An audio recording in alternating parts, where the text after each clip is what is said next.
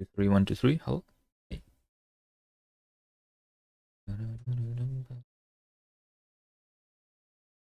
Right. Hello, hello. So today, going to do something useful, maybe. I don't know yet. What do I work on? I think might work on the linksider today, actually.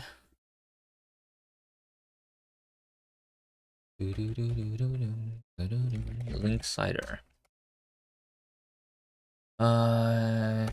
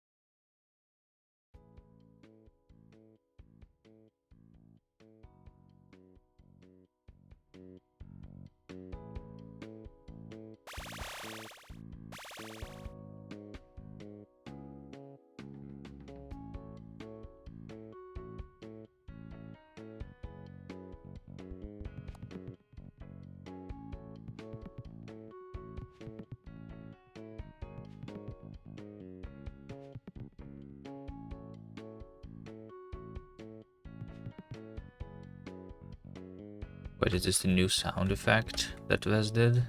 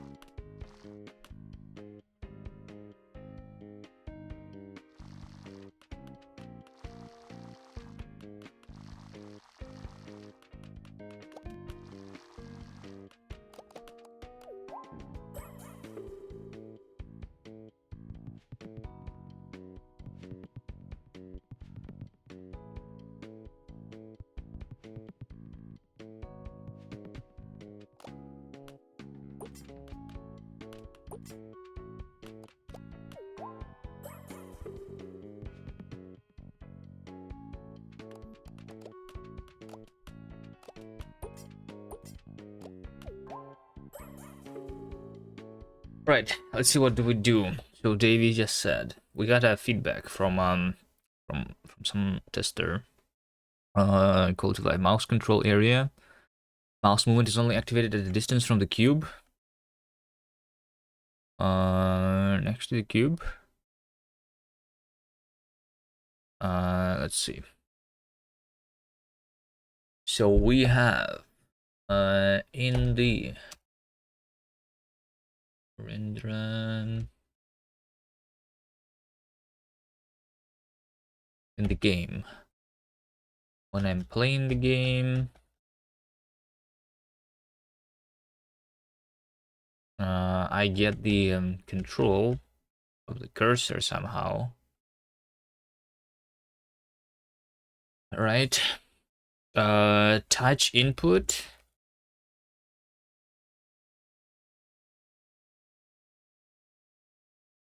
Touch input, I think it is.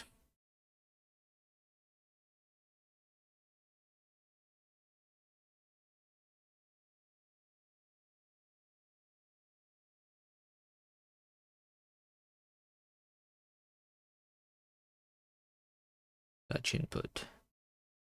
No, touch is literally just for the swipes, right? For the touch screen. If we use the mouse controls, then we don't swipe.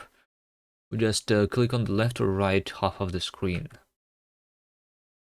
which is different.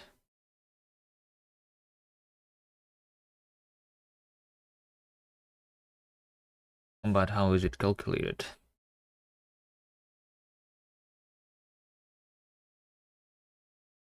Over here, cursor position is this.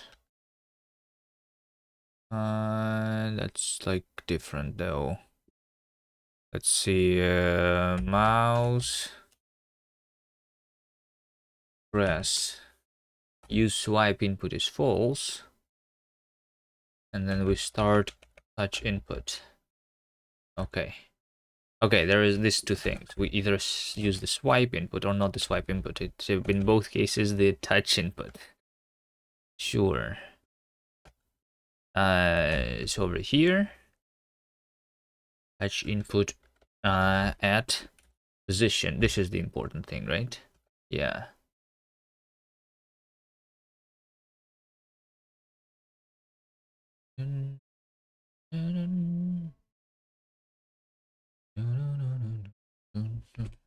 I think all we do here is true right, false put left, and this is it. So previously I was dividing. Actually, that's not it. So here's the thing. If I am somewhere in the middle of the screen, near the center, then we are trying to do the entering. That's because of the old level selection, which is different now, so it doesn't really matter. I think all we do, literally, is just saying here, if, I guess match D, X,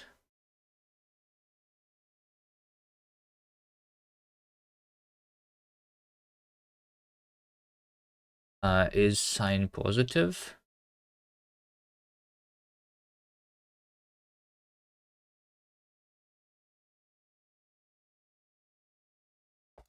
True. Input right. False input left. And we don't do the other things. And we just return that stuff.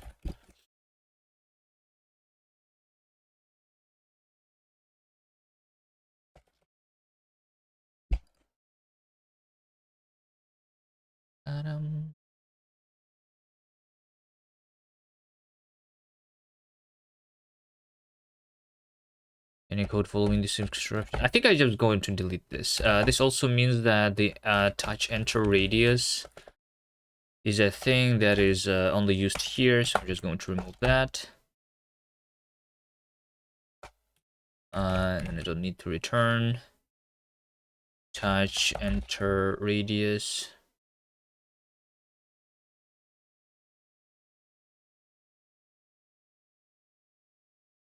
We can remove that.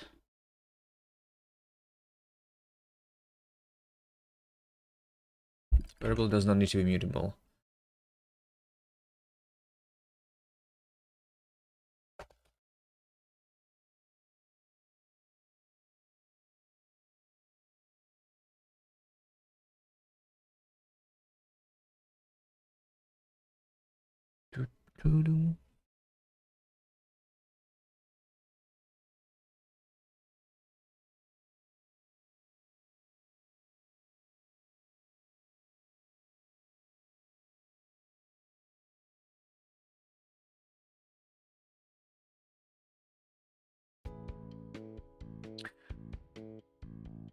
So the difference is that previously this like arrow, the red arrow that tells me which direction we are going.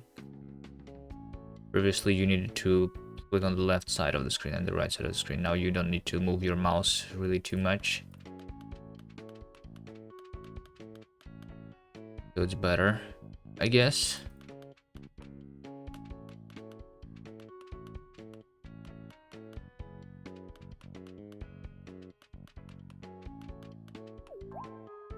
Nice.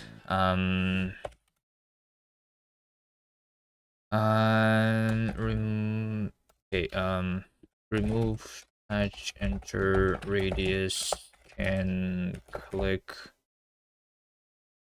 is all click anywhere is move left or right.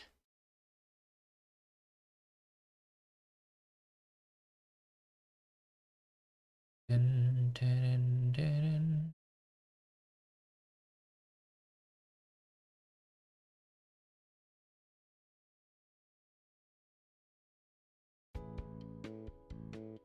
That's not the thing in this selection, right? Yeah. That should still work like before. Alright, good. There are other things that I wanted to add. The most important problem right now is still the performance.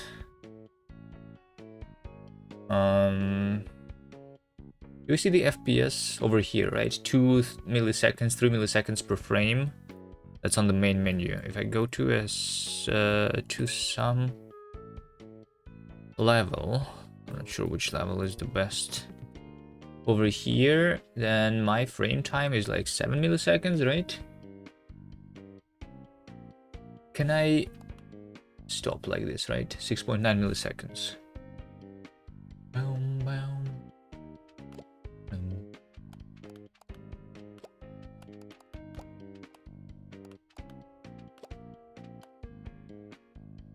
Frame graph table.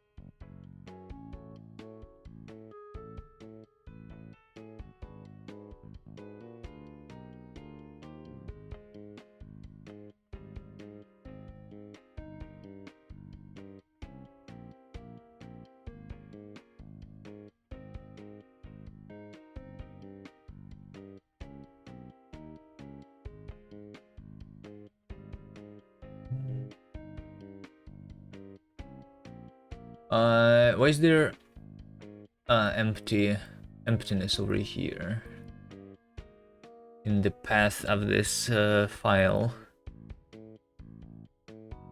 Weird. Also, what does the table even mean? Count. This is the amount of calls of this function during this frame.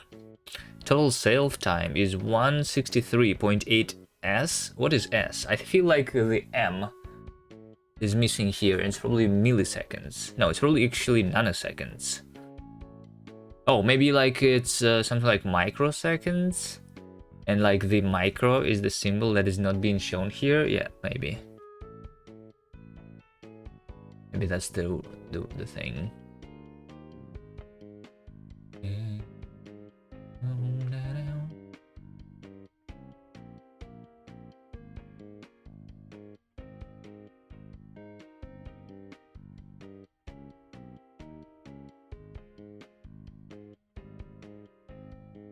Oh, I'm back in the main menu.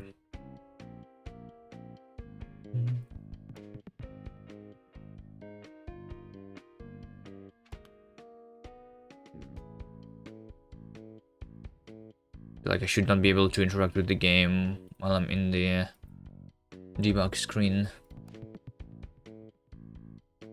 but I can.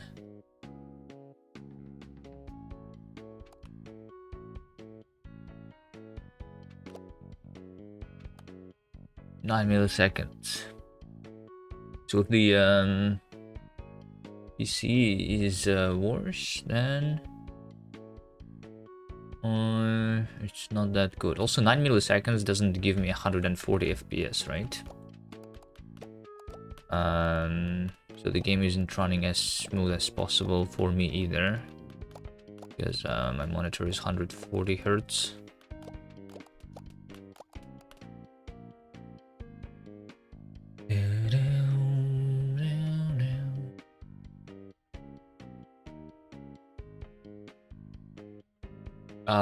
But yeah, we have this drawer, right?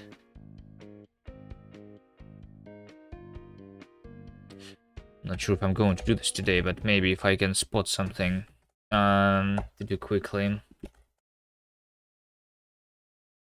Already tried doing that before though.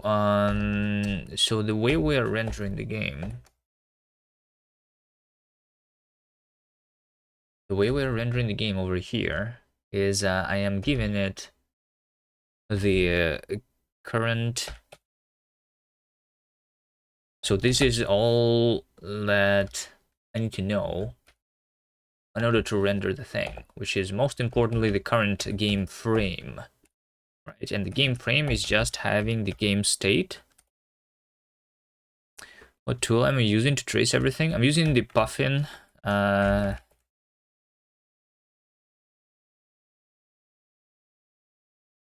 Crate.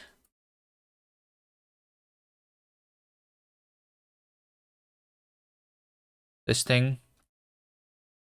It uses EGUI to show this thing, and then you need to like annotate in your code to profile the scopes though, because otherwise it would not know about these things. There's like more general profilers, but this one doesn't use any operating system capabilities, right? So it's like more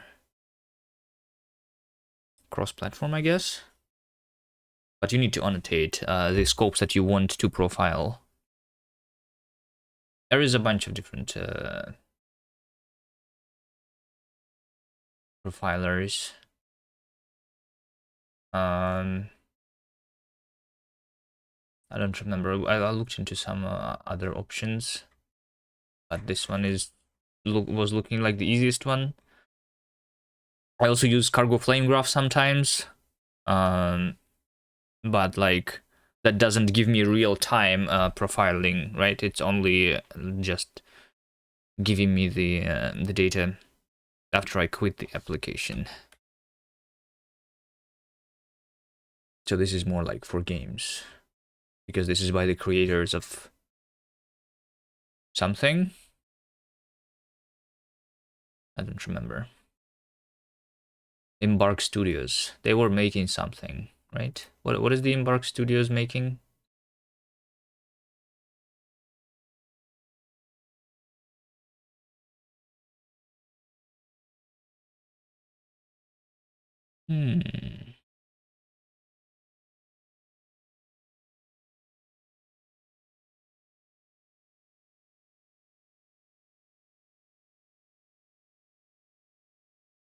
Embark Studios.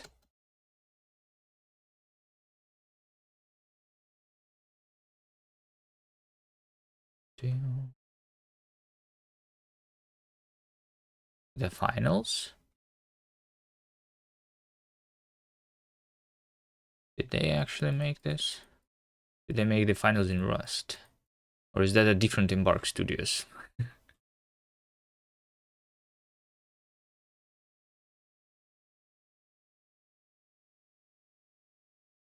No, homegrown rendering with Rust. This is the one.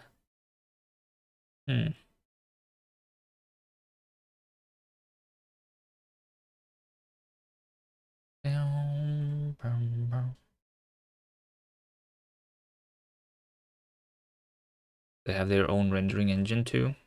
Homegrown rendering with Rust.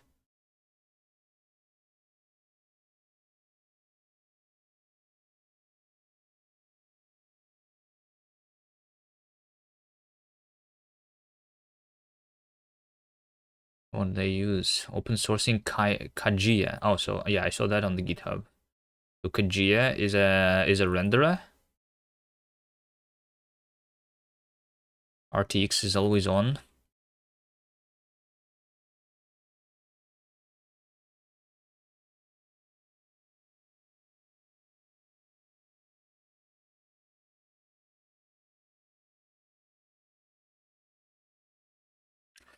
Anyway, cool.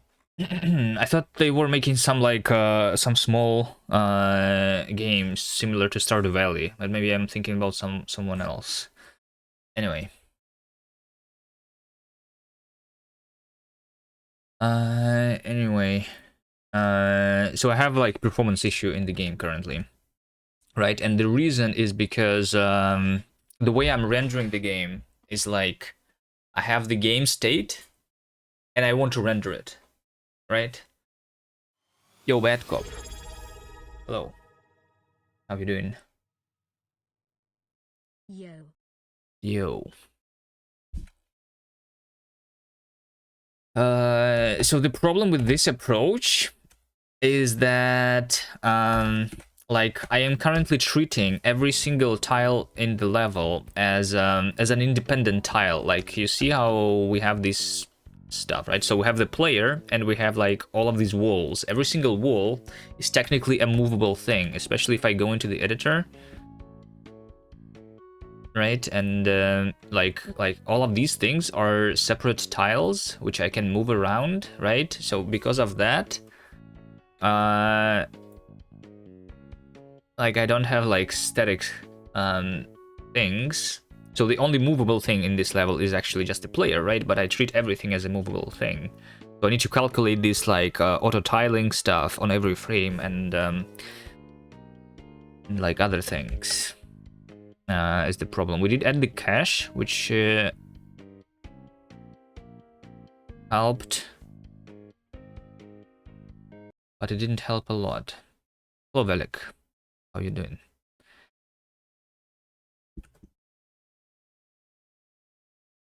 Edit cache. Yeah. Yeah, the cache over here. See cache. Cache. But I think I should cache it more. Like the thing that I'm caching, I think. Let's see, what do I have in the cache? The cache has, for every entity based on the ID, I have and the teleport face, I have the entity state. Entity state is where it's moving from, where is it moving to, the color of the entity, the transform metrics, some pre-calculated like some matrices that I'm calculating. So like that's a lot of stuff to calculate. All right, but even after like I use this cache data, it doesn't really matter much, I think, because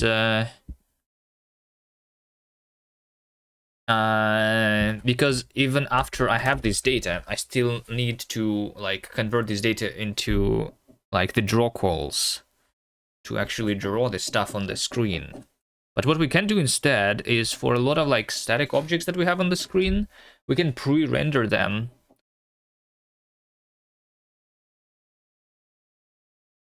into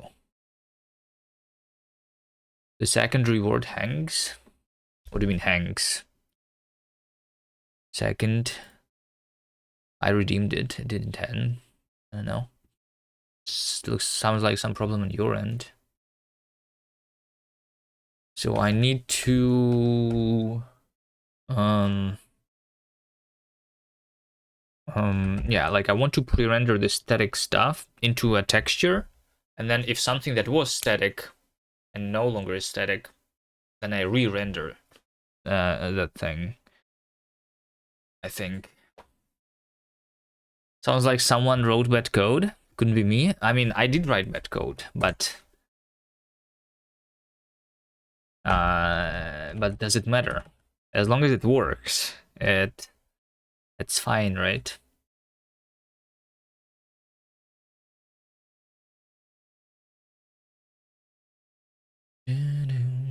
What is tiles? Hash map position, string tile cache data.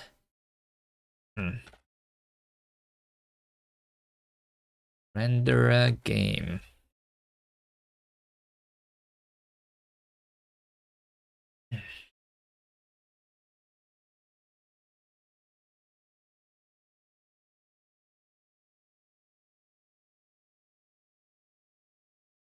You don't show the teaser. There you go. I just forgot about the fact that I had this because I didn't stream the linksider for a while. You can see the game in the corner and wishlist it now. Thank you for reminding.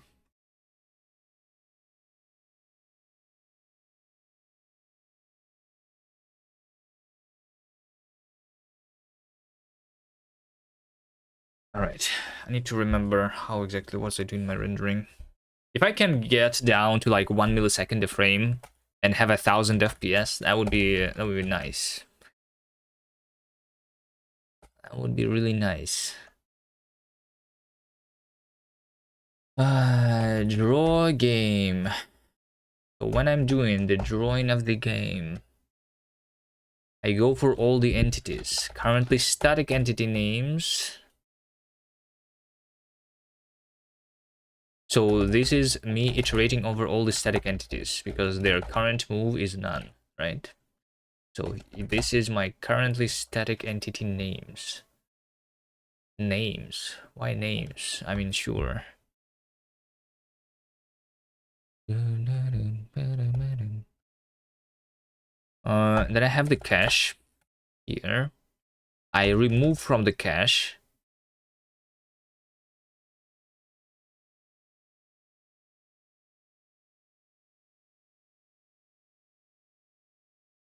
the things that are not static. Am I right? Is that what I'm doing here? I think that's what I'm doing here.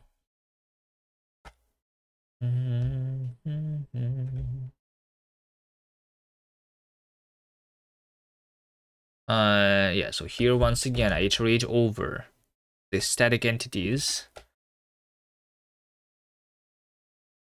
and I'm trying to see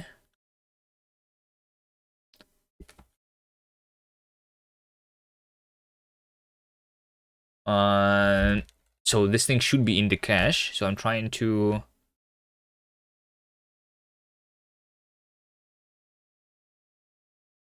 calculate something. Cache insert cache.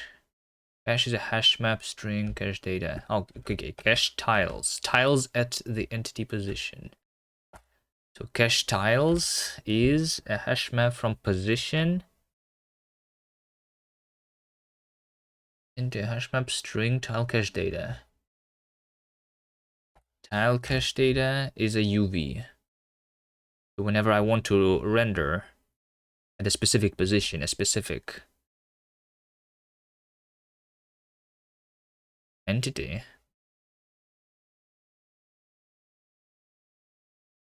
I can know their UVs already. Okay, sure.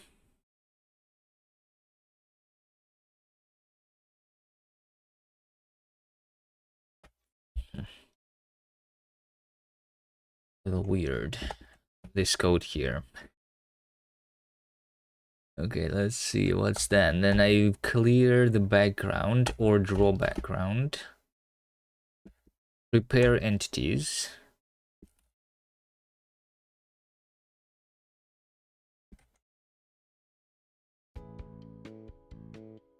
Going to look into prepare entities.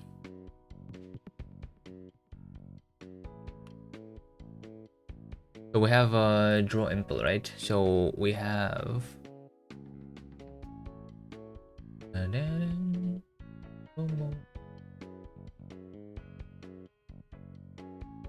cache background actual game layer.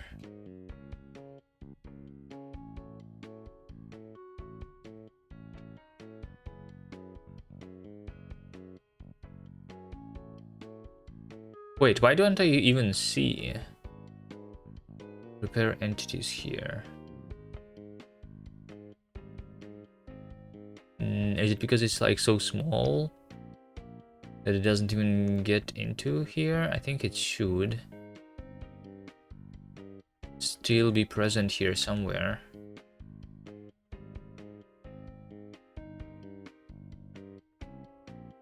This is inside the draw impl. Inside of this I have prepare entities. It should be profiled.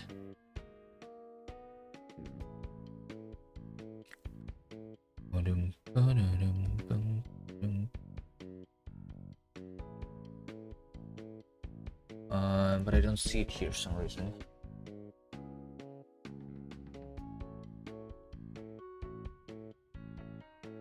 No, this is it. Over here, prepare entities is taking 0.071 milliseconds. So it's not bad, right? These are the problems, right? The shadow, background, actual game layer, foreground. So I draw the game 4 times actually, right?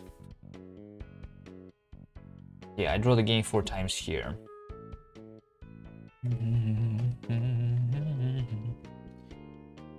Here's the shadow, right?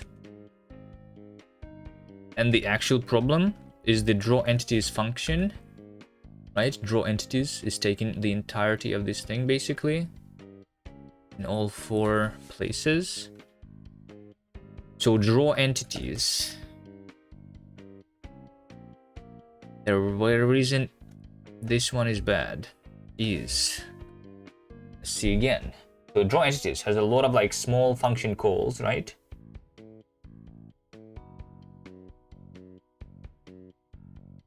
Which add up.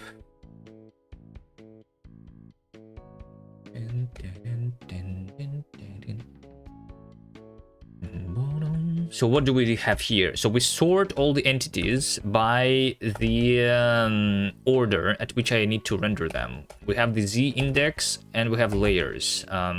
So like on every layer, entities are sorted by the Z index. And if I have all of them the same, then they are being sorted by the identifier.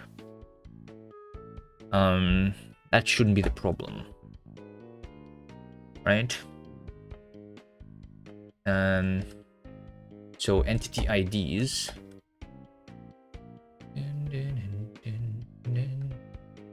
is the entities that I need to draw, right?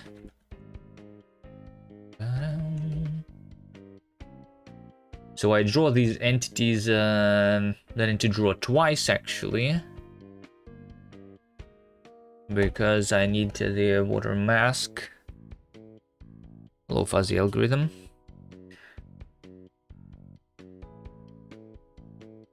Hi. So draw entity group is the thing that I need, right? Let's see, puffin profile function.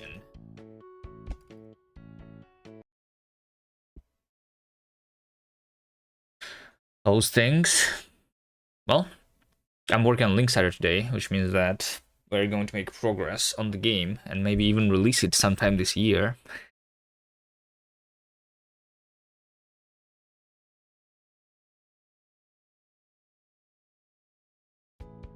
So I gave the game to a couple of random people to test. One of the biggest issues currently is performance. I'm trying right now to see if I can do something with it. Draw entity group. Draw entity group. Right? So yeah, okay, so the draw entities function calls draw entity group twice, and before that does some preparation. So maybe this is the sorting, maybe like sorting of the entities is also not that quick to do every frame, right? I mean, this is like 0.2 milliseconds. I don't know.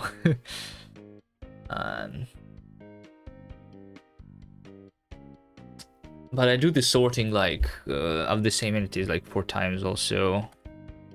Kind of weird a little bit. But that's not the actual issue, so let's just see here. So this is what I actually need to optimize. I draw a single entity. I go over the entities and do something with them. What am I doing with them? Here. So I iterate over the entities and I draw them, right? And when I draw the entity, then there is a bunch of things to do there. So the entity, if it is static, should actually not be drawn. I think. Do not delete. If you delete this comment, the game will break. We don't know why. Alright. We can add that comment.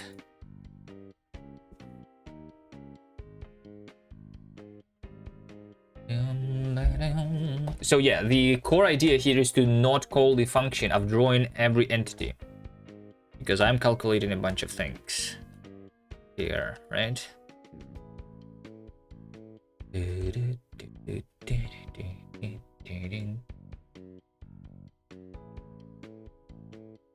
So this is being called, and this places.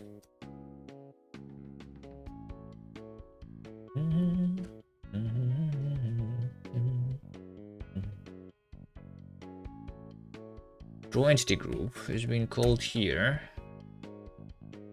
when I'm drawing the entities.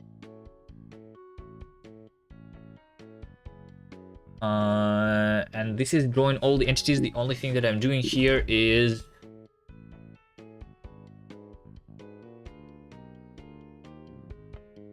I am filtering the entities that are inside the current screen, right? That's this piece here, so that I don't draw the entities outside of the screen. Okay.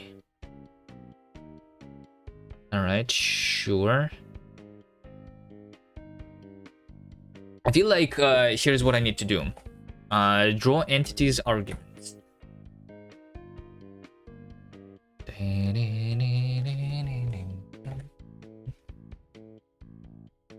Here's what I want to do here. I want to know if I'm drawing into a cached texture of static entities or not. I think. Drawing cache. Drawing cache is a boolean. That's what I want.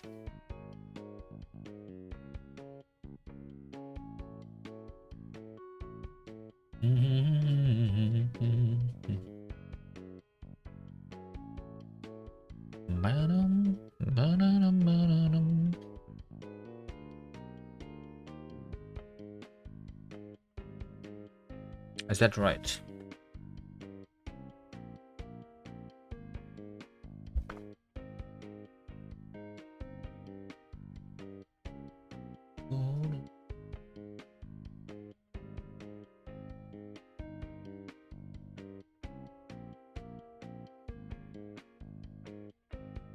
So whenever I draw here, shadow, I think like a draw impel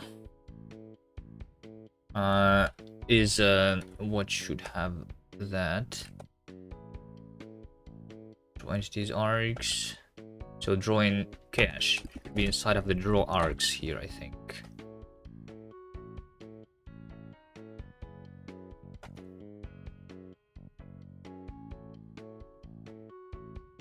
So I'm drawing the game by saying drawing cache balls, right? This is the only call to draw game. And now I want to draw the game twice.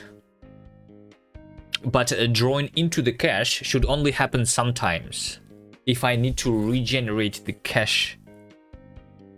So I'm going to try and render all this static stuff into a separate texture, into multiple separate textures.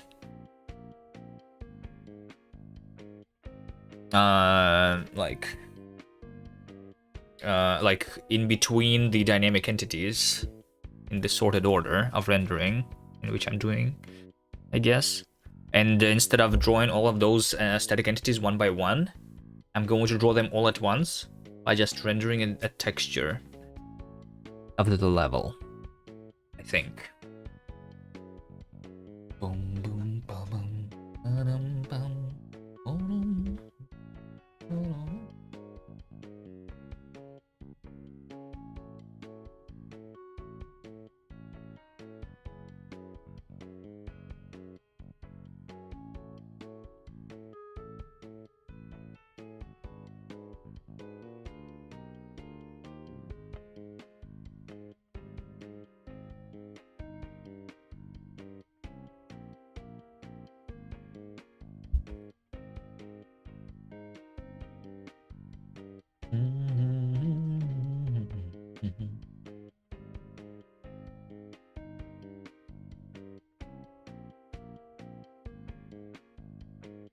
Okay, yeah, that's the idea. But how to implement this?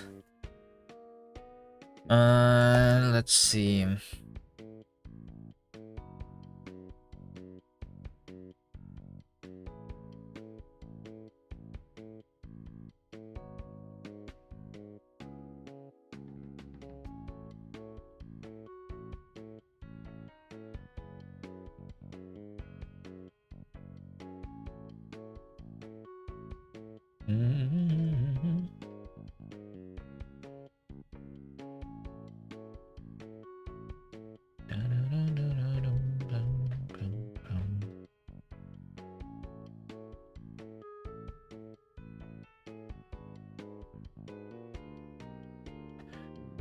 Do I just call this function twice here? First by drawing the cache, and the second time not doing the cache. Args is this thing.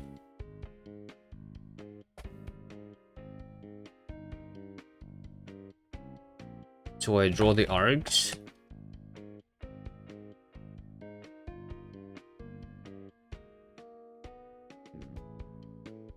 Just copy, right? And then I draw in cache pulse dot args, I guess.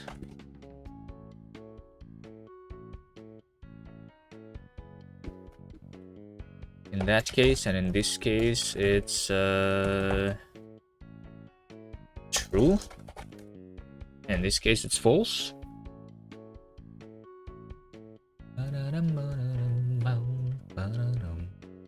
But drawing cache only should happen if I need to, if the cache should be re-rendered, right?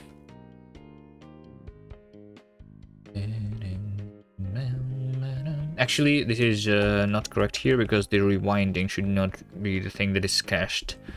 So it's all inside the draw impl. But never mind. Going to undo this. Draw impl is the one that I'm looking for. Yeah, this is where I'm already like seeing if the cache should be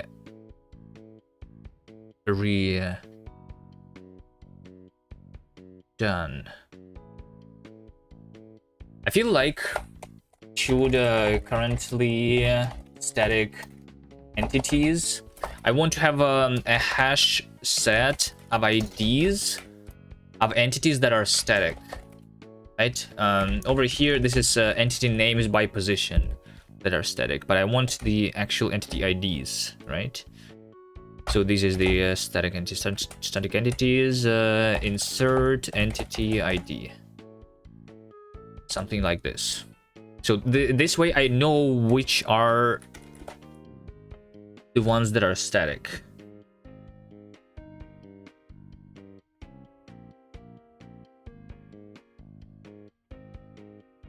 Bam, bam, bam, bam, bam, bam, bam.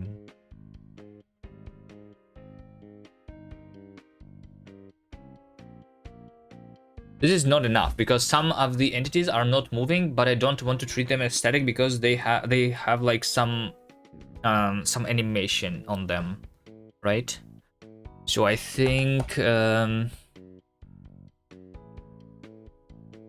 current like let's say fully static entities.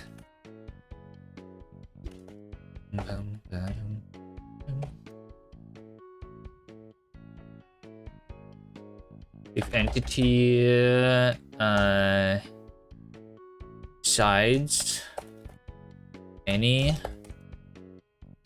side effect is some, then current fully static entities, insert entity ID. Maybe there is some more reason for it to be fully static.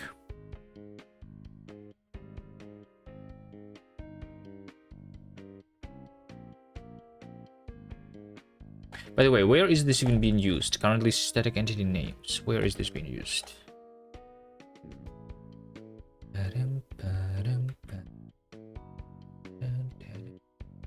for calculating the auto tiling stuff. Okay. But I think the fully static entities, these are going to be stored inside the cache. So I say that inside the cache, right, I'm going to have fully static entities with a hash set of IDs, right? And basically if cache dot fully static entities is not equal to the current fully static entities, then I replace them. And also I say that I should regenerate the cache textures, right?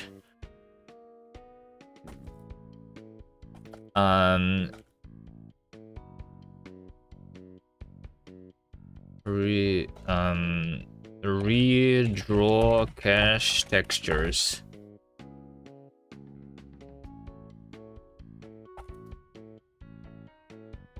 Is a boolean, right? Which is going to be true in this case, and false is that case in that case, right? Boom, boom, boom, boom, boom,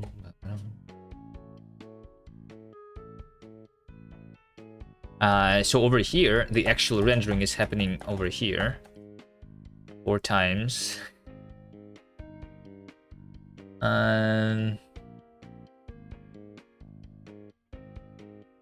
boom, boom, boom, boom, boom. Okay, I can figure this out. I think in case I'm doing the caching of this, then I don't need to be cooling the entities, right? Yeah, I don't need to be cooling them. Coolbox is just being used inside the draw entities arc, so they're being cooled inside there, right? Okay, it's fine. I actually think that maybe like cooling is not necessary if the amount of like dynamic entities on the game is not that big. Maybe cooling should be even removed if all the static ones are going to be just rendered all at once.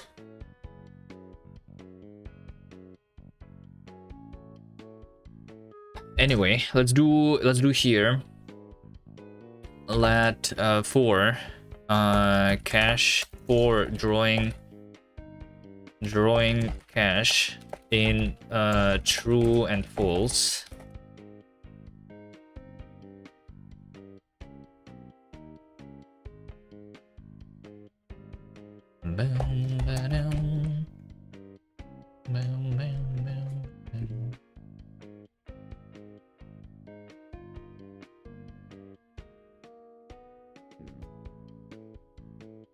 Is it drawing cache true and false, or is it something else? No,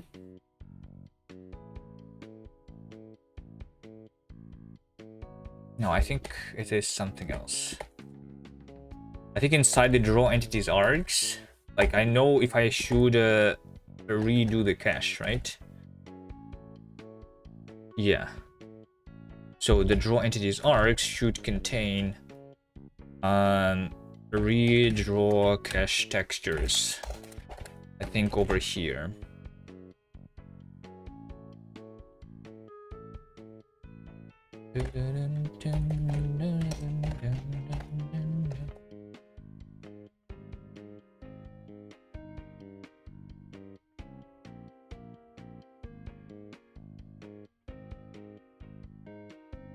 Missing field drawing cache. Yeah, so this thing, we go back.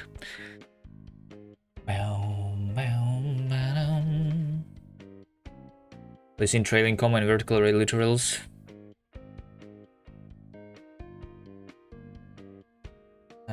Well, I mean, I think that when you're working in a team, you should agree on the code style, whether it's placing the trailing commas or not placing the trailing commas, well, using the semicolons or not using the semicolons, and things like that.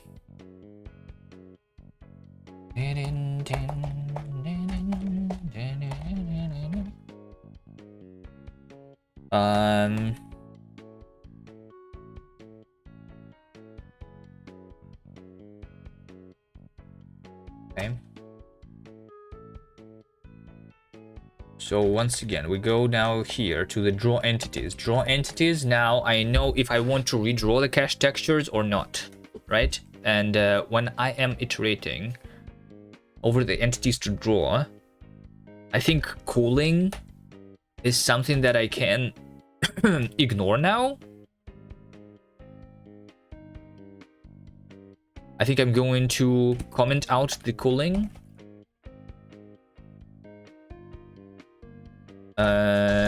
To do and comment. Okay, maybe like cooling only should be done if I am not doing the cache, right? So if no,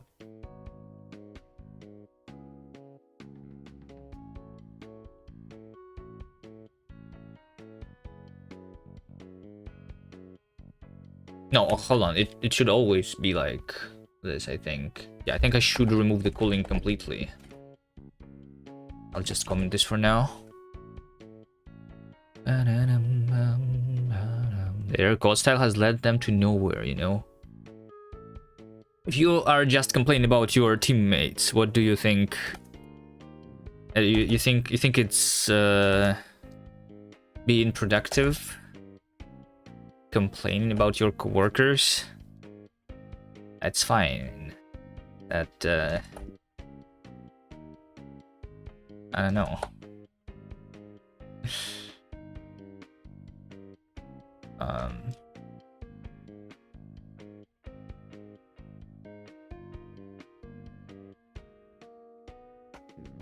I mean, all I'm saying is that try not to be too toxic, I guess.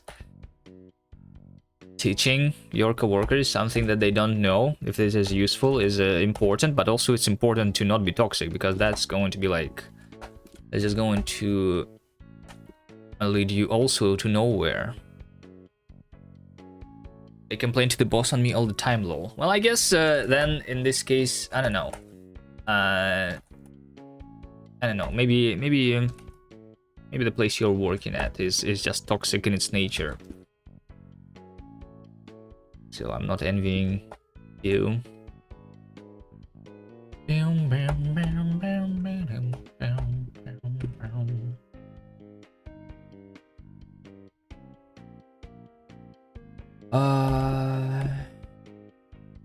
Okay, what am I doing now? So I'm going over all the entities that I need to draw, right? And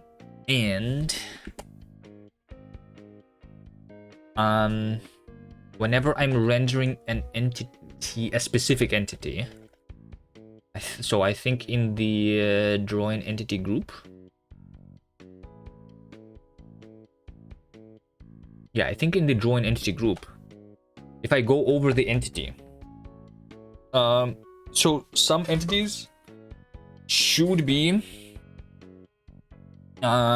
static, right?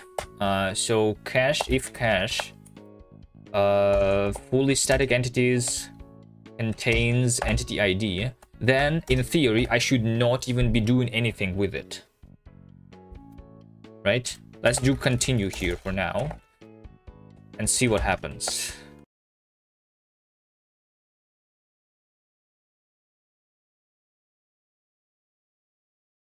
So I should not see anything on the screen, even the player in the beginning, unless the player has the side effect.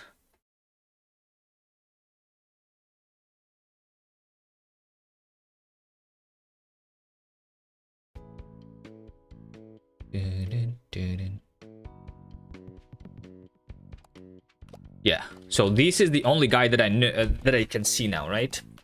The guy who is dynamic. Everything else is not being drawn. If I look at the At the frame time now, it still is 6 seconds though. 6 milliseconds.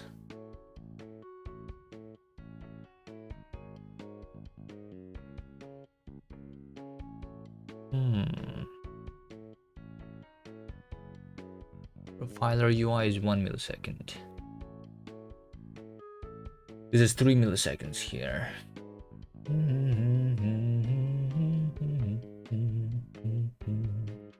Here's draw entities 06.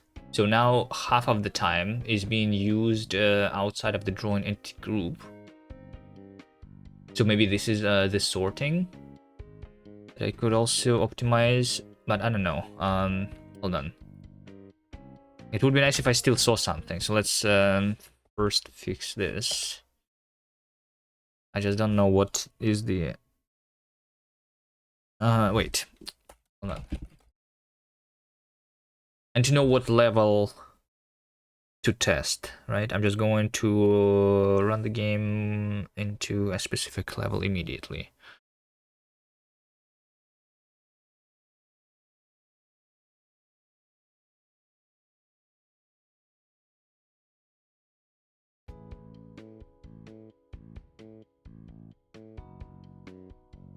Maybe from the editor. What's the biggest level which would do a lot of... I think this one, QV profile. I literally made a profiling level. So on over here, I see that the FPS is low. I'm using 180 milliseconds per frame. I right now removed the cooling though. Right, so this is 180 milliseconds. Okay. So I need to do level QV profile, right? This thing. Yeah, there you go. We see that we have FPS problems here. If I bring back the cooling, I think cooling is what fixed the FPS issues for this level before, but instead of doing that, I'm going to improve it the other way.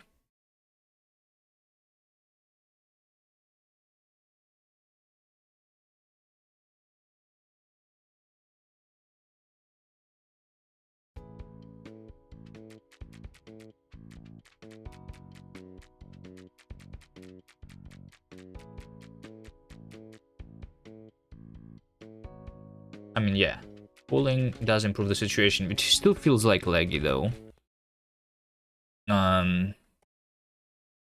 So yeah. Anyway, if I say over here continue, because we are only going to have fully static entities, right? Let's just see, even although I'm not rendering the static ones now, how is my performance?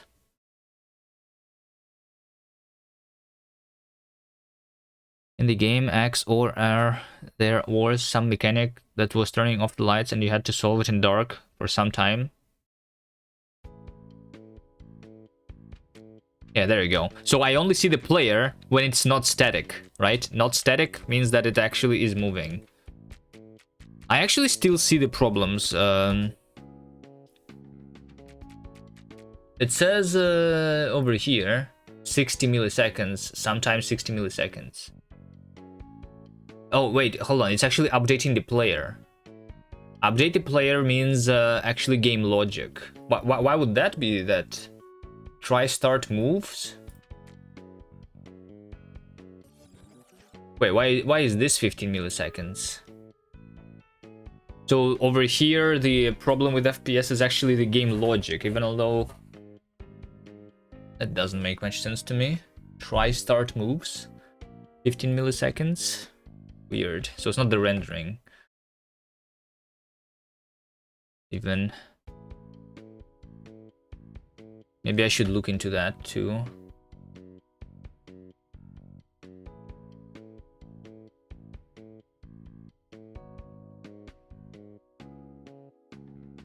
But it only happens if I actually try to move.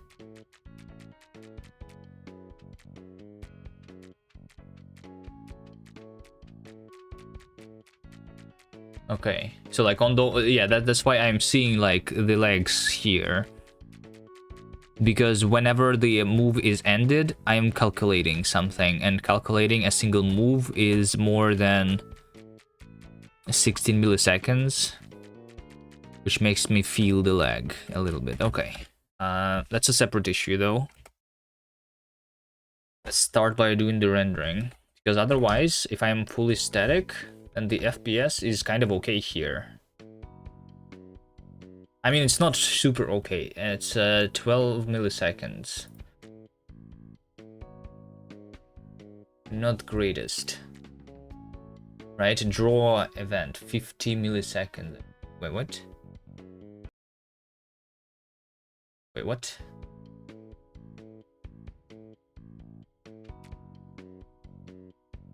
There we go. Drawn. Yeah, 12 milliseconds for frame. Draw impulse. 8 milliseconds. Update player. Game update was 2 milliseconds. Actual drawing 9 milliseconds. Draw impulse 8 milliseconds.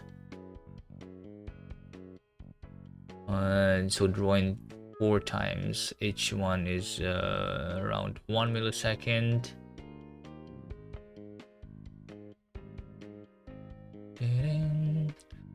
So render draw entities is 1 milliseconds. So yeah, over here, I think this is all the sorting of the entities that is happening currently. Okay, I will start by making the game visible though. So for that, I need to draw into the cache textures, right? So the fully static entities over here,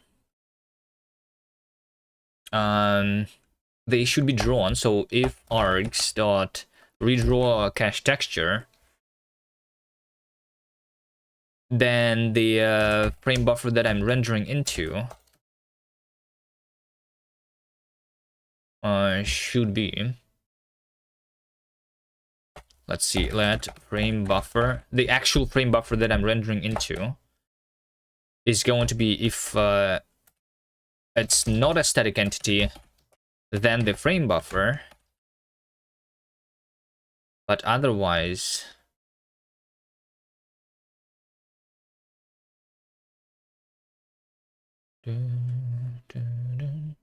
wait, what? Wait, hold on. No.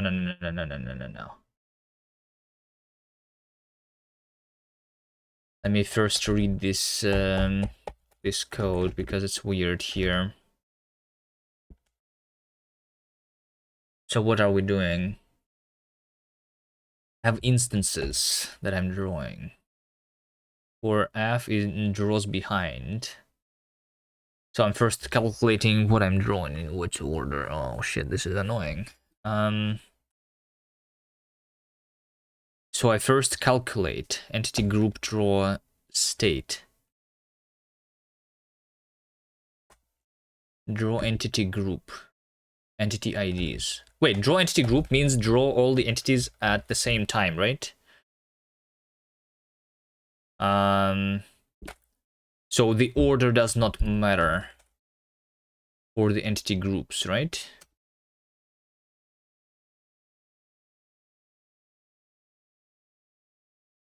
That's the idea. Yeah.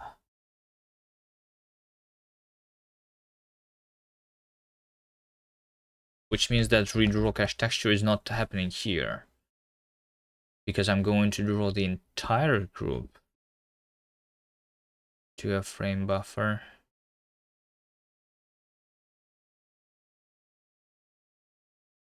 Draws on top. Water mask instances. Draws on top. Draws behind.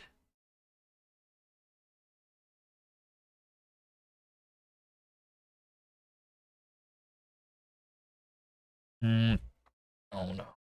The way I'm doing my rendering makes it very hard to do the caching. No, entity group is not the entities that are independent of the ordering. because I'm calling this for literally all the entities, right, in the game anyway.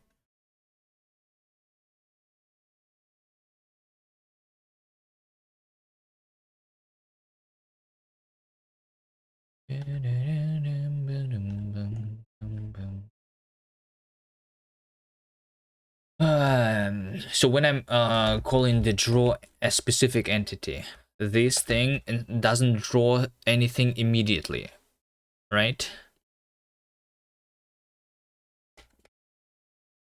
What it does is it stores it in the draw queue into separate draw queues.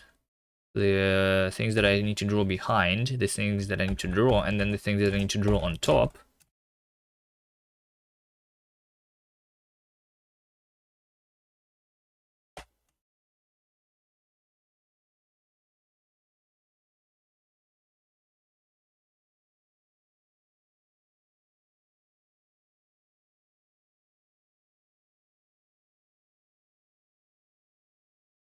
Draw behind is drawing the the effects. Okay.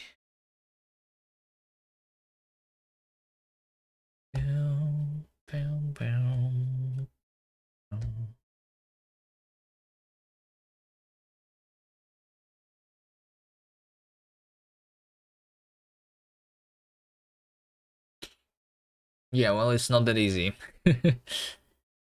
It is not that easy.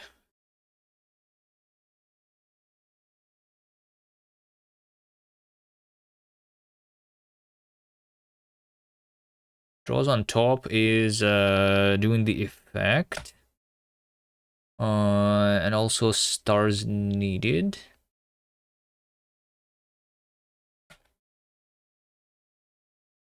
Okay.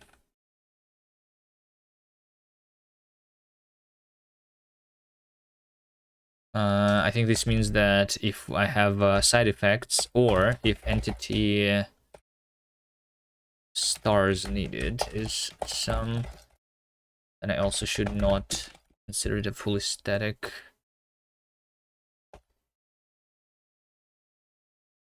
And then we have draws behind. That is doing the effect.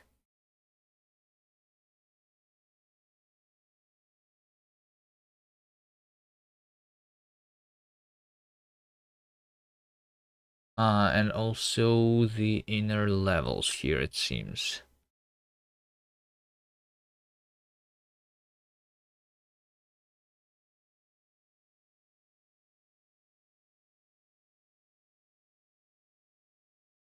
Because if it says selection screen item. Okay, if entity properties selection screen item is some, then also continue.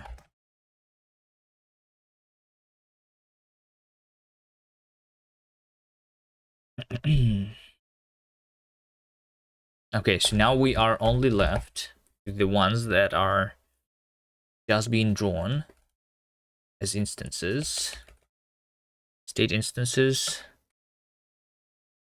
This is when I'm drawing something.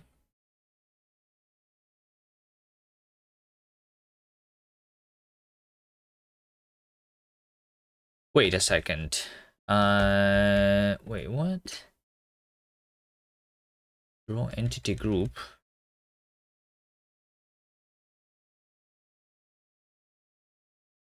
Didn't I group them by layers still? Entity key. Layer, index, and identifier. So I sort them by this key. And I draw all of them at the same time? I feel like this still is very weird.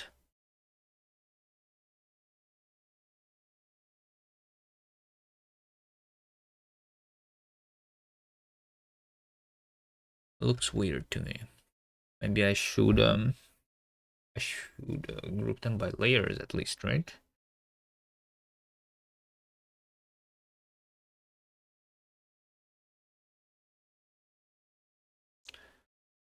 Layer Z index.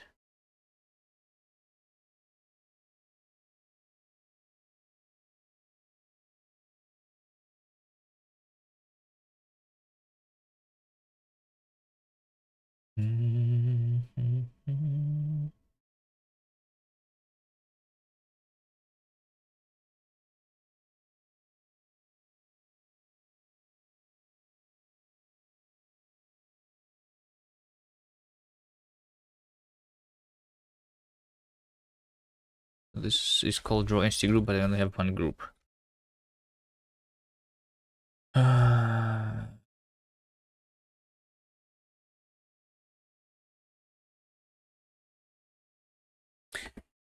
Like the problem is, even if I do caching of the textures, when do I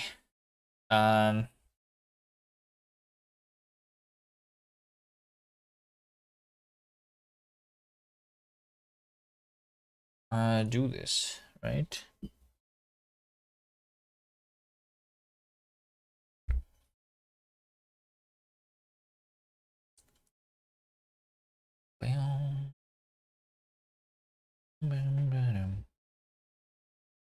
You make your own gem for people to write a gaming gang? Who would participate? Will you? It's not in Ruby, you know. It's in Rust.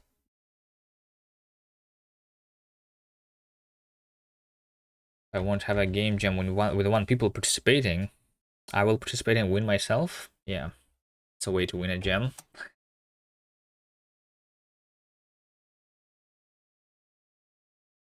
Hold my own one.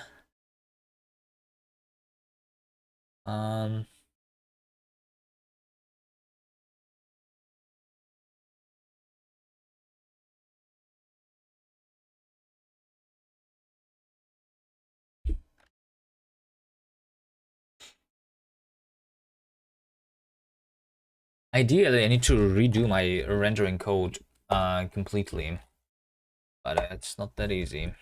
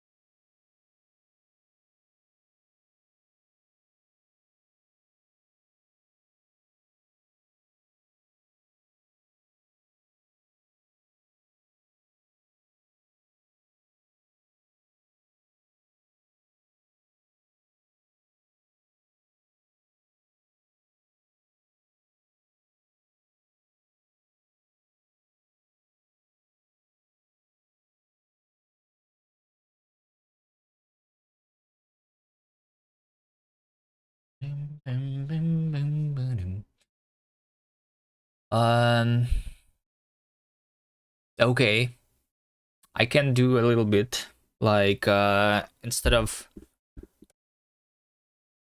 so since I want to draw something behind and then I want to draw something on top.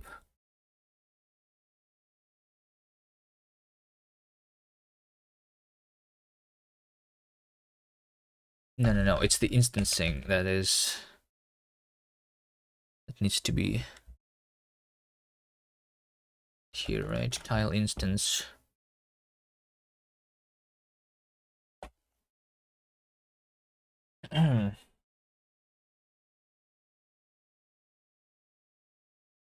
Draw instances is what is actually doing the drawing.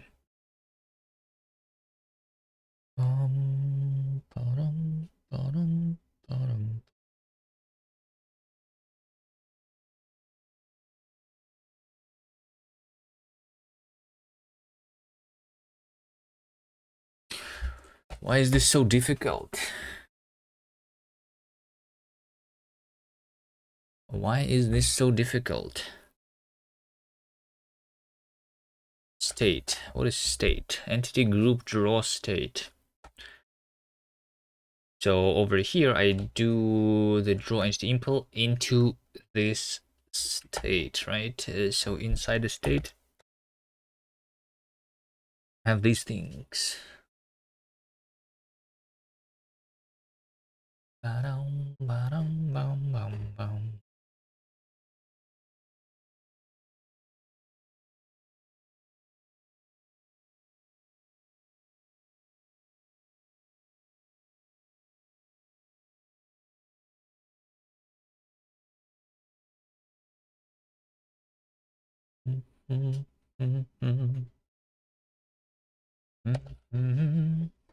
I feel like so I want to like draw entities sometimes, and sometimes I want to draw a full group of entities, right? Which means that instead of drawing instances directly, right? Let's have normal draws. It's going to be a vec of draw instances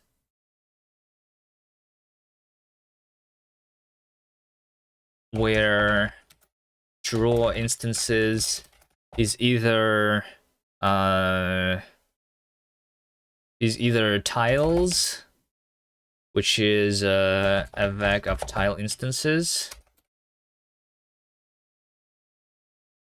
or it's a cached, texture that I need to draw, which is going to be just a texture, right? So I draw all of the entities at once, and I don't need like all of the information about the tiles. And watermask instances, watermask draws is like the same.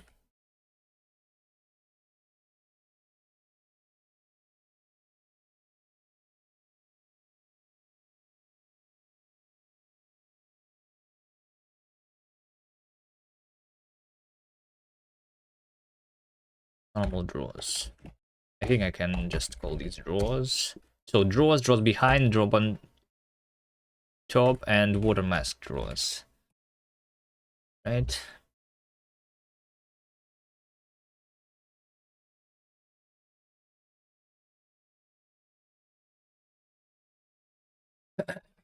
Okay.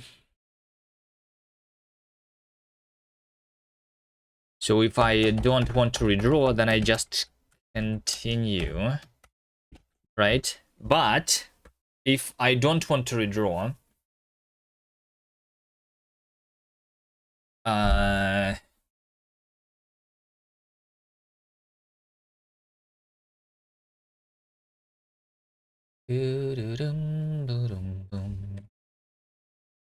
so if I don't want to redraw an entity because it already has been cached, then I have this cache texture somewhere.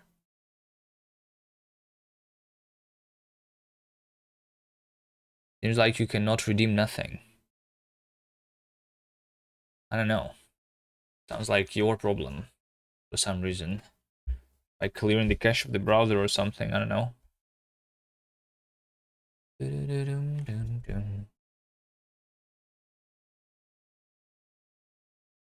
So over here, I need to like figure out the cache texture. So inside the cache, I will have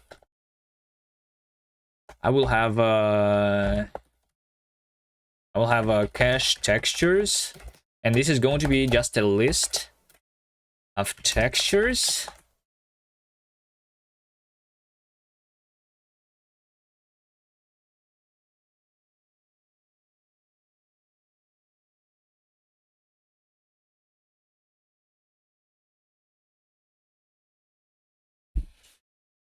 Right?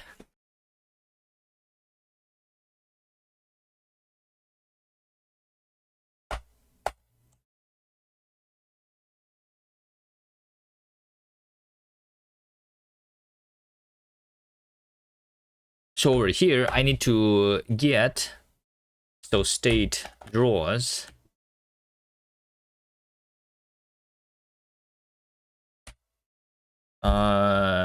push draw instances, cached texture, but I need to figure out what is the cached texture here, right? So that's going to be cache textures. Let's just call it textures. But this is a list of textures, right? Because I will have multiple stored cache textures. Which one? So I think just like the next one is the idea here. right? So when I have the row entities args,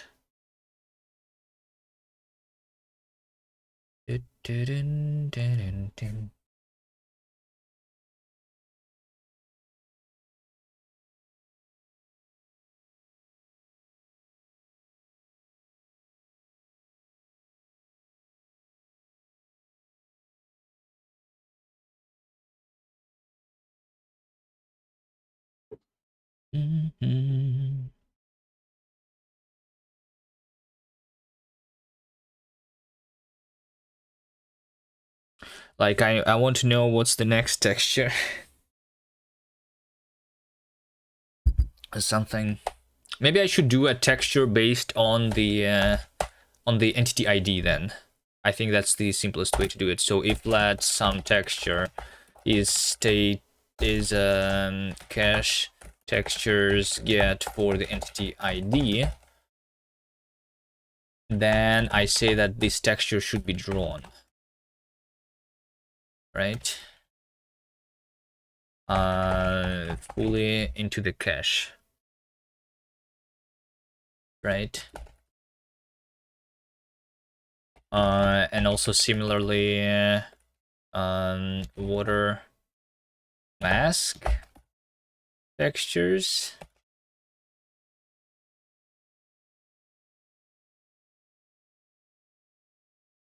If some mask draws is state water mask draws, then I say mask draws is this. Hello Davey, working hard. Yeah, I'm trying to improve performance, Davey. Hello.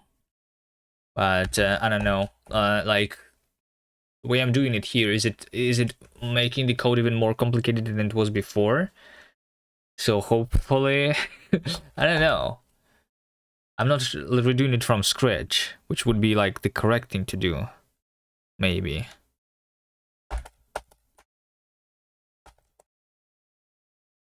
I can introduce a bunch of like bugs by doing what I'm doing right now, but hopefully it's not going to be that bad. Just trying to cache the entire level into a texture, the static parts of it. This would be a hash map from an ID of an entity into a texture. And same as water mask textures. Yes.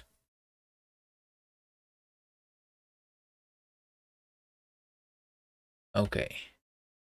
So if this is a static one, and if I need to redraw,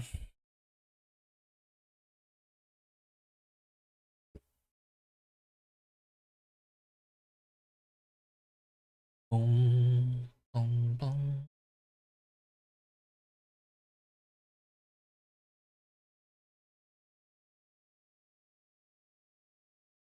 Okay.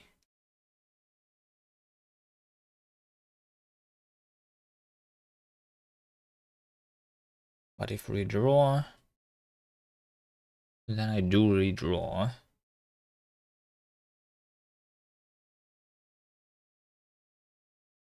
But if I am redrawing,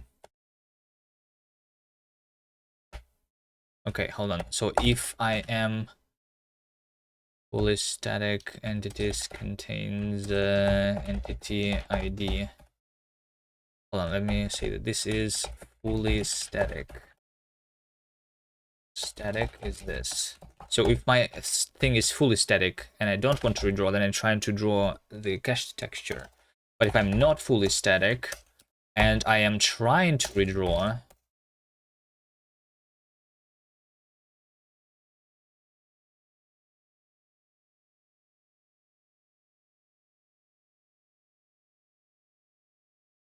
then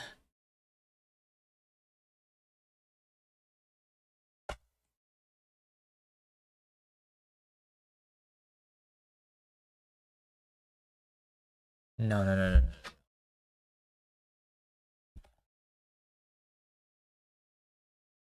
What am I trying to do here? So like now I can draw the cache texture if it is existing, but the problem is that it doesn't exist right now, right? So it still is going to be all the empty stuff. When I'm drawing an entity, if it is a fully static entity, I should draw it into a texture. Now, right? Right, which is why I was writing this code. If it's fully static, and I'm right now trying to redraw cache textures, then I'm just ignoring the non-fully static entities, right? Yeah, I think this is good. Yes.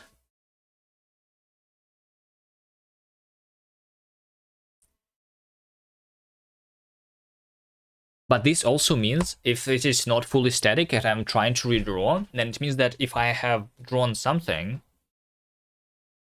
then I should start doing a new texture, basically.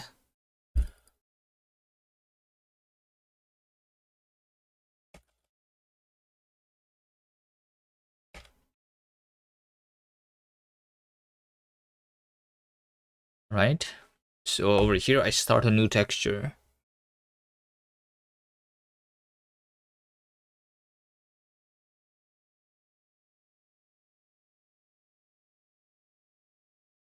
Right?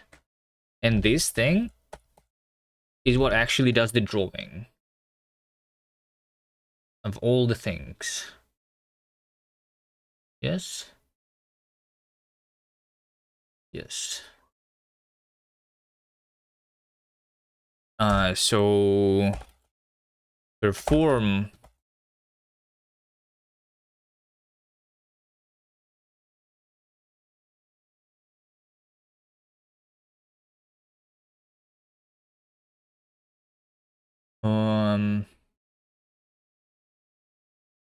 draw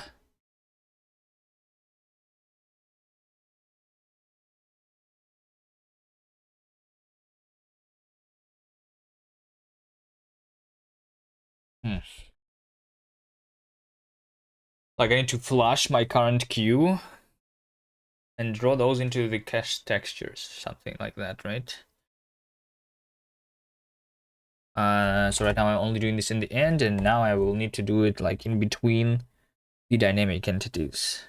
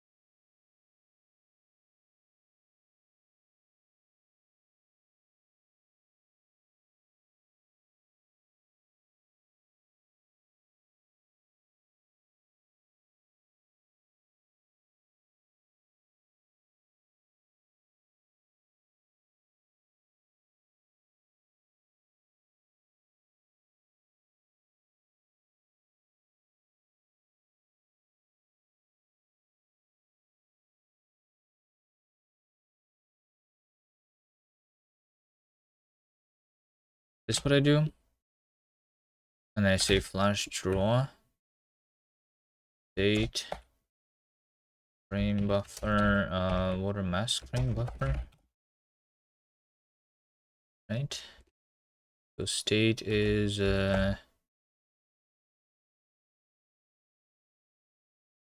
entity group draw state.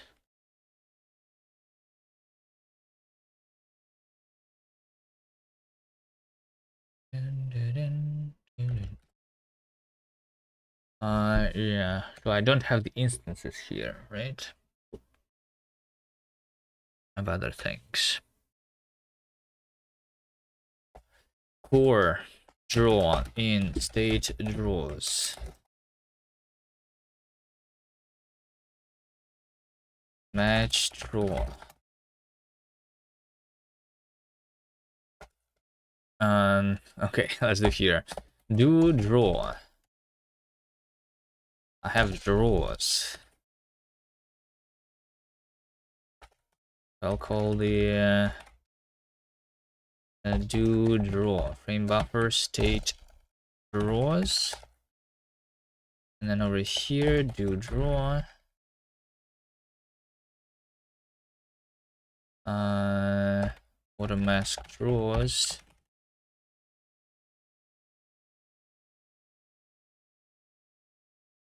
Draws. So draws in this case is a bank of draw instances. Right. So I go for draw and draws. Match draw. I'm either drawing an entity. Field match arm. There you go. Files. So this is instances, just like before. In this case, I'm doing like before. And if I want to do a cached texture,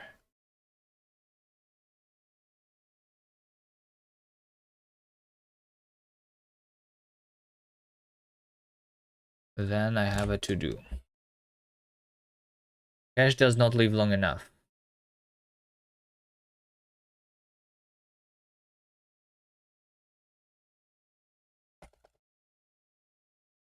That should be over here, I guess.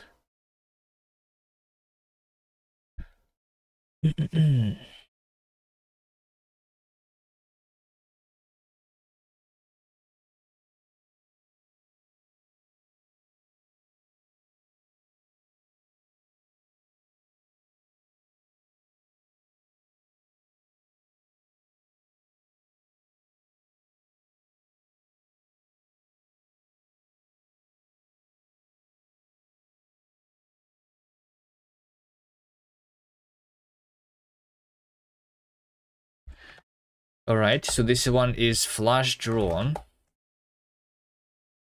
which is going to be somewhere around here.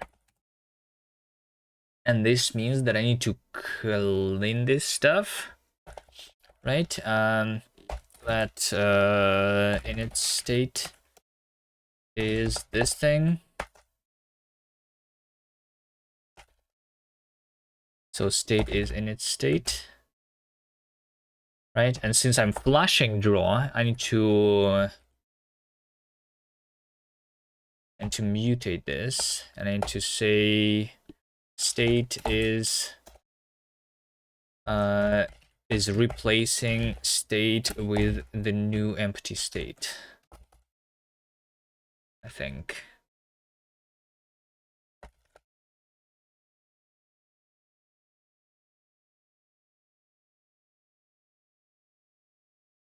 Right?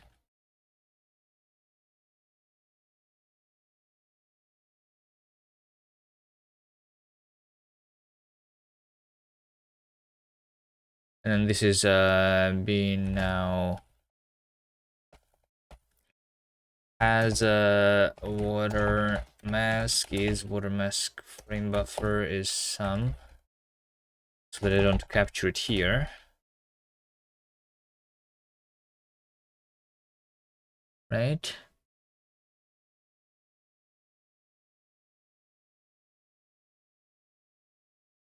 Do do do do do do do do boom, boom, boom.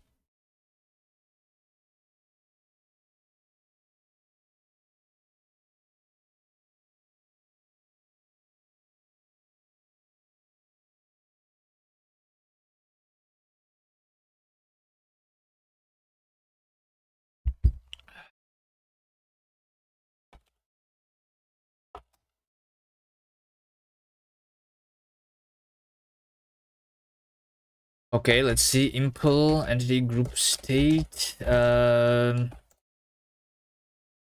Function. Instances. Self into mute. Back. File instance.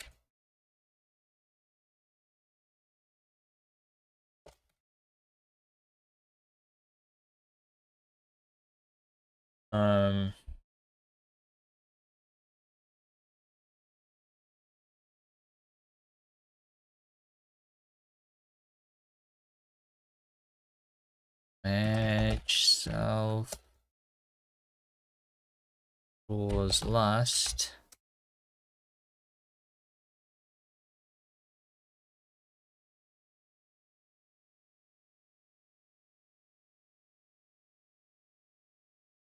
If not matches, self draw last. Some draw instances tiles. Then self draws push draw instances tiles back new, and then I'm going to match self draws last mode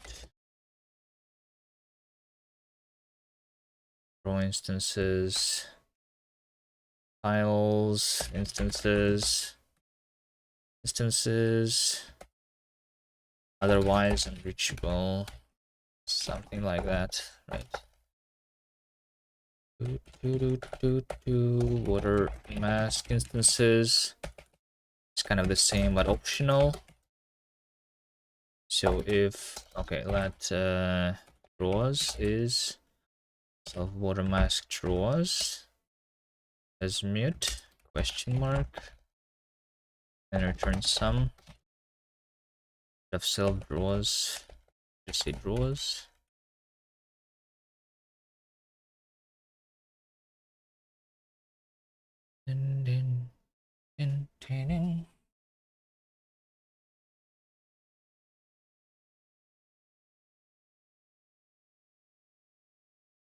Wait, what? What is it? Draws. Instances is this. Last mute. Consider mutably borrowing. Are you stupid? Like, isn't this supposed to be a reference already? Oh, because this is always sum. Yeah, okay, sum. Need it here, right? Okay, let's see here. Let's do self ensure last instances self draw. There we go. And ensure last instances was draw instances.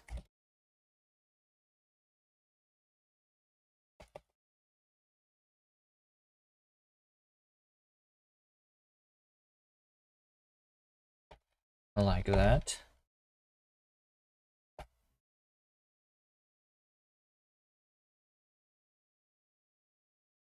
The mutable back to draw instances, right?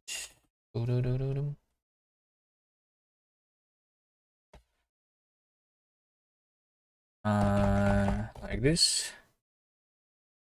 And over here, I say some self ensure last instances. Self water mask as mute question mark. Like that.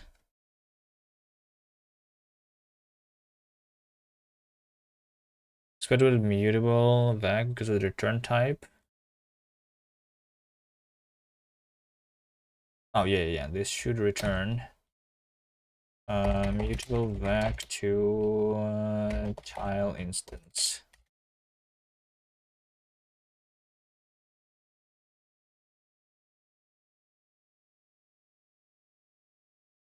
We seen lifetime specifier.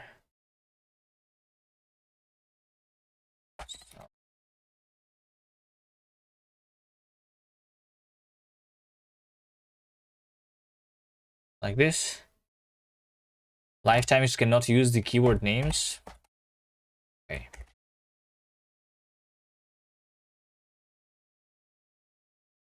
Sure.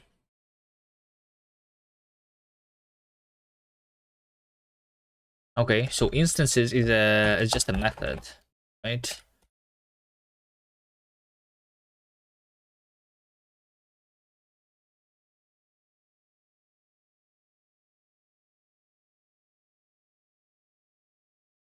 Watermask instances. Instances.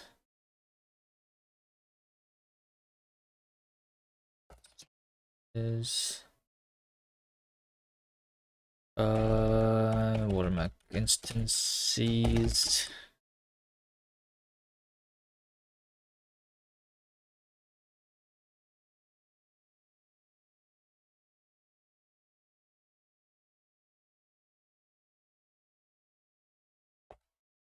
Okay. So at least the code compiles. It doesn't work yet though. I'm not actually rendering into the textures. So it's still going to be all transparent stuff, right? Except for the dynamic entity.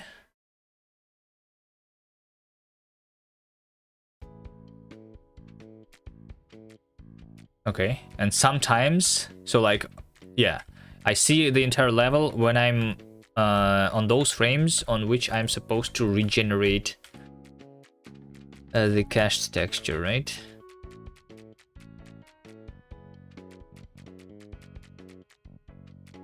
Yeah.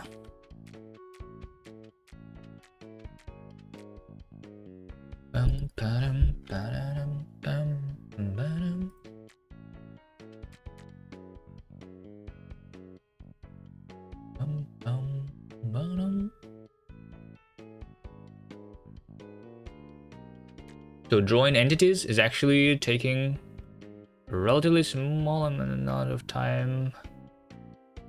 Draw tile impl, draw entity group. Draw entity impl is like super small now. Maybe I'm still like iterating over them. Here though.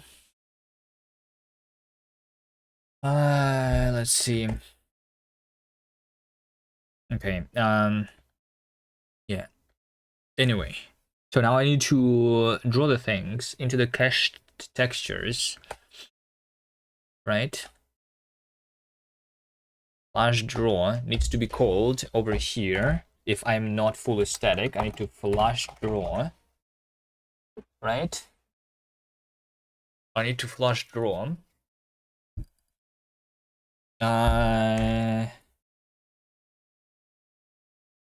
Flash draw.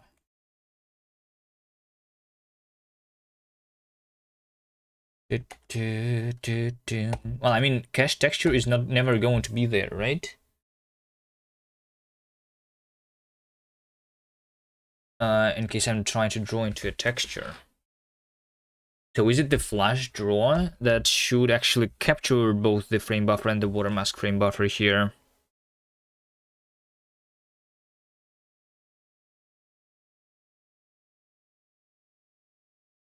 Hmm.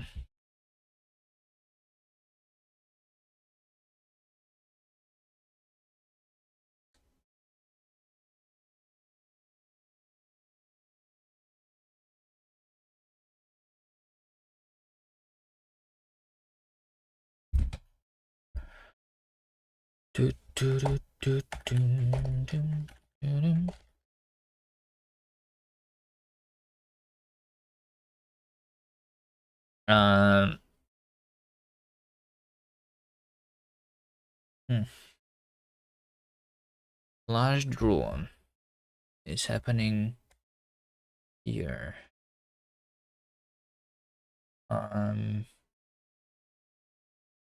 Okay, maybe over here.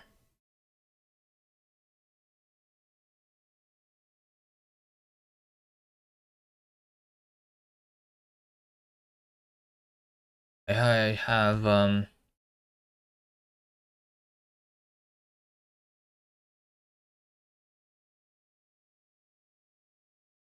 Dun, dun, dun, dun, dun.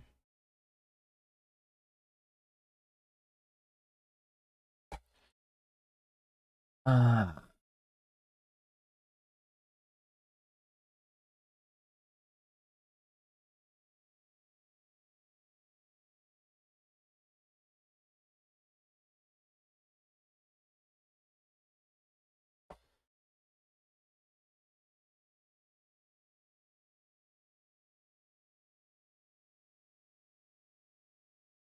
Yeah, maybe this logic should be here. Into which of the frame buffers I'm actually drawing. This one should be then mutable. Right, and when I'm calling it, so this one should only just take this state, and this one should also only take the state, and then frame buffer and water frame buffer would be taken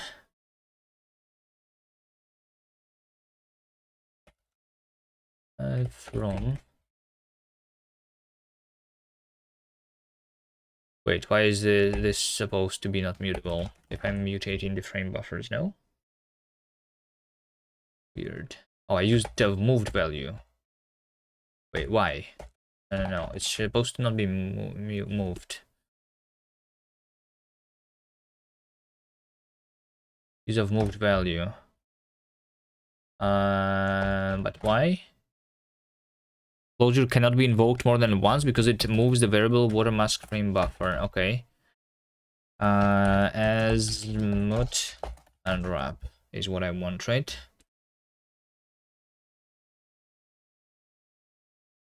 Cannot borrow water mask as mutable as it is not marked as mutable. Yeah, because this is not copy, so I need to say that this is mutable.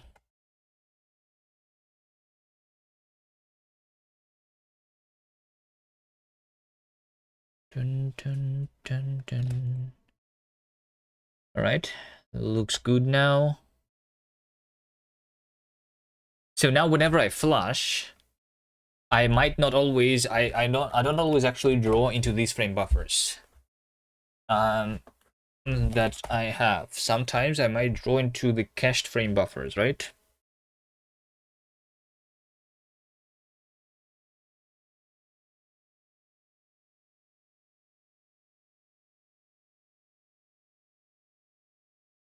Let's see here. Last. Okay.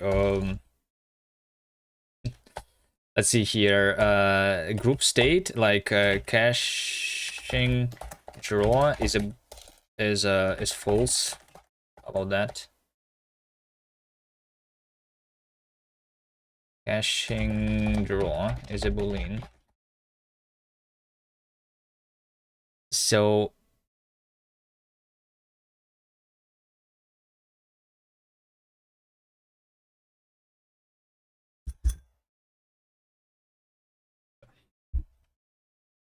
one second, I'll take a bathroom break anyway.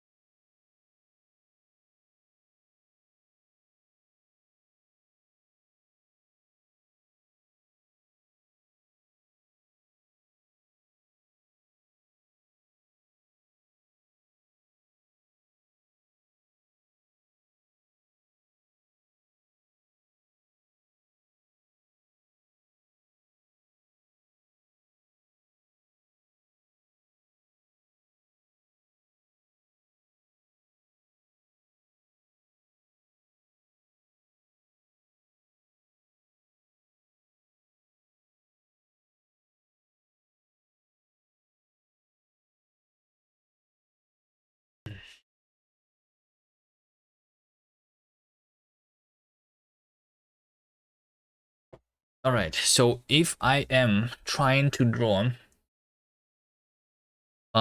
into a cache texture, right? So basically, if I am trying to actually draw here,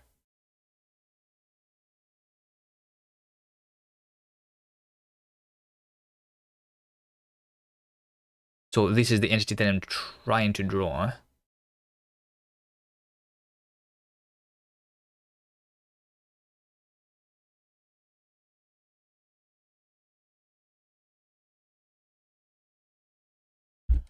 So if it is fully static, I mean state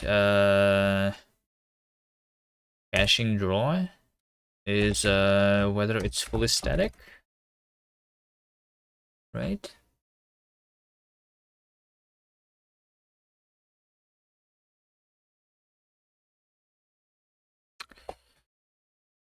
Boom, boom, boom, boom, boom. If I don't succeed today, then I think I will delete all of the code and actually start from scratch someday. Maybe we'll just ignore the optimizations if I don't do it today.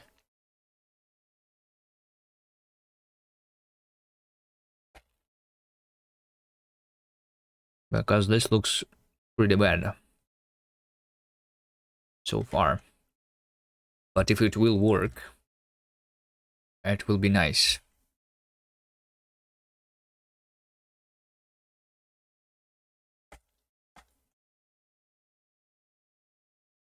I actually don't think that like completely redoing the rendering from scratch is going to take a long time. I'm just lazy to do it. But it will probably like, I don't know. I think I can do it in a week. Maybe less than a week.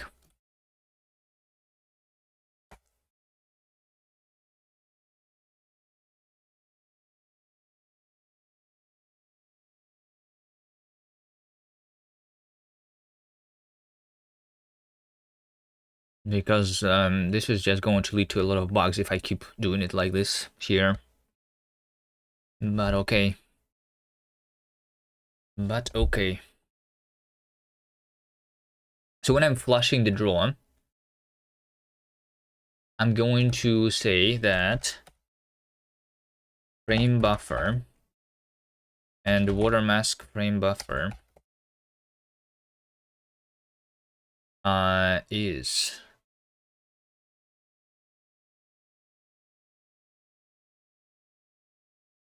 I'm going to match state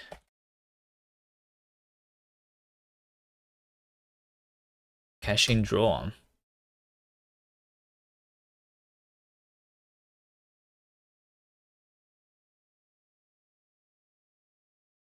Right? So if I was not doing the caching draw, then I just draw normally into frame buffer and water mask frame buffer. But these things, that's not going to work, right, with the Rust Sparrow checker. Because this over here is an optional mutable reference. So over here, I need to do a reborrow by doing this, because it doesn't do it automatically for me. And over here, I need to reborrow the optional one. And reborrowing the optional one is as mut map. And then I need to reborrow the one inside.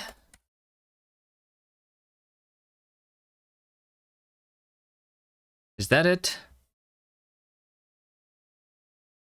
Maybe I don't even need to do it, but like then the type is incorrect, right? If I do as mute.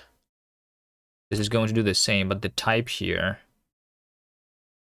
is going to be optional mutable reference to a mutable reference. Instead of optional just mutable reference, right? Which would be if I do... okay, and then I need to do like a double start here before. Right? Yeah, there we go. Just fixes the type, but both ways work. This one as direct mute. So yeah, okay, as the ref mute. Sure.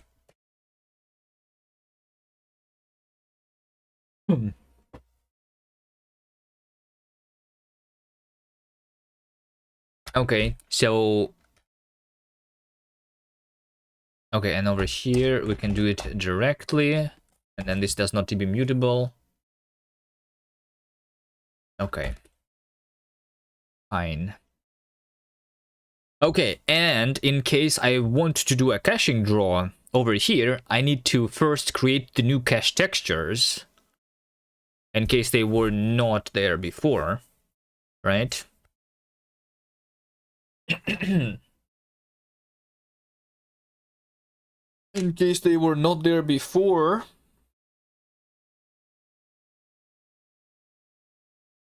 Do I have in the arguments the bounding box? I have a cool box, but that's different. I just want the bounding box of the level, and I think that's going to be so like bounding box of the level multiplied by the single tile size is the size of the texture. I think that I want to cache the level into, right?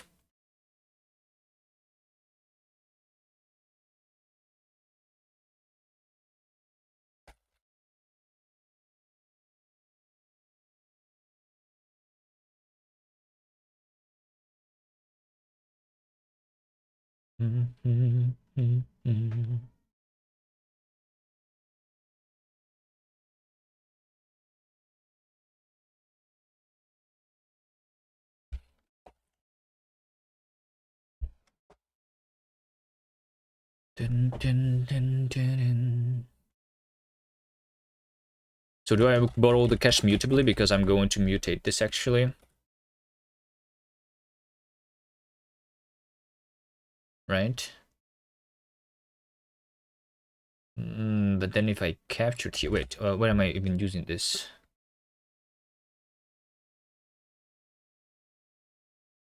I'm using it in places.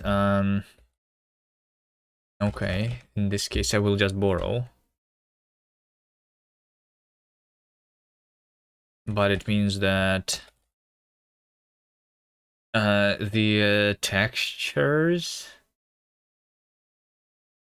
are going to be also behind another ref cell.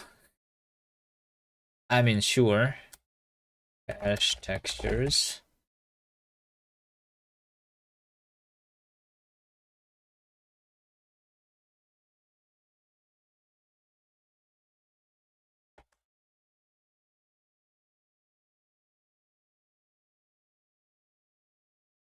Struct cache textures with deriving default.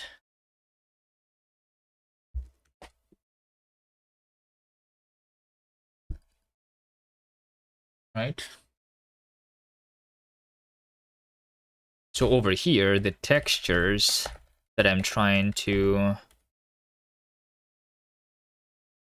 get from is textures is cache textures borrow, right? But then I cannot have the reference to it.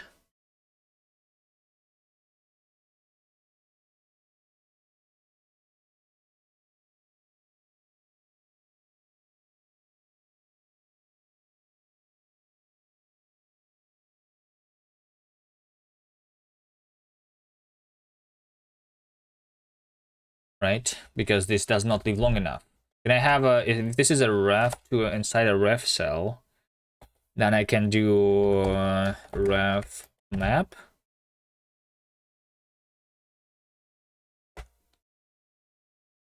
Textures.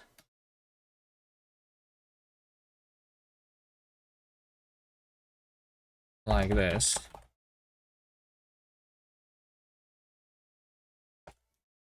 Ref map is returning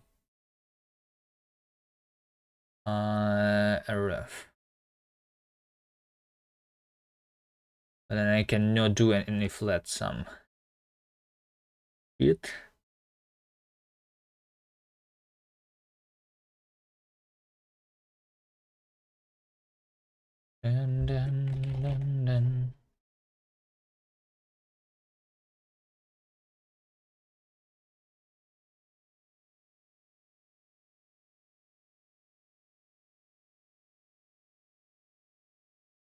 I think all I do then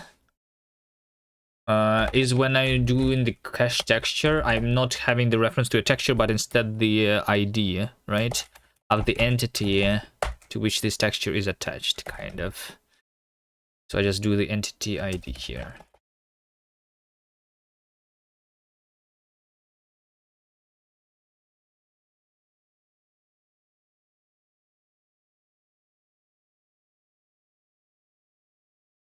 So instead I say this is some.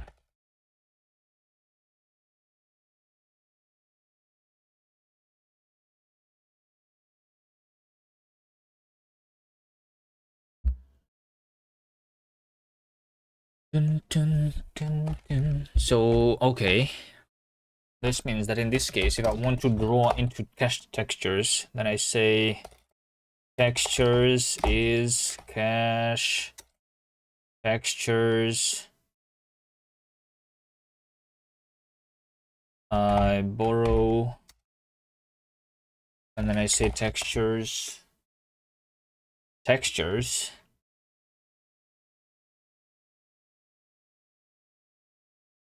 And 10, 10, 10. Oh, and then I need to like attach this texture to a specific thing, right? Which means that caching draw is not a boolean, it's an optional ID of an entity to which I attach the texture. Yeah, sure. Why not?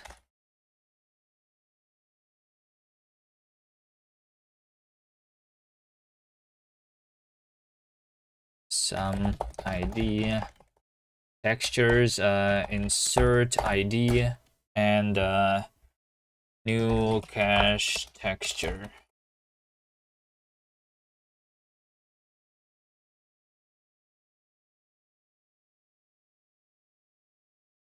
Pum, pum, pum, pum.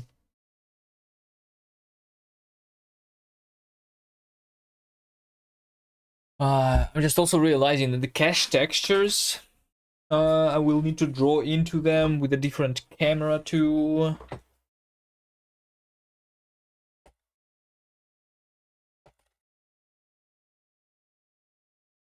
Right? Yeah.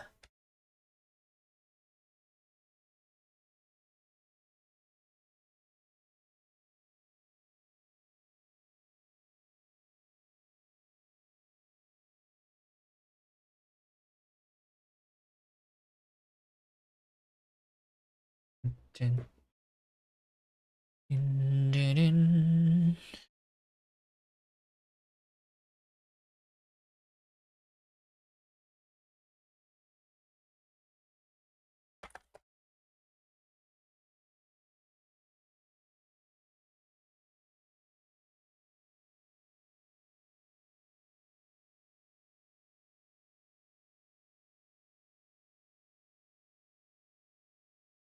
Textures. Search, so I return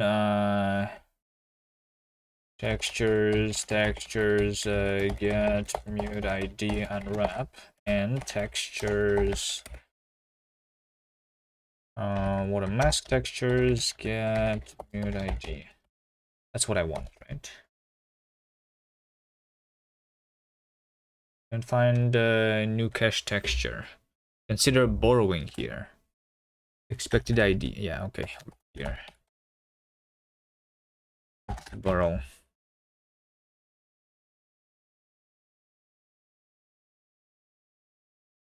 ID. A charm have incompatible. No, these are textures, not and I need frame buffers, right?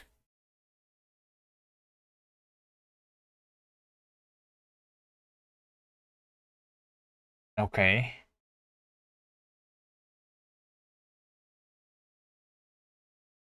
And that is only doable if I extract this into a function with frame buffers is a thing. If I give it the frame buffer or a mask frame buffer, then it's doing something. right? Yeah, so then over here I can create the textures, right? Let texture be new cache texture.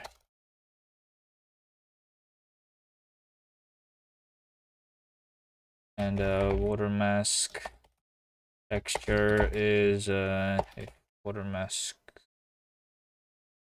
as water mask, then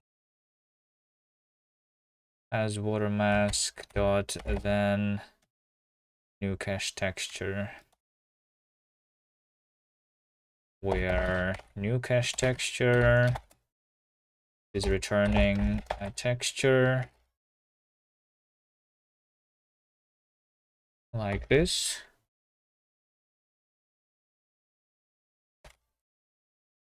All right. So I need to draw there first, right? So we do with frame buffers. 1 second.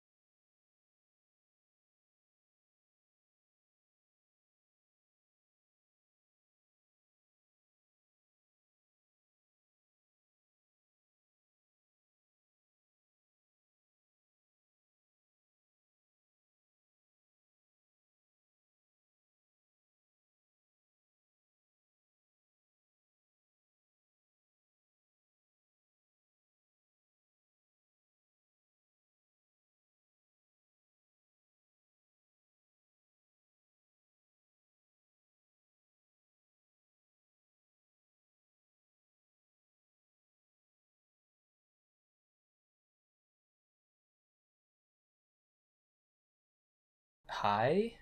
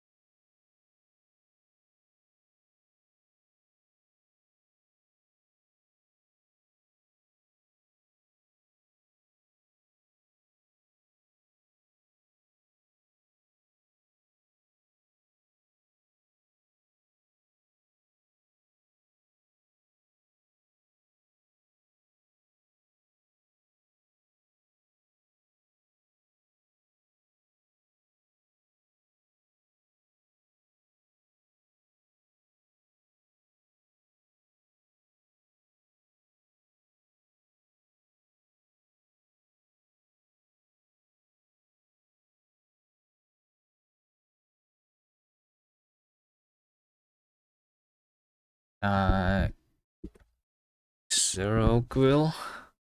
Hello, hello. Oh wait, I had a food break instead of a bathroom break. All right. Oh, that was a break. Anyway, it is over now. All right. So over here, what I'm doing is with frame buffers.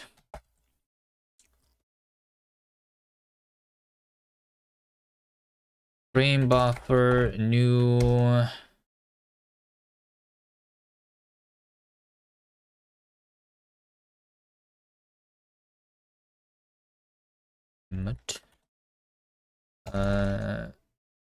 New frame buffer. Texture. So these are mutable textures. And new frame buffer is a thing which takes a texture and returns a frame buffer. Right, so frame buffer, new color, being ugly, attachment, texture, like that.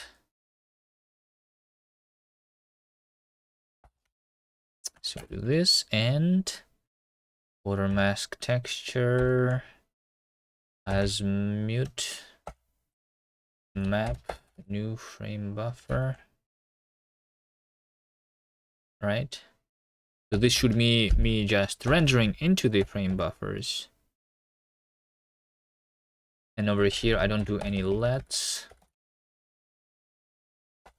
I just call the function with frame buffers with those arguments.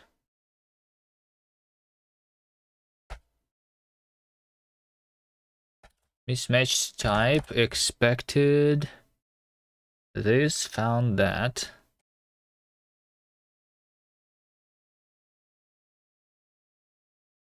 Dot as met, I guess,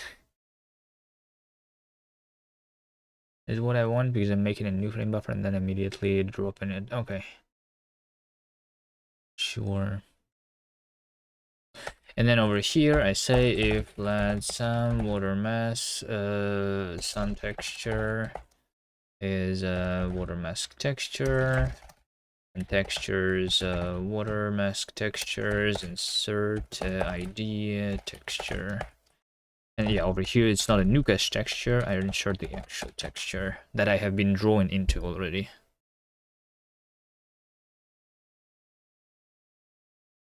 So now I just need to figure out how to make the new cache texture. In order to make the new cache texture, all I need to do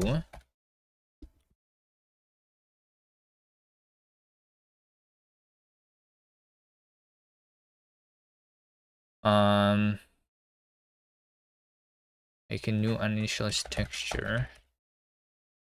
The size of a texture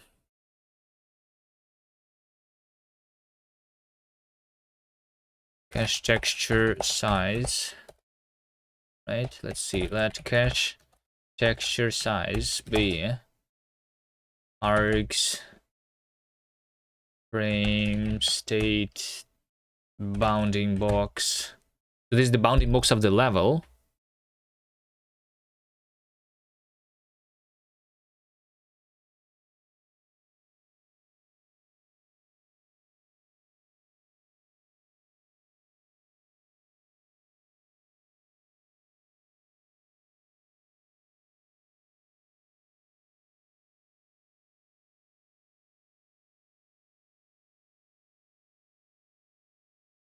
I kind of want like the yeah, the bounding box can technically like change.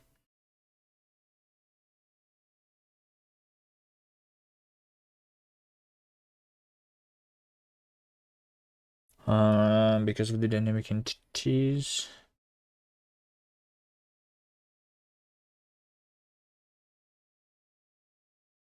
Sure, let's stay bounding box.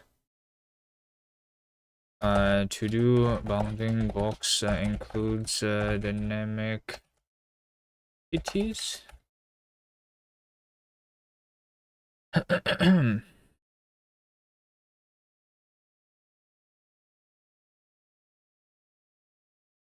Oh, is Davey working hard today? No way. What is Davey doing?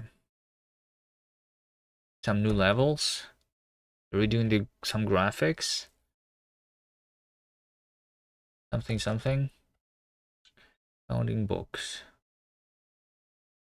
Map.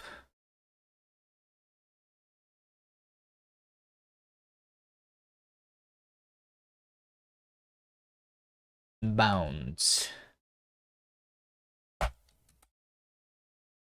X multiplied by.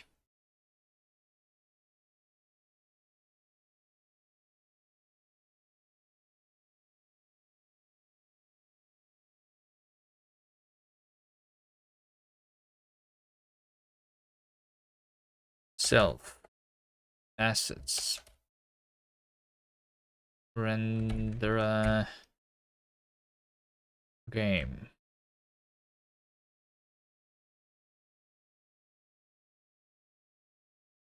Definition. Tile size.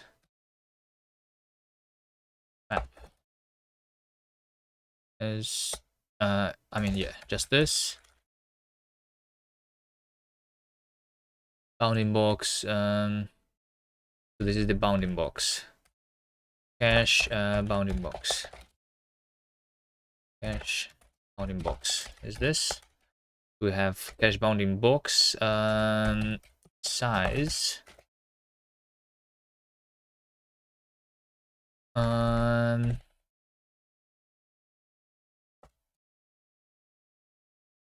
view size multiplied by the tile size, like this.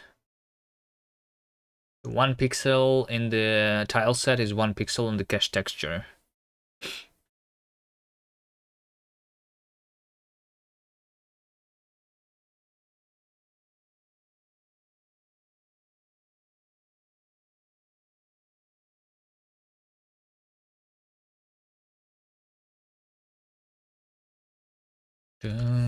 Let node texture is this.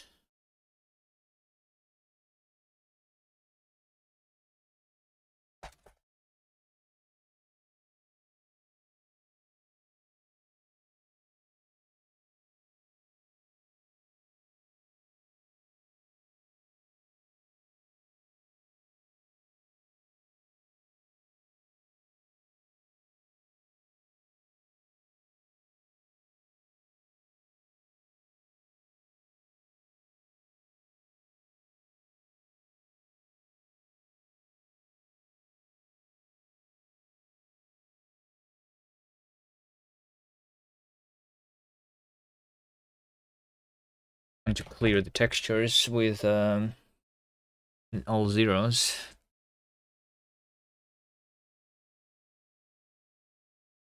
If I'm making them new.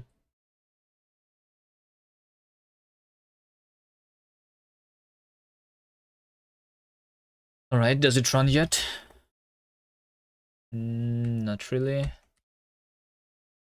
Over here, so caching draw is fully static, then some entity ID. Right? Yeah. So if I'm drawing multiple static entities, then like just one of them is going to have the cached texture attached to it, right? In this case, like the last one.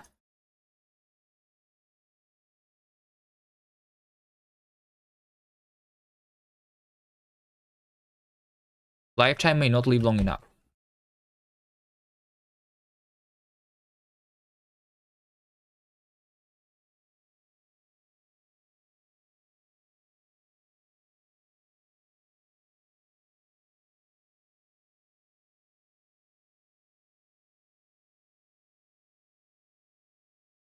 Let's make it a function instead of a closure, because then I can have lifetimes specified better. Although then I need ugly or game, whatever.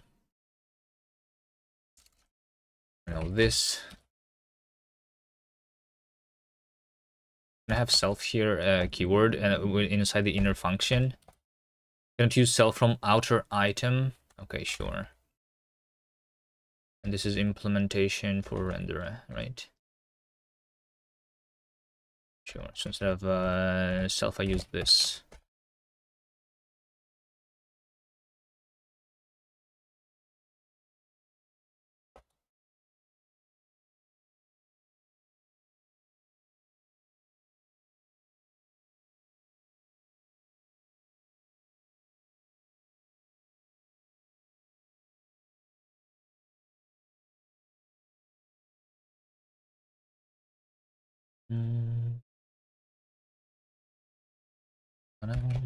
This is the lifetime specifier, right? That I need.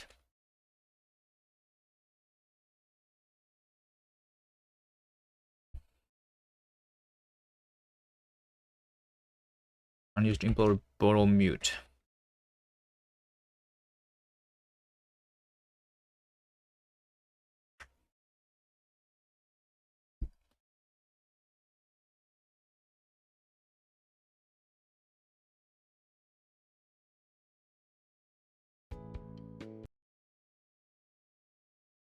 Alright, we crash. Amazing.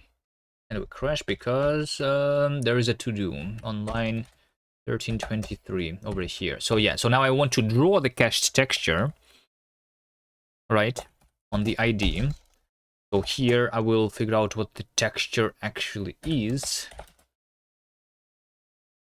Textures. Wait, cache texture, like, I also need to know cache texture. Okay,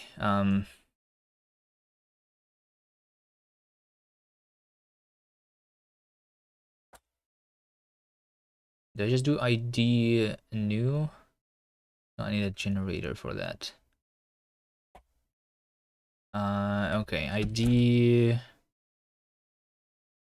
and boolean, I guess. So ID and water.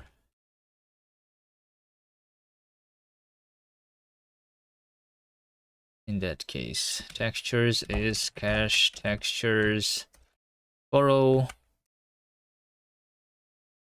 and textures get. I mean, this is the key, right? Key get for the key unwrap. Let texture is this. So textures is not going to be cache textures anymore, I think.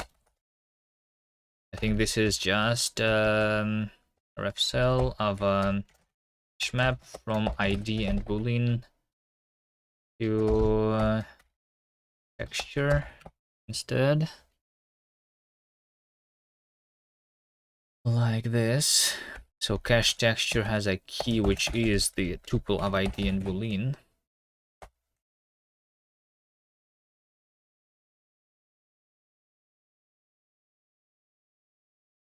So textures insert ID false, and then over here I insert ID true.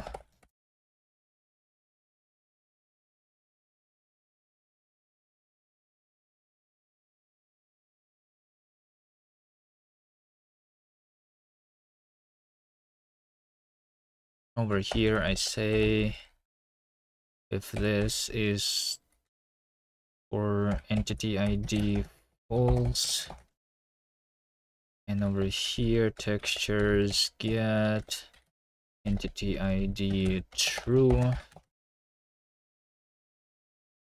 entity ID false, entity ID true.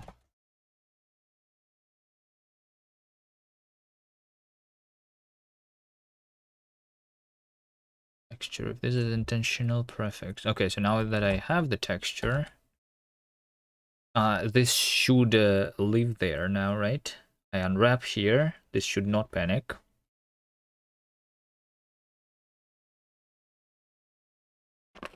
So now I need to just draw the texture, right? So self. Do I have a thing that is called draw texture? I do. Yo, Remarch. Hello, hello. How are you doing? I'm back to writing the ugliest, most spaghetti code ever for linksider.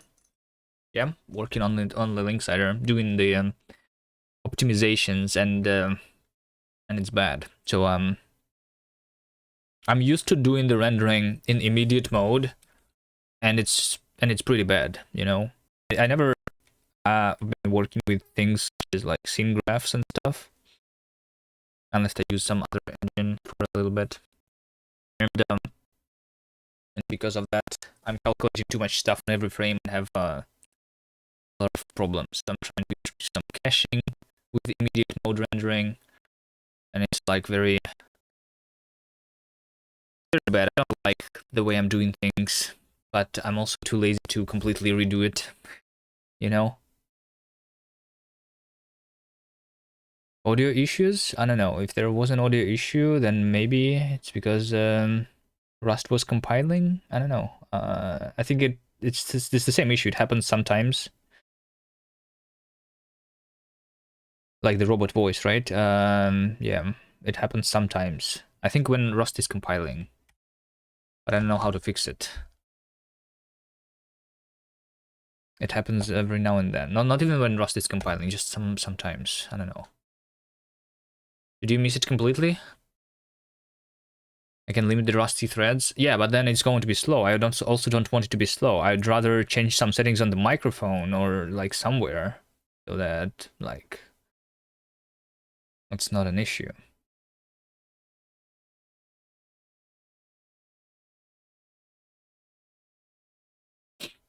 Something buffer size, yes.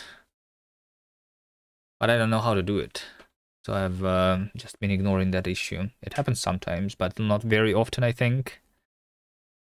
Seeing graphs suck. So like, what doesn't suck? What is the best approach of doing the rendering so that it's not like, because the like if I was to refactor this, I would probably do a scene graph, I think.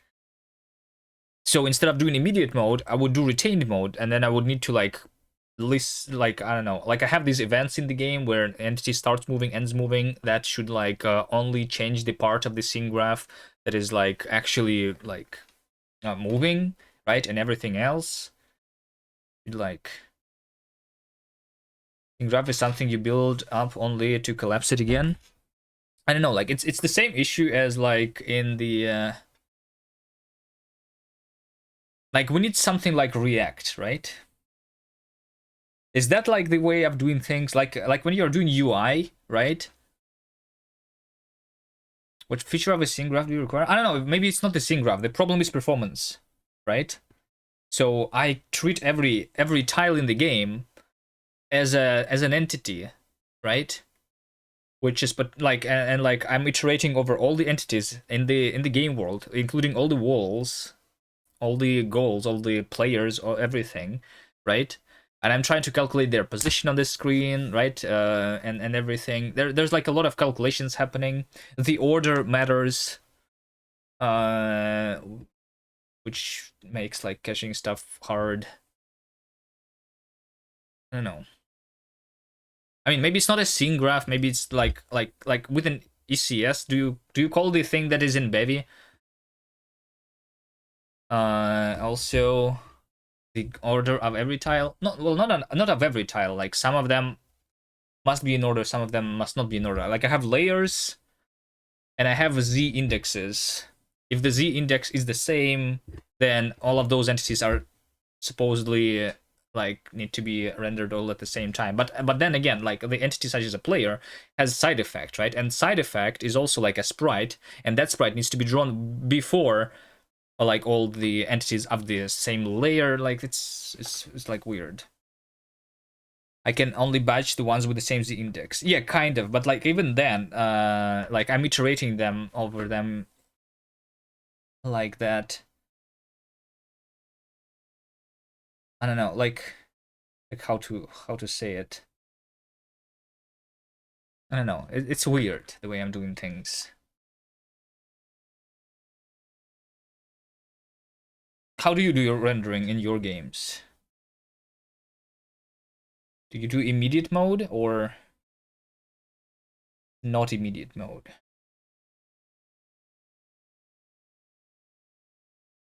Like I can see how if I was using something like a Bevy ECS, right? Then I can listen for the changes of the thing, like all of the static parts of the level. What I'm trying to do right now, I'm trying to cache all of the static parts of the level into a single texture. This also is going to fix another issue in the game, like the subpixel rendering that I was working on before, right? When I have right now like a subpixel gap in between the actual player and the tile, so it's like going to fix that issue too. What you usually do before anything else is that you go through your stuff and collect it into a big buffer that gets pushed on the GPU or on a memory buffer. But do you like collect stuff into a big buffer? I mean, that's kind of what I'm doing right now. I'm collecting everything into a list of instances that I need to draw. But I'm calculating too much stuff anyway. And like and then I'm uploading that to the GPU on every frame. So I'm like, there's a bunch of conversions that are happening also. It just takes too much time. Like I actually need to do things only once.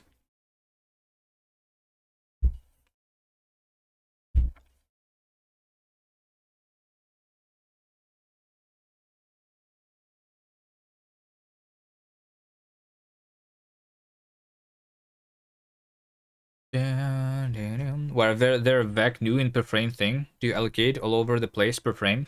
I don't think it's the actual allocation though that's the problem. You think it's the allocation? I mean, yeah, I am doing vec news on every frame. That's true.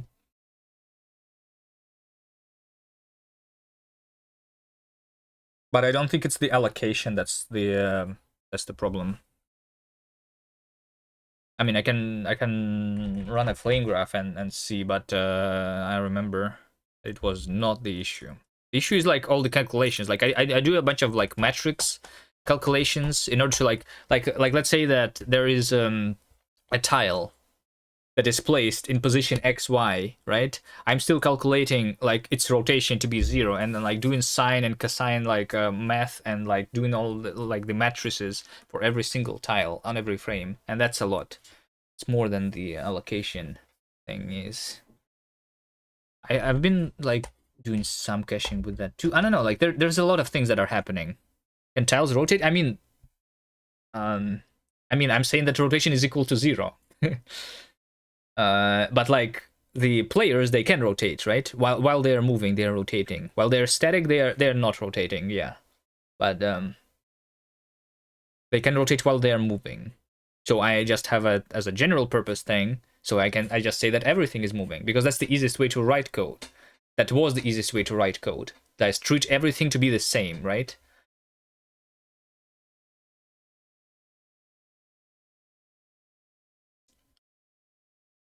Even if every tile could have random rotation, this should still be ultra fast. I mean, yeah, but there is a lot of things happening still.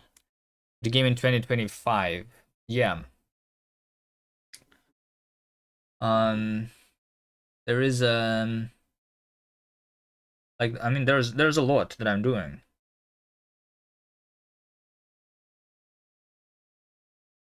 Things that I should not do, but like if I don't do it, then it's also weird. I don't know.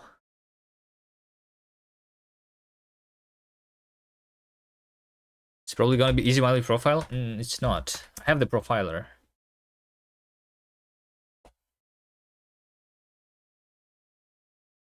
Let me show. I mean, this is already like after I did a little bit of optimizations. I've been introducing some caching so I don't like calculate stuff. Like the actual rendering is fast. The problem is not the rendering. The problem is all the calculations that I do before the rendering. You know, the stuff that's happening on the GPU is ultra fast, yes.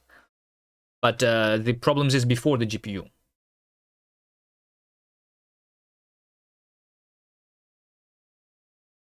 Are they happening in batches? Well, I mean, yeah, I've been doing like instancing and shit. But even then, here's my profiler. I have it inside the game, right?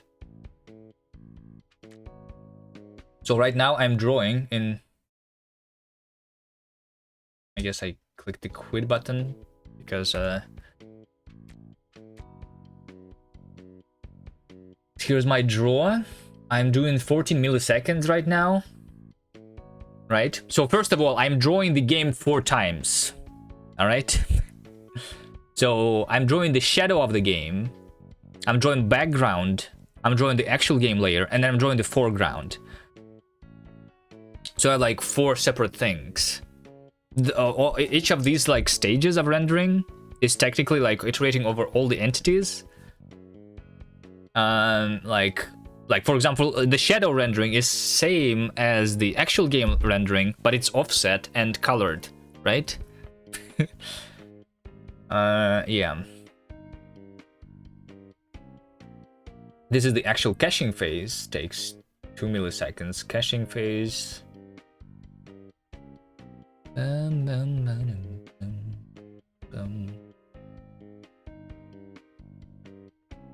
I do remember my computer graphics professor in 2013 say, why do people still use scene graphs?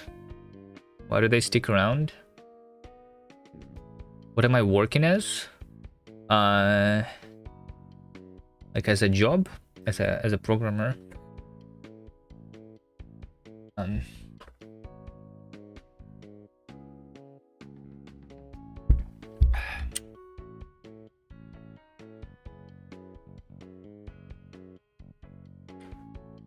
Anyway, so like I've been using the profiler really much. It's like I know where the issues are. I think like if I don't do allocations on every frame, it's going to help, but not too much. I think maybe if I remove the allocation and use like arenas, it will like cut 1 millisecond of my frame time. It's the other things that are actually the issues. Am I working on my balcony? Yes. So what did your professor say? If not the scene graphs, then what do you use? Am I Canadian? Me? No. You think it would be faster if you did a first pass where you go through all the things, sort them into 3 vecs, and then see if it did something?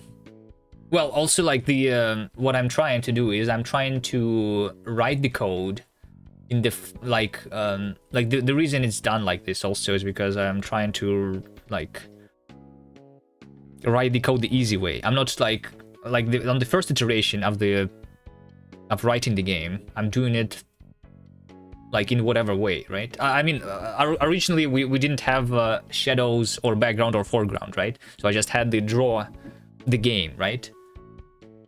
Function basically.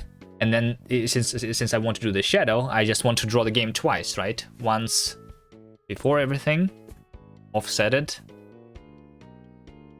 But some of the common parts here are doing the work twice, even although I don't need to do them twice, right? So I could like cut some time here, right? I just like saying like I understand what I can do here, but every single thing is just taking time to doing the refactoring.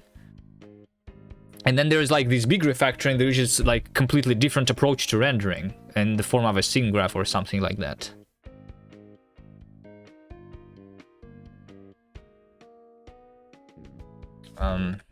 You know?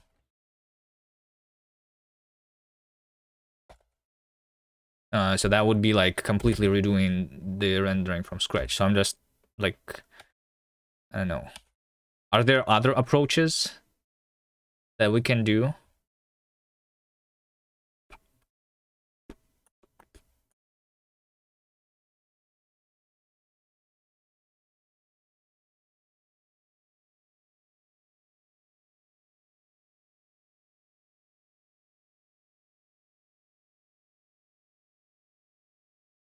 The fastest stuff you've seen is where people just make sure they have things in contiguous memory as much as possible and ready to push the GPU. Yeah, but that's a lot of work to do it like that. That's what I'm saying. I want to also not spend the eternity. Do things like GL uniform. Yeah, but that's not the problem. The problems happen even before I try to talk to the GPU through the OpenGL API. Most of the time is before the GL API. I mean, these things were like the bottleneck before I introduced things like instancing, but since I'm doing the instancing, even although like I'm doing the uniforms every frame on everything, like I'm not using like uniform storage or like whatever the things are called, right? Like it's like since I want to like support the WebGL, the old one, the OpenGL ES, like I don't even have the uniform storages on some of the backends. I don't have a lot of things on screen. Oh, like I have like around, let's say, 200 entities, right? So 200 things that are on the screen, right? I don't know, like maybe 100. Like how many do we have here? I think it's more than 100. Like if I calculate every wall tile as a thing, right? So for 100 things, I need to like do a bunch of math to calculate the matrices and like I don't know, a lot of things. It's not like super trivial math.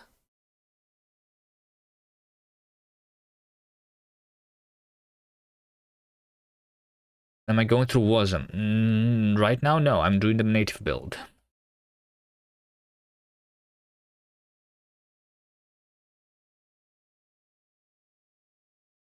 Release build. Yeah, I'm doing the profile build. I'm doing basically the release build, but with the debug on. Optimization level 2. I'm doing the profiling profile. right? Which is inheriting from release, but setting the debug true, LTO to false, and optimization level to 2 instead of 3. But yeah, release is the actual release is not much faster with the LTO and stuff.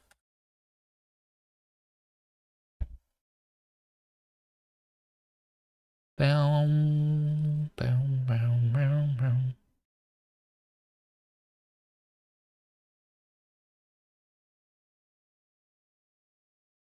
Below 1,000 things and we have to do a game.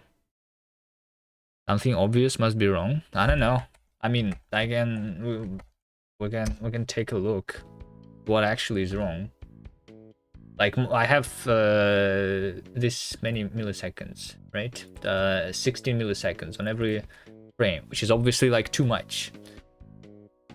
Even though I have less than 1,000 things, right? And right now I'm not even doing much. Hold on, this is update. Draw. Well, I mean, like I said, I'm doing it 4 times. So if I somehow reduce this to 1 time, then it would be just 3 milliseconds.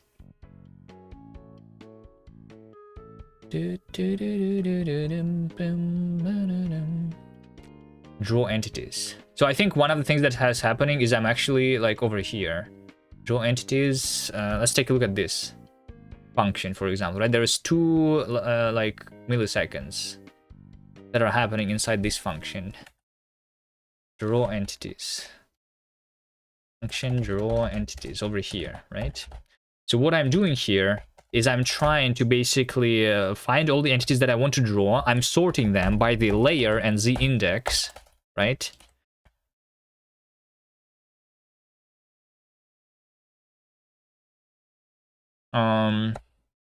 Okay, I'm making the frame buffers and doing a single draw call here, which is not that bad. I think the most time-consuming thing is actually this thing here, the sorting of the entities. So I sort everything on the screen, and I collect that into a vector also before that, right?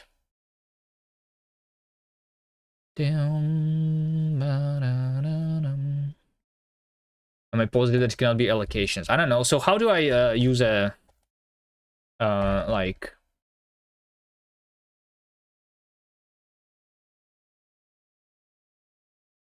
a thing?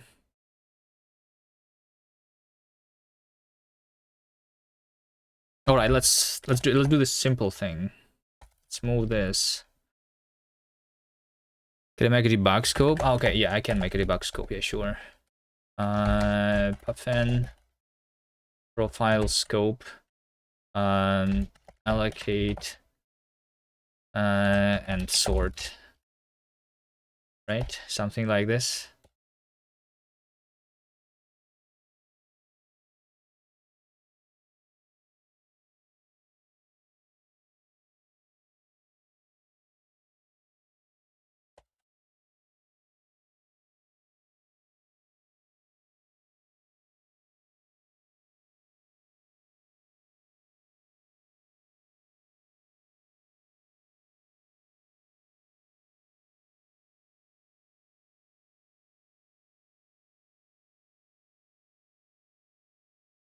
Yeah.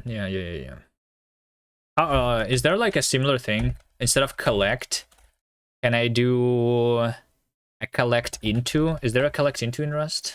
I never used those things. If that actually is an issue. Dun, dun, dun, dun.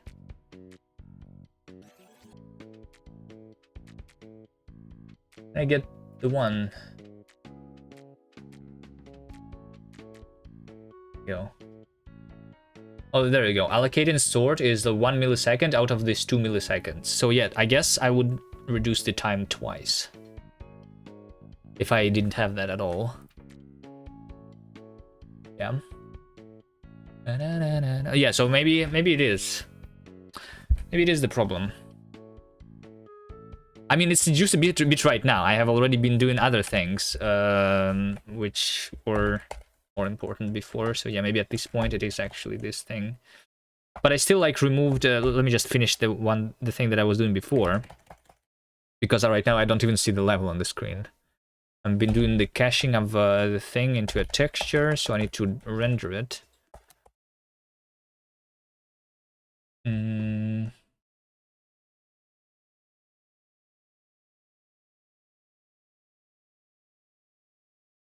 Texture, color, matrix.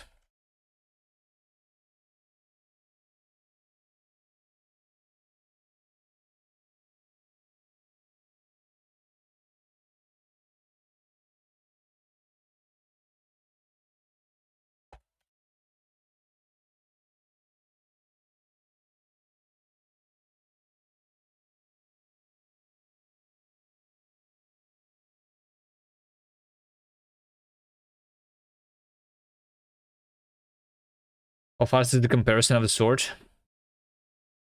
Yeah, we can also see if it's the sorting or allocation, actually. That is the slowest thing, right?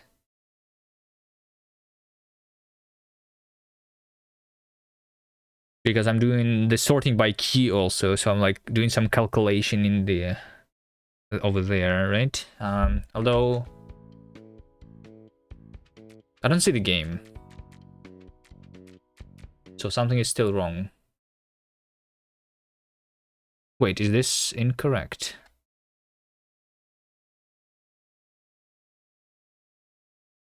Why is this incorrect?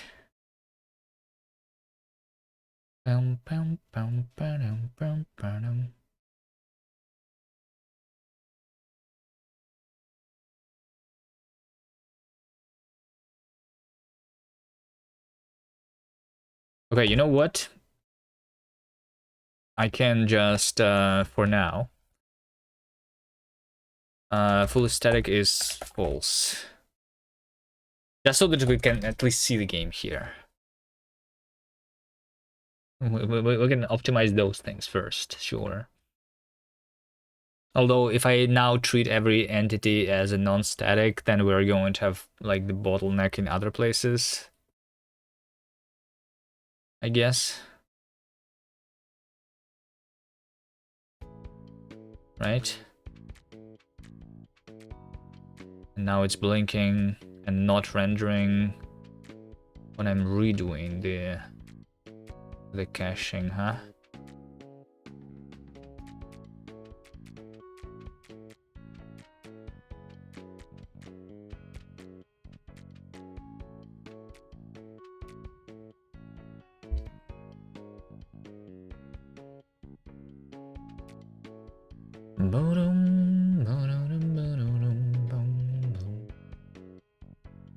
I mean, is it still the same amount of time actually here? 10 milliseconds, 8 milliseconds to draw. Allocate and sort 1 millisecond.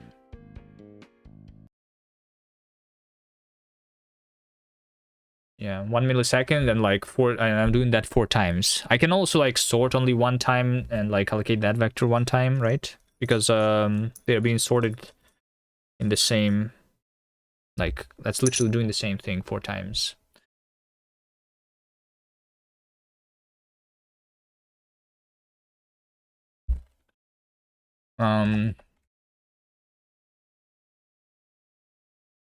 Wait, why did it not draw the things though sometimes?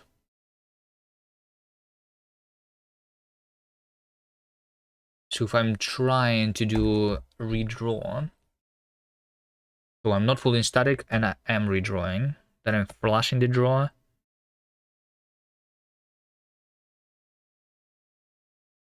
Ah, hold on, I flashed the draw, but I don't need to continue actually. There we go. That's the problem.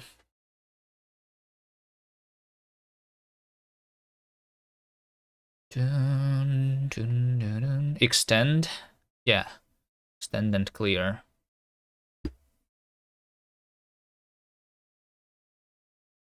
What is flashing the draw? So like, what I'm I've been doing today is like right now, as you can see, the FPS is very low, right?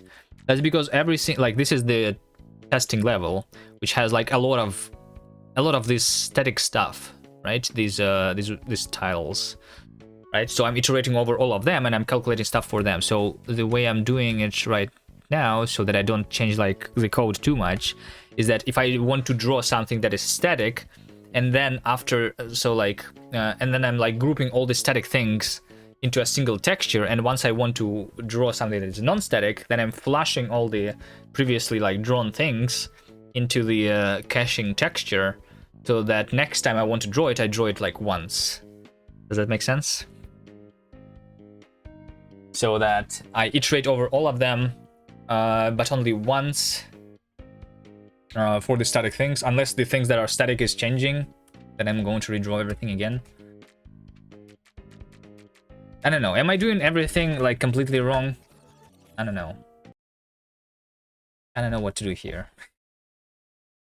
Can I spam a rayon loop in there?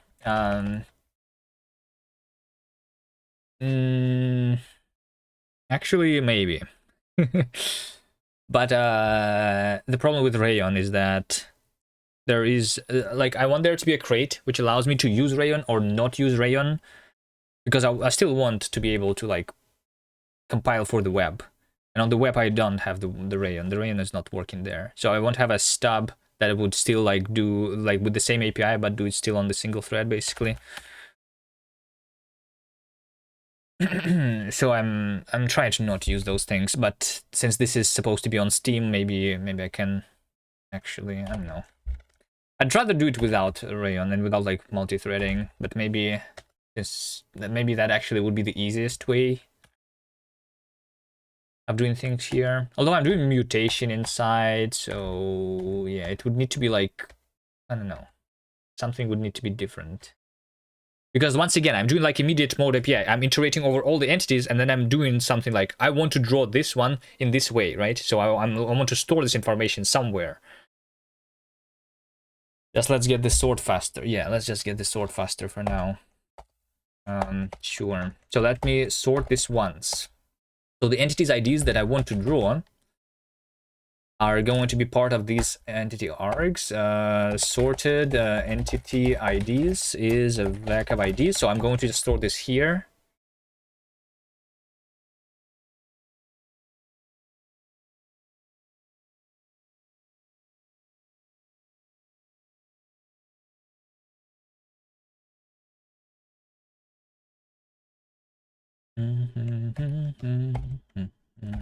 I can do a reference to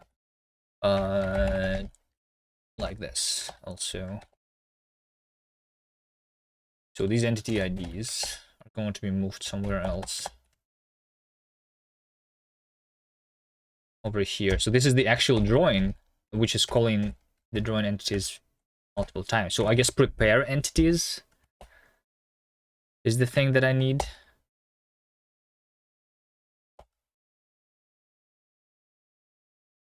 So yeah, this is doing a bunch of like math,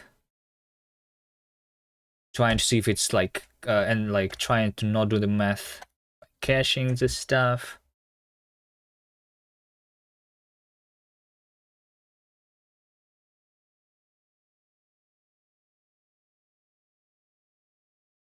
Cache inner. So I think that I'm going to store these sorted entities in the cache, sorted entity IDs here.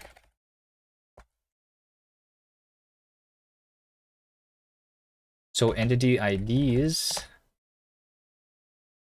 is cache sorted entities IDs, mutable reference, and I'm just like clearing them here. And then over here I need to collect into.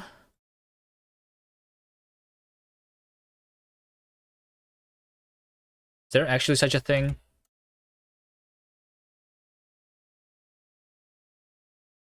Is it doing the math in batches, or does it jump between different kinds of calculations all the time?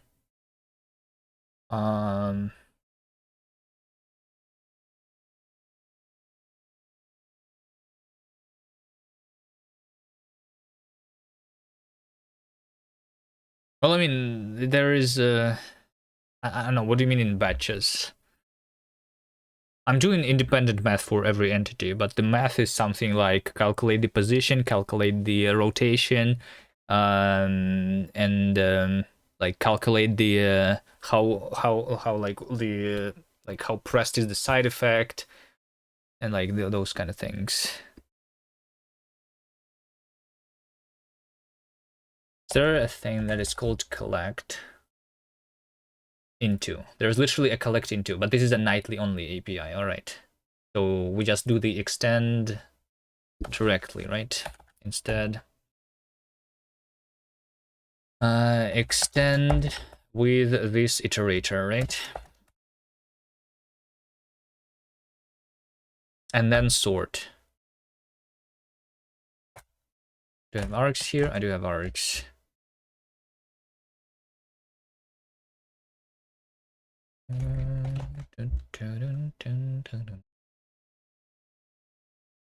Okay. So it's inside the cache, we have the sorted entity IDs. Well, I mean, and if it is inside the cache, then the sorted entity IDs, I just get them from the cache directly. So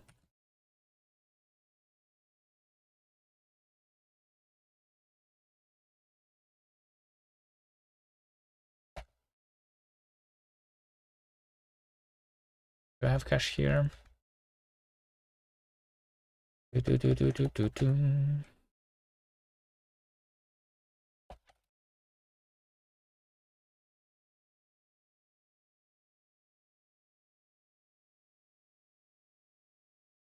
Where's the cache?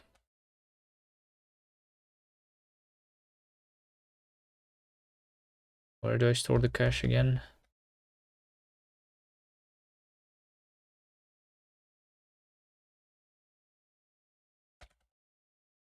Sorted entity IDs. Cache. Args. Draw args cache. Inner. Okay. Args. Cache. Borrow, I guess.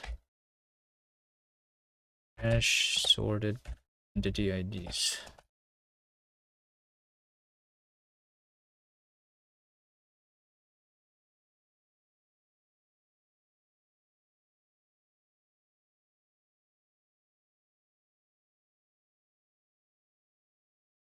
No field. Cache inner. No, hold on. We do cache inner borrow. I hate the fact that borrow is used for the borrow trait and for the ref cell, which is not using the borrow trait. We use the wrong method sometimes. I think those should have different names. Inner cache sorted entity IDs. Yep. Cache sorted entity IDs.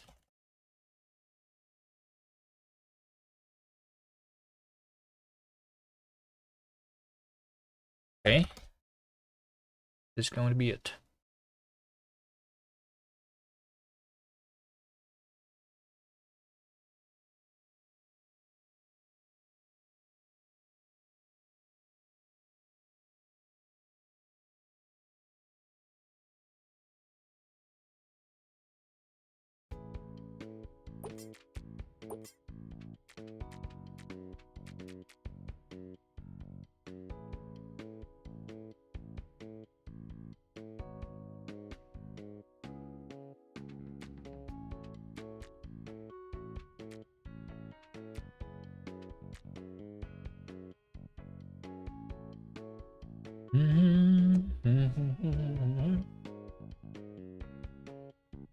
Wait, what? 69 milliseconds to draw a shadow? Oh, there you go. Now, because I'm not like caching stuff, I'm drawing every single entity here. That takes this much time.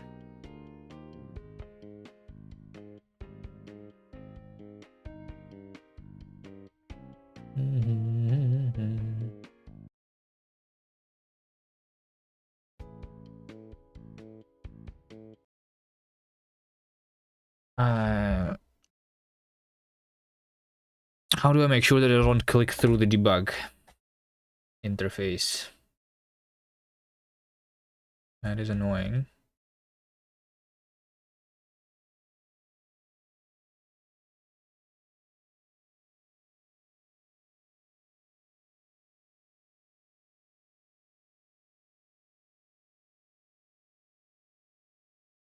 SC puffin.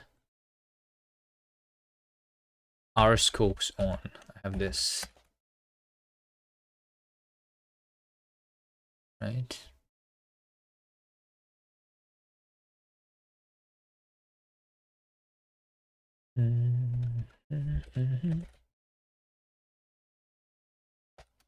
Do I do this somewhere in the input? Little event. If puffin R scopes on. Return. Do this. To just not click through. Maybe.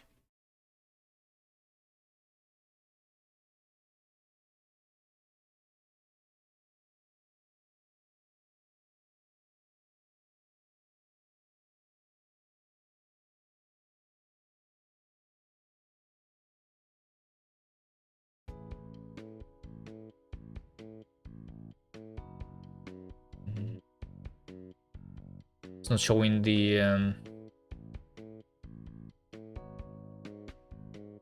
it's hiding the cursor then. But I'm not clicking through at least. All right. So if I just make sure that I show the cursor. Dun, dun, dun, dun, dun. Self cursor.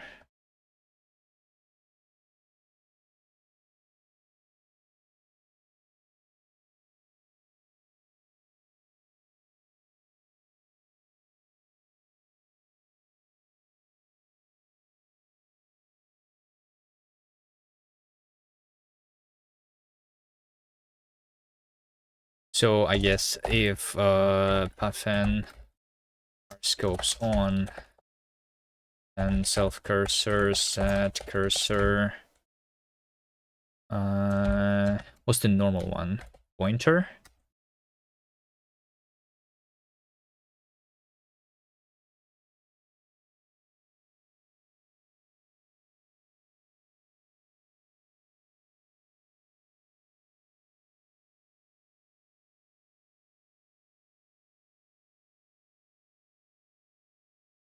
Oh, what are you having for breakfast, Raymarch?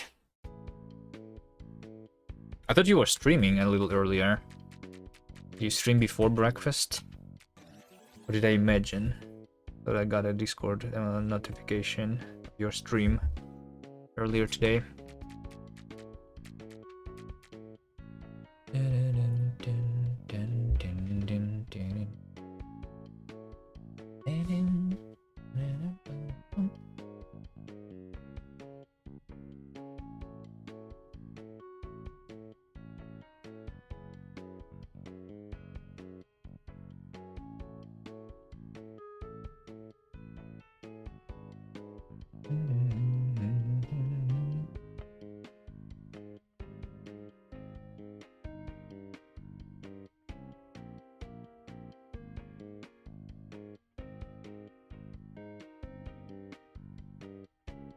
Allocating sword is now 1 millisecond, but it's only doing it once.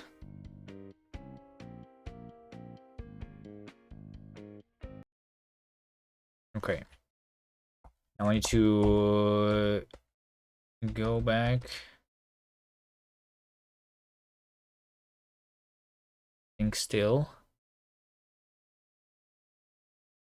Yeah, also now I'm not like doing the cooling like I was doing before.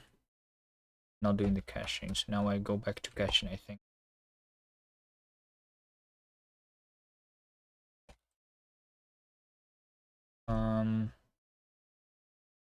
Fully static is this. Right. Let me see the FPS right now. Although it's currently working incorrectly, right? Because I didn't see anything being rendered for some reason.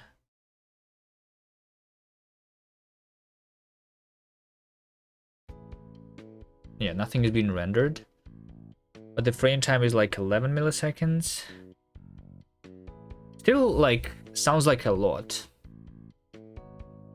Though, like, what am I doing here? So here's my draw for 9 milliseconds, right? There is caching 1 milliseconds, 1.4 milliseconds for preparing the entities, allocating and sorting. Which is actually, I'm not doing the allocation, so it's just the sorting, which takes 1 millisecond, right?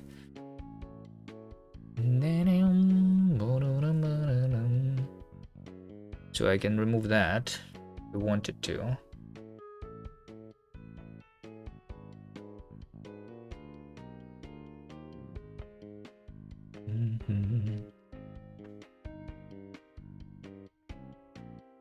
Seems to not matter. I don't know, maybe it doesn't matter like on this, but it would matter like on a different level.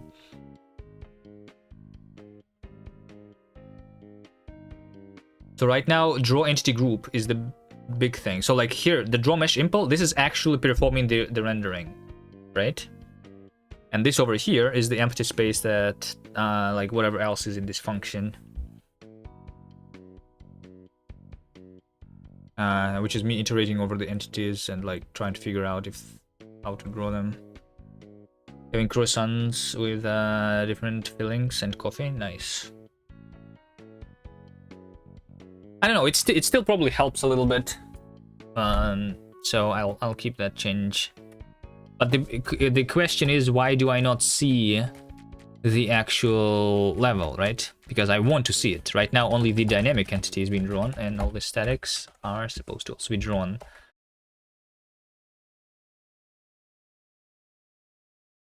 I know why. I know why. It's because when I say with frame buffers, this should do the drawing. The camera. Yeah, the camera. Needs to be here. Camera.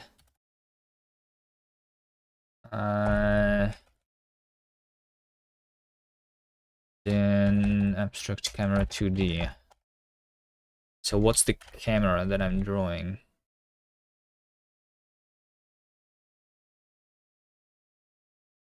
The question.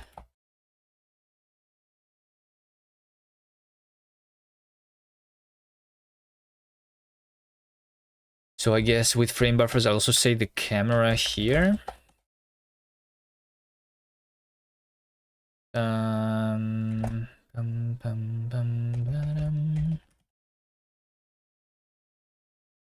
Camera. He was not streaming. He was streaming yesterday evening. Oh, but I just got the notification today, I guess, for some reason. All right.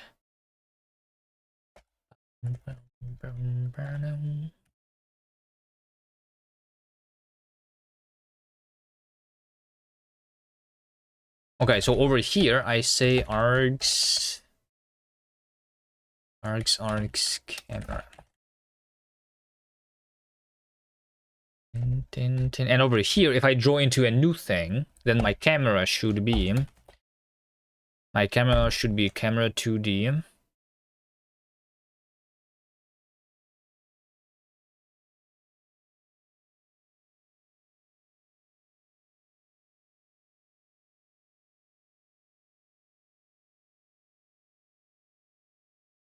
So the center should be bounding box, cache bounding box, center. Rotation should be 0, and FOV should be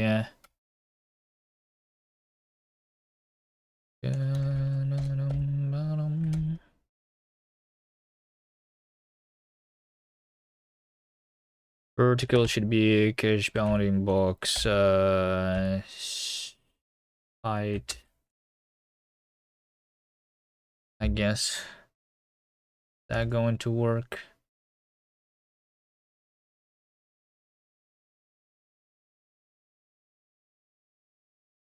Maybe.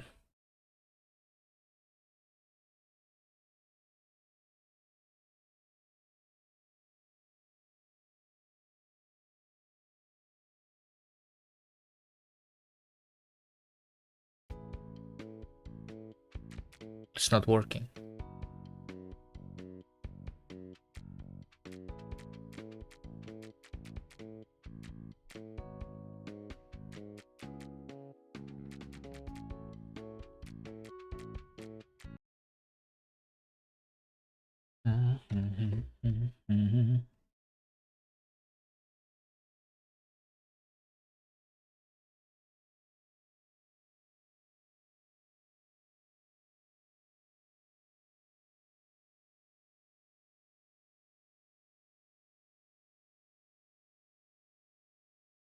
I want to join the cache texture. Can I do self draw? What do I also have here?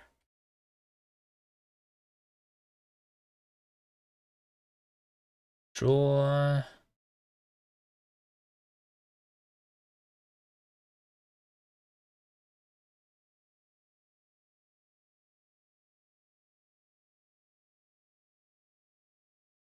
Draw texture. Okay, how about I do something like here just for debugging.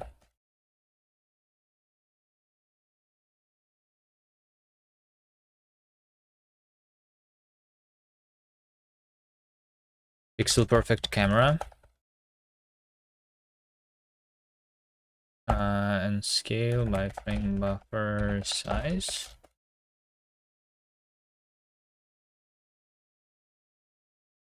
Like this.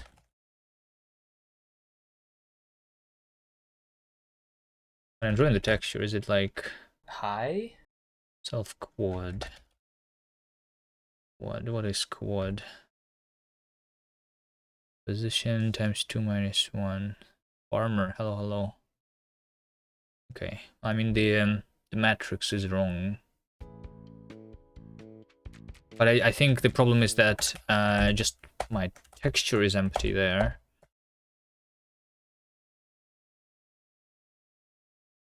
For some reason. Right?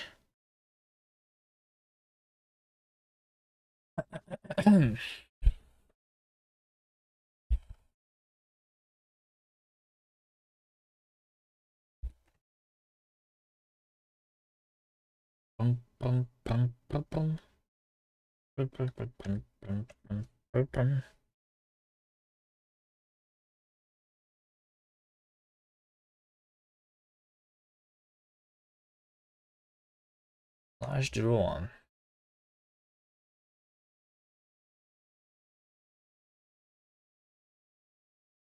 Caching draw.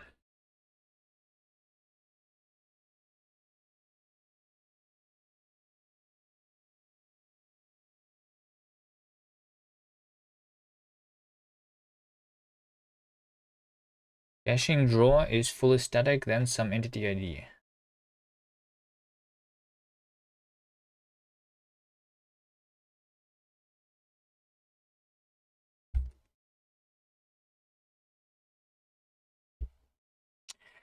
Ah. How do you move every object according to the camera offset?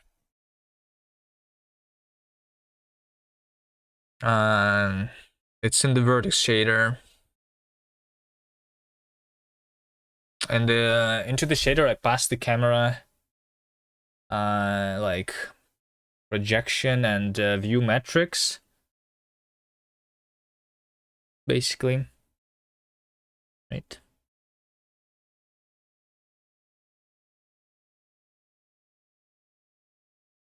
Looping early.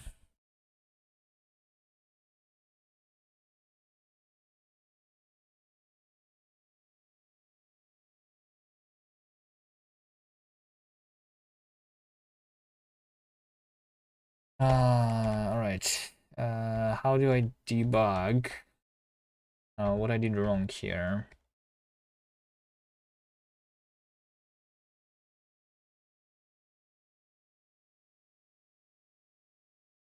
Let's see.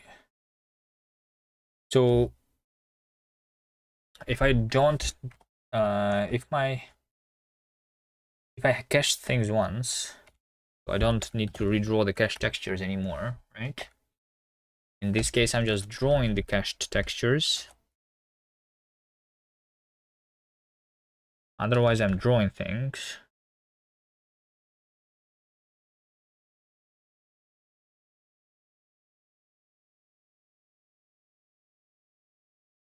Yeah.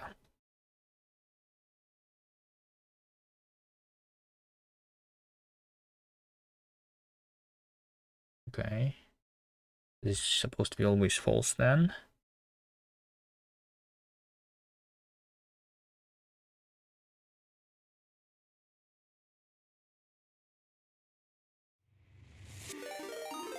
Adrian learns. Hello, hello. Thanks for the read. Hi. Hello, guys. How are you doing? What were you doing on your stream? I'm here suffering, trying to optimize my game.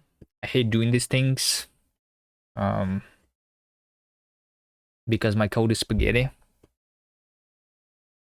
Because I don't know if Adrian learns, but I never learn how to do it properly.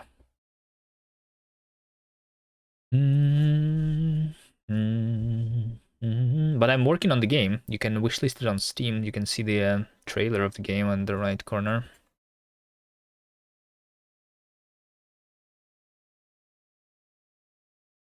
You're learning Rust. Oh, Rust. Nice. Rust is cool. Try to work on a project to work in Rust. Learn how to use threads, but failed. Oh, wait, you failed to think of a project to work on?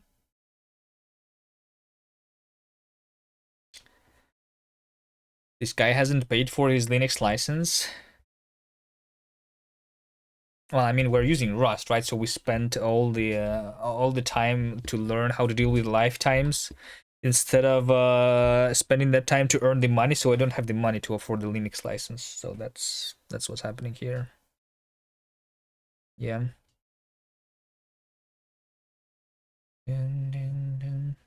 I don't know what a project would be to work on to learn how to use threads, though. I don't know. I don't do threading too much. I would say like do a server, but like most of the servers they handle that for you. If you want to just do threads, I don't know. It's a weird thing. Think about.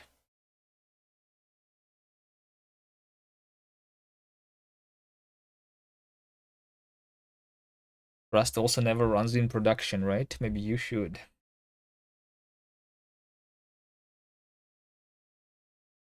Says the CPU bound guy. Oh yeah, true. Maybe I should use threads here. Make sure that it runs faster. um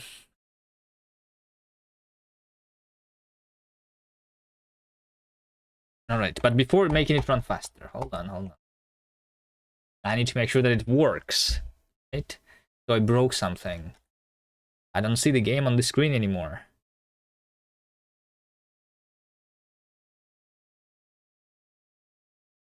By the way, do I ever clear the textures? I don't, right? I don't. Cache fully static entities. Redraw cache textures true, and then I do also cache textures, borrow, mute, clear. I think I do this, right? If I want to redraw them.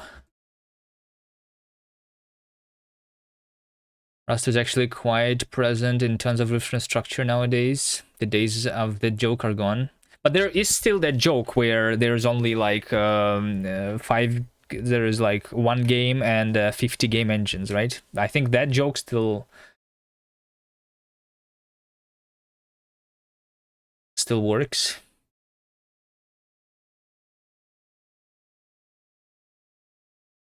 My game is not released yet, but I do have a game engine,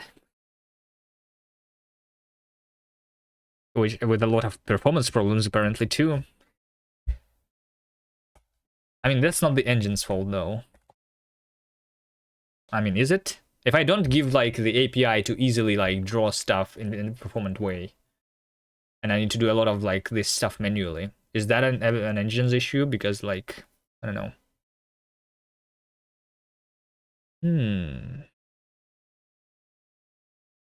you seen the talk from Thomas from Tiny Glade?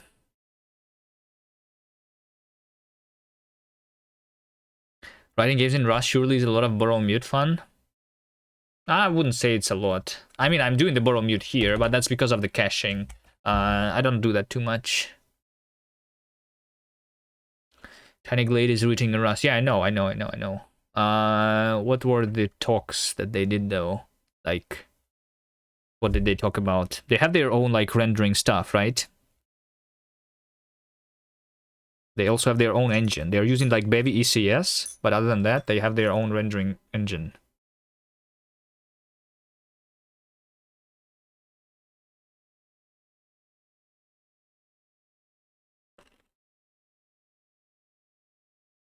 Does that game work well, actually? Probably does.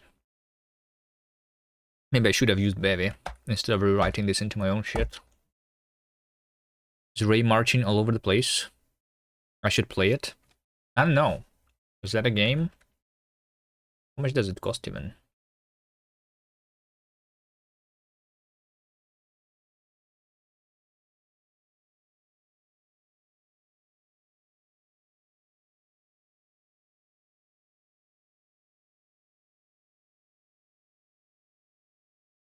Tiny Blade.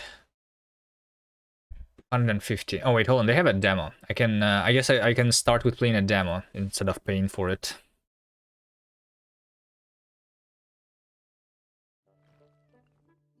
How do I play demo? Where's the button? Where's the button to play the demo?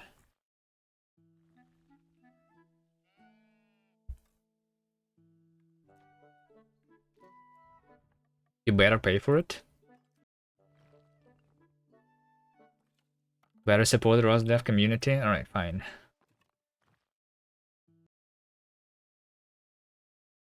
There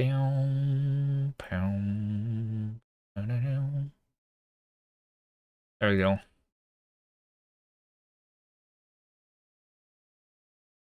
Install.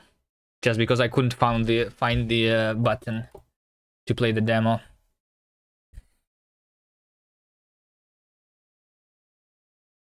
Two gigabytes. All right. We'll wait for that.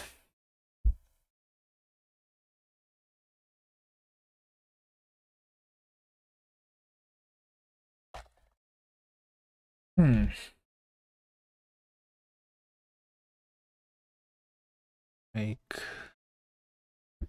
Okay, how do I figure out what is wrong?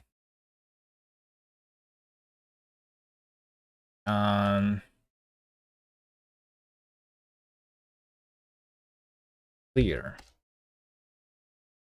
Okay, let me clear the texture with white.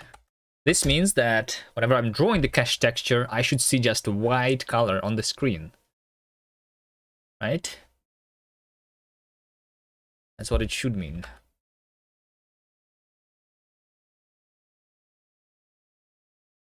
One minute until Tiny Glade is downloaded. That should be slower than my compilation here, I think, even although my compilation is still really slow. Okay, there we go. So this is the cache texture. So the reason that I didn't see anything before is because this cache texture is actually empty and I'm not drawing anything on it. That's weird. That's weird though.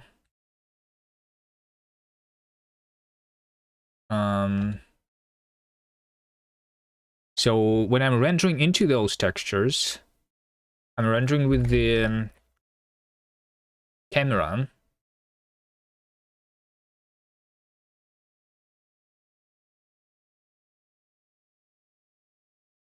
New cache texture is making a texture of the cache texture size, which is the bounding box of the game, multiplied by the tile size.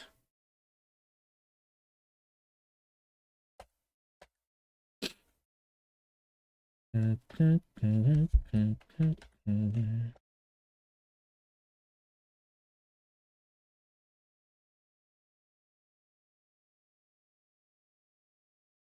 don't know. I mean, this looks correct to me.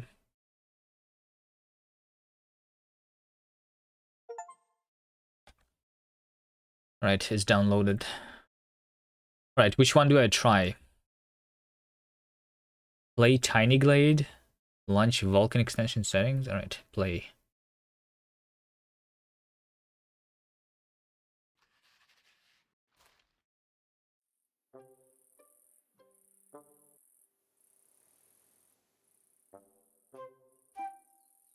Was that transition done with like ray marching?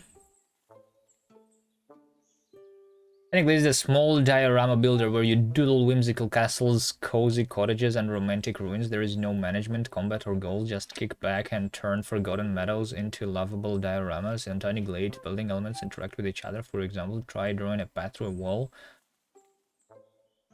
See what else you can discover. Hope you have fun. Let's go. I seem to have like a bug. I don't know if it's visible on the stream. Do you see this ship? I'm pretty sure this is not how it's supposed to look.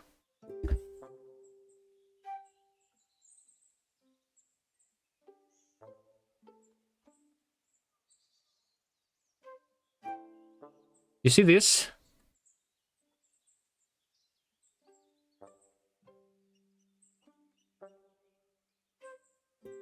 I think like kind of the same on the text. The text looks. I mean, I don't know. Maybe this is the style, but on the ship, I don't know. This does not look correct. It's hidden QR code. Scan it. I don't know.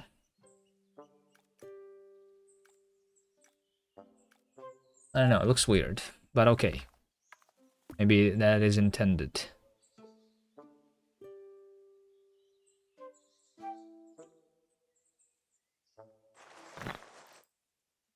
Deselect the tool.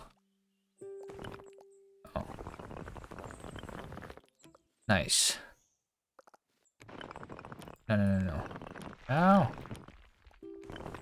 Oh wait, this is the highest that I can go? Alright. Nice. Rotate the camera. They're doing some wild GI stuff.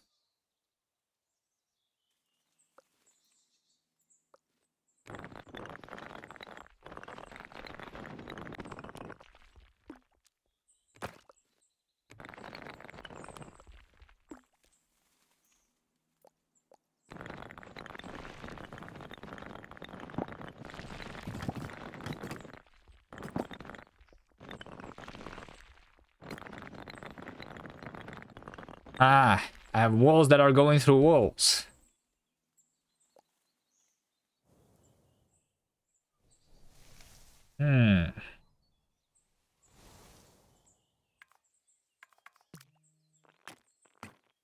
What is this?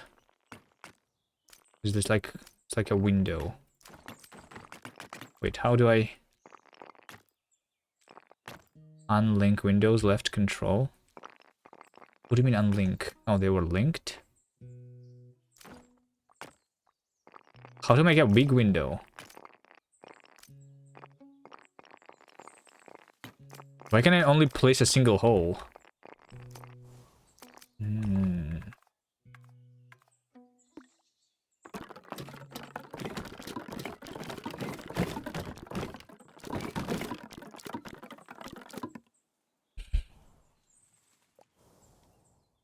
Am I playing the game as intended? The depth of field looks nice.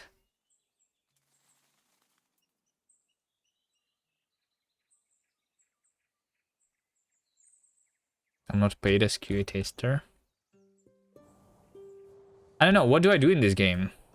I'm not a chill game player. How do I speedrun this? What's the end goal?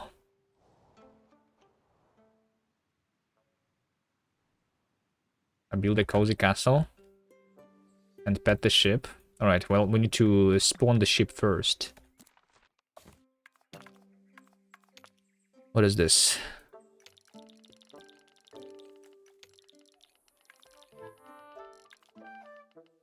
Oh, there's birds. Can I pet the bird? Butterfly?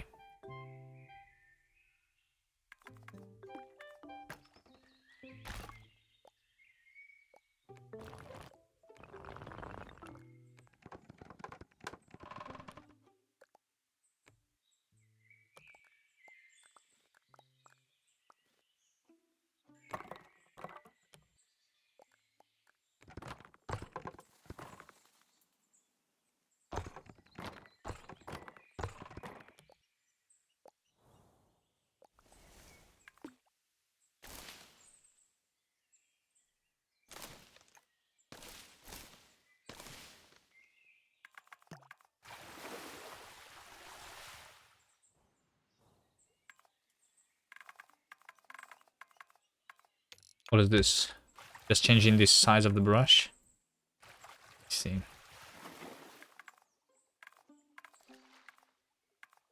Powers.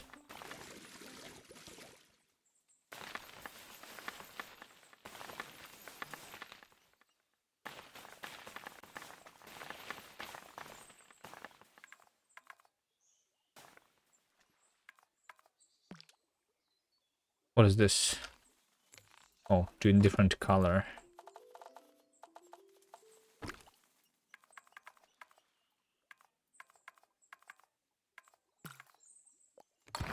Oh, that's the destroyer.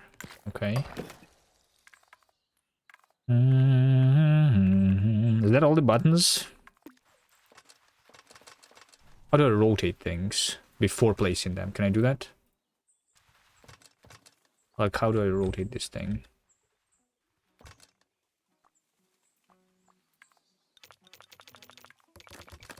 Undo, redo.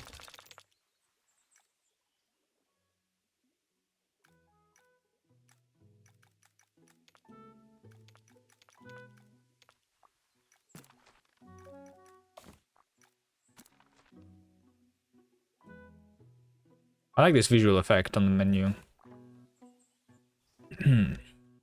Reflections. And the reflections are not green space. But isn't that easy if you have all the water is on the same level? Like, can I create a new water pool which is like on a different? Can I have a waterfall elevation? Oh, this is petting the duck. Like, can I have this elevation and then have the water over here? No, this makes the water on the same level, on the ground level 0, right? I can have heals, but like as soon as I try pressing the water on the heel, it makes it on the bottom. So how do I make a waterfall here? Can I move the ship? I'm trying to build on this place. Oh, the ship, they can fly. What game is this? This is Tiny Glade. The most popular Rust game. There's also ice. How do I do ice? Like, I need to make cold weather, but I don't see the weather. What am I doing right now? What is this?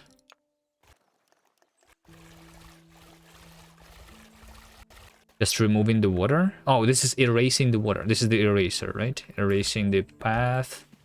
Yeah.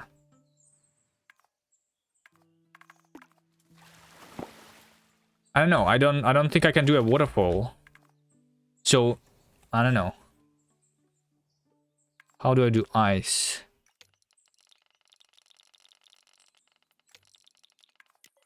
Passage of time.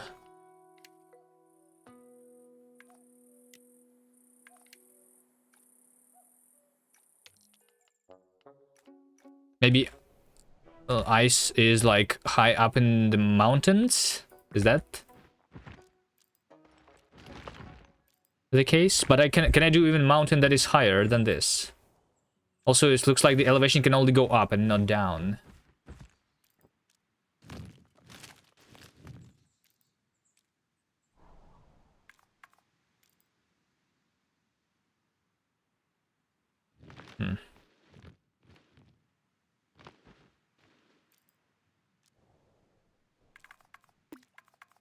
What is this? A flag?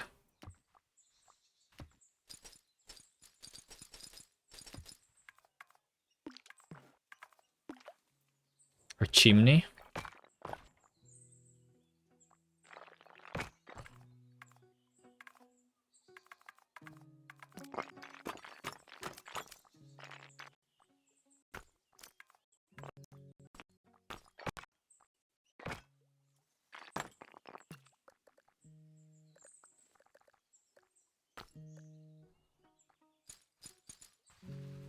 It's weird that I cannot figure out how to rotate the flag and the lamp.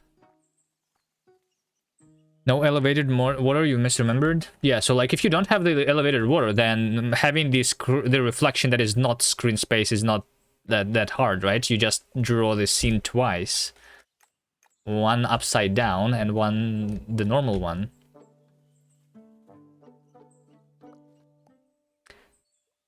Mouse wheel. No, mouse wheel is zooming in. Maybe shift? Wait, control. Control. There you go.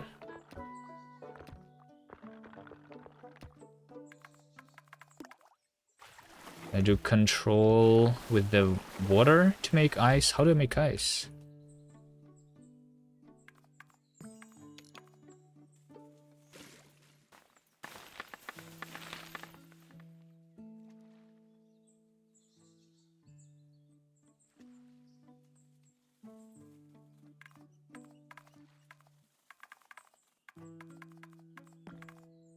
I don't know. There we go. I have a beautiful castle.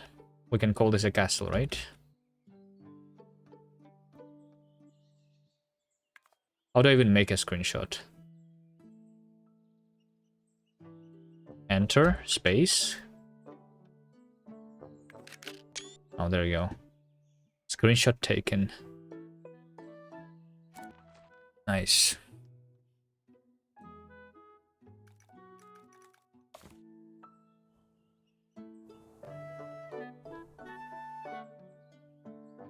Do I have limited space to build, or...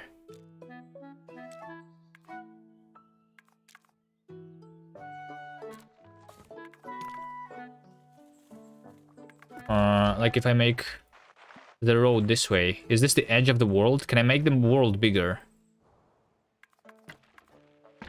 That seems a pretty limiting amount of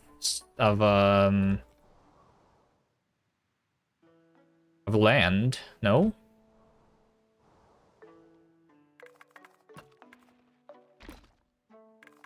Can I build more than one castle at a time?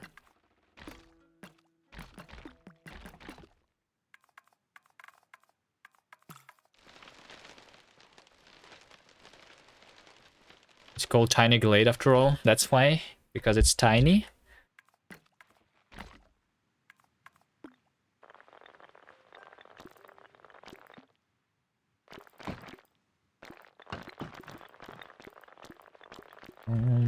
By the way, I'm already having the... Wait, oh, wait. So right now it's okay. But while I'm dragging, I am actually having the FPS issues here. Okay. So it's... Oh, yeah. You see, guys? I have, what, like 1 FPS? So yeah, I mean, if my game was all static, then I would also have no FPS issues. It's understandable. Alright. I mean, yeah, it's all good, it's all good. I don't know how to play this game, I don't know. I mean, I like building things in Minecraft sometimes, but, I don't know. I should, I don't know. I don't know. Maybe, I think this game is not for me. Also, statics here, the waving trees, the moving grass, the ship. There's not that many ship, but the trees are actually static. You can animate those in the... Like, I treat these as a static object, because they are animated using a shader. Probably, most likely, right? So the only dynamic things, like even this smoke can be done with a shader, I think. So the only actually dynamic things is the moving things, like the ducks and the ship.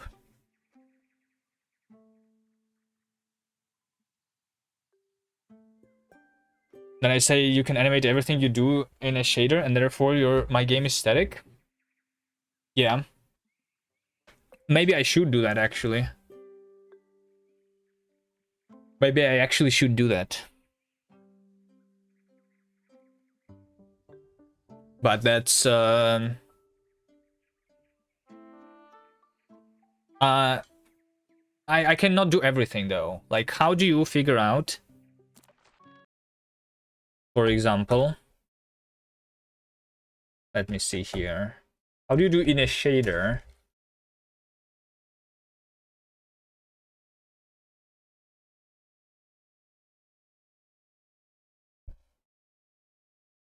How do you do in a shader, like interactions with other objects? Because that's technically like still the visual part, but I want to calculate that.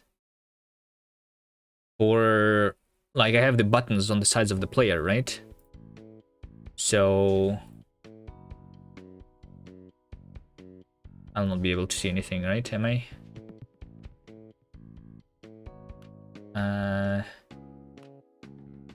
I mean, even to make sure that I am moving, that my player is moving right now, right? Even to do this, I need to make sure that I'm standing on the ground, right? So I need to, like...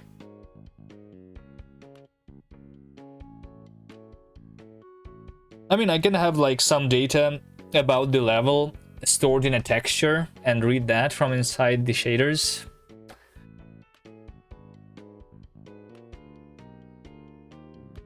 Technically possible, yeah.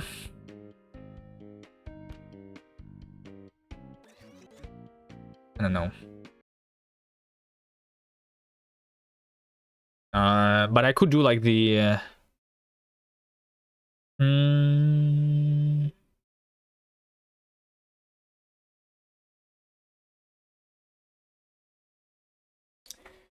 Yeah, I don't know.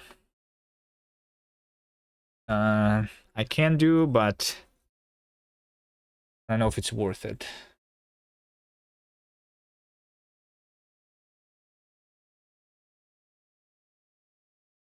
I should just like only do the heavy calculation stuff for the dynamic entities, which is what I'm trying to do here. So I just should figure out why my game right now is not rendering anything. If it moves, it's not static. Well, I mean, static to the gameplay, I guess. Like, some things that are animated are very easy to move to the GPU, right? Like the grass wiggling. I already did that in like in this game, right? So technically everything is static here, but I have the wiggling grass here. If you look really closely, and like the leaves. Let me show you. The gameplay of Tiny is that you build stuff, remove and add stuff. And the trees are growing in an animated way.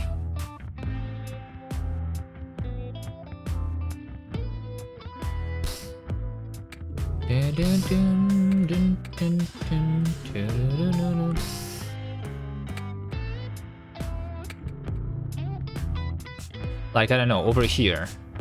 You see this this wind, the grass, the leaves, right? Like, this is a static thing to me. It's just drawn with an animated texture. And similarly to that, the trees that are wiggling, it still is all static. I don't know.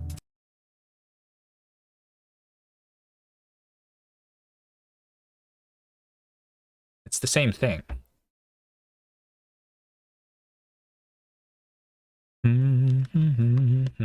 And in Tiny Glade, it is static, but the trees, the way like their static thing works is changed when you build something, but you don't build like every tree. You don't change the way it grows every frame.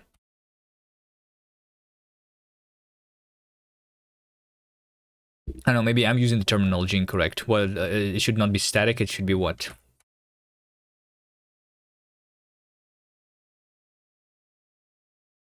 I mean, technically, can you just do you just say, Raymarsh, that everything is animated because you move the camera around, so it's never is static on the screen?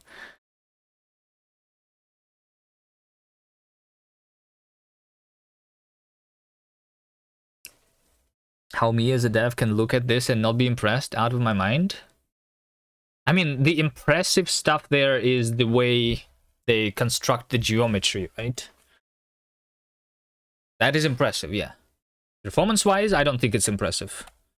Once you construct the geometry, it's all static, so it doesn't matter. The impressive is the way they do procedural construction of the geometry.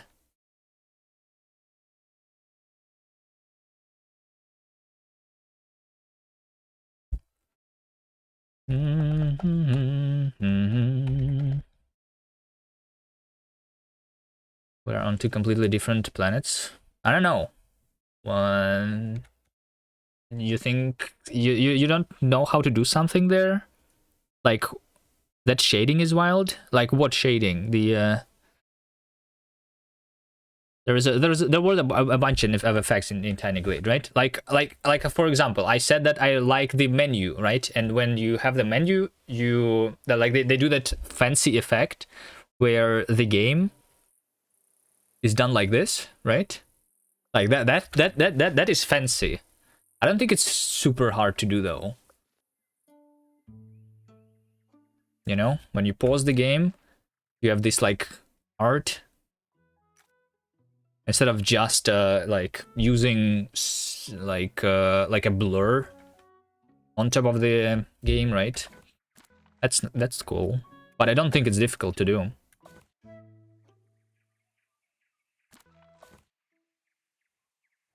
The way the trees go around, this is like every game is doing it like this, right?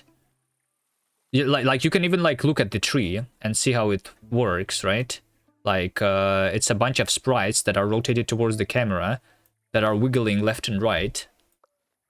So a tree is consisting of multiple like leaf sprites, because when I move the camera I can see those individual sprites actually, right?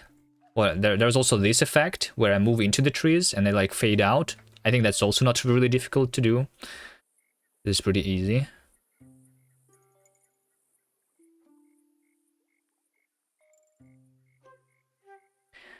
The visual consistency, well, I mean, I mean, yeah. I mean, it's well made. I'm not saying it's not well made. Or are you saying that I should be impressed just because it's looking good?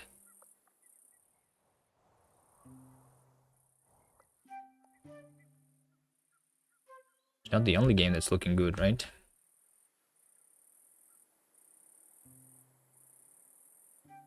Why is there no light on the grass from these fireflies, for example?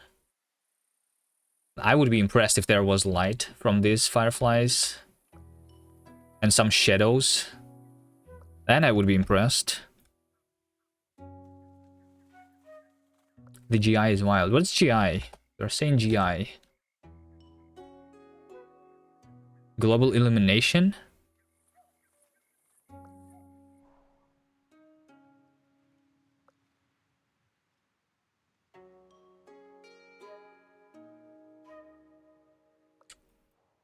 Global illumination. Like there is this thing, for example, right? But as you can see, this guy, this lamp is lighting on this wall, through this wall. There is I don't see the shadows actually. Is there shadows in the game? This is a shadow, but this is a shadow from the sun, right? So I think there is shadows from the sun, but not from the other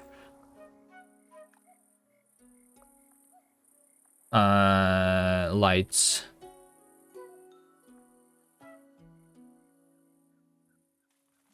Like this one is doing... No, hold on, there is... Wait, there is shadow here. Why is there no shadow? Maybe I just didn't see it. Okay, there is shadow, alright. Cool. Okay. So what happens if I do 100 lamps, then?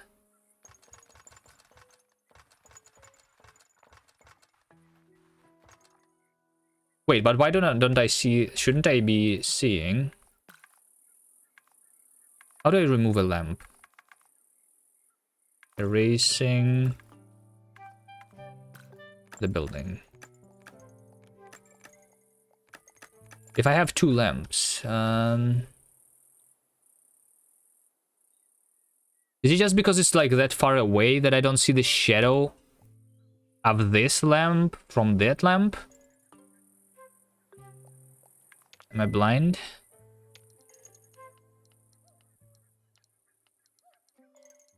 Yeah. I see a shadow from the moon here, but not from one lamp to the other lamp. Wait, hold on. I see that the firefly is casting shadow. But the light from the firefly is not existing. What am I trying to prove? I don't know. I don't know. You say that there is something impressive here. I mean, it is impressive. But, I don't know. Seen this, all of that in other games, right?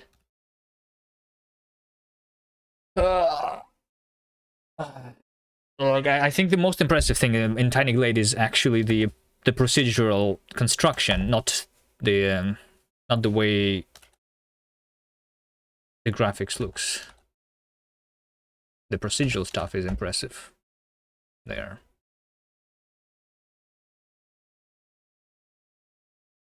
We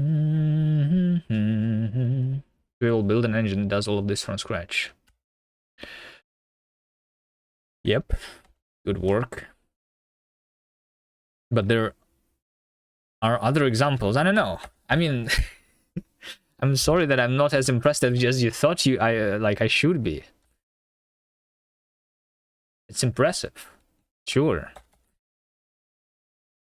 Have you seen like that other thing that is built by one person? Something like there was like this voxel engine.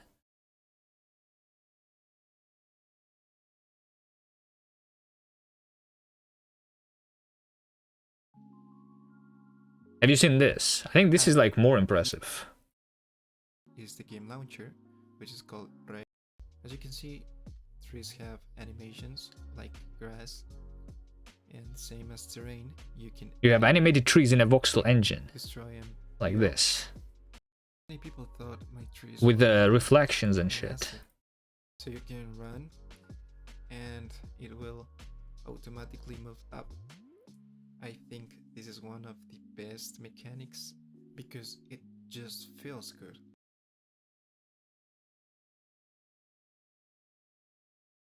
Boom, boom, boom, boom.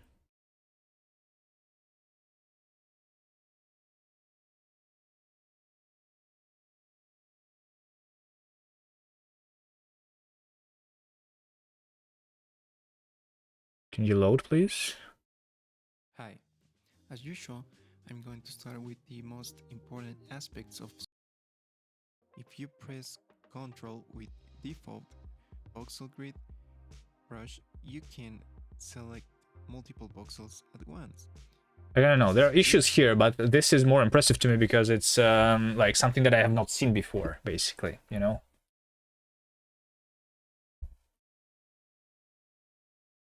So that makes it more impressive. Even though maybe it's like technically also not that difficult. I don't know if it is or not.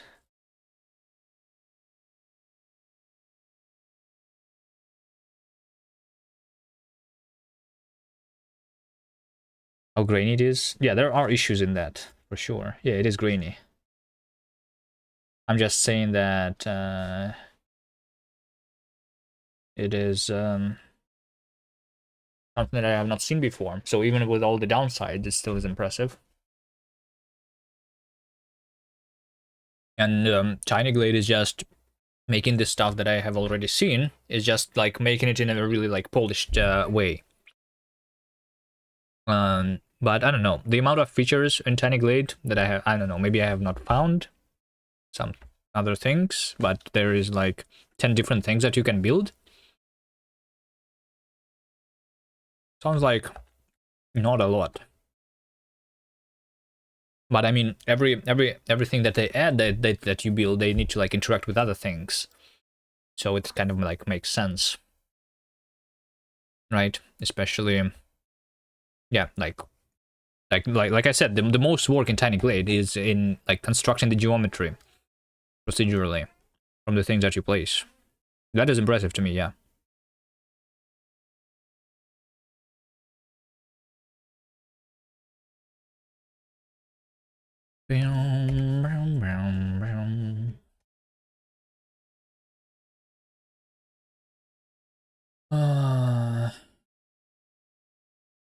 Anyway,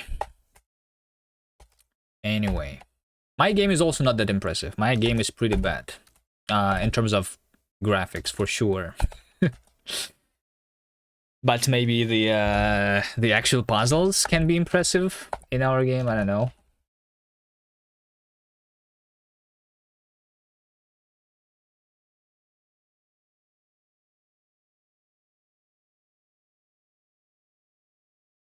The quality of rendering is very impressive.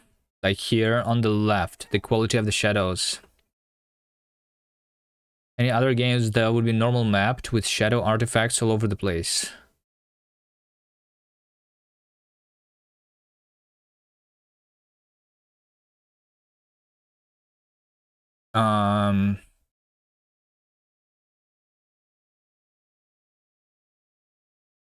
I don't know, there's a lot of different ways to do shadows.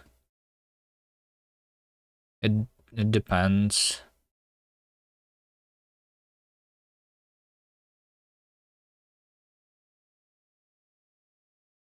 You can see the individual tiles casting sharp shadows that get smoothed by distance. Yeah. So are they doing shadows with ray marching? There are other ways to do the shadows that get smoothed by distance. I don't know. I did not like do much of the shadow work myself, but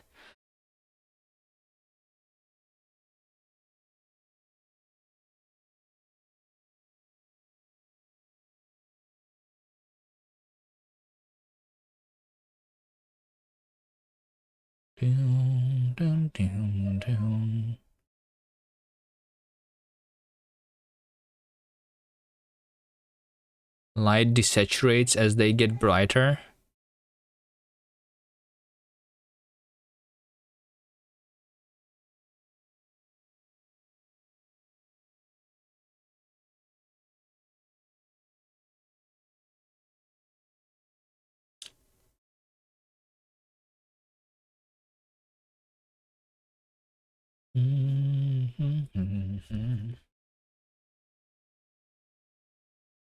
That's a screenshot of a real-time game.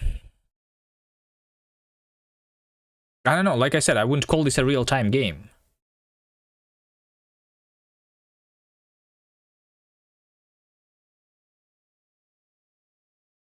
Can we see a ship? How do I make a ship? And if a ship that is moving around, doing the same thing. Is 4 hours a short stream? I mean, yeah. What's a long stream? Hello, Brainoid. Have you played any Glade? New. Oh, there's... Oh, yeah, there we go. So I have, like, winter. So there's this stuff. So I cannot have winter and summer on the same map, right? So if I do the winter, then I will be able to do this. Do you enjoy other people playing this? Well, I don't know if the way I play this game can be enjoyable. I complain way too much, obviously. All right. What do you say about this Ray March? Why is my door is clipping through the thing? That's not how it's supposed to be, right?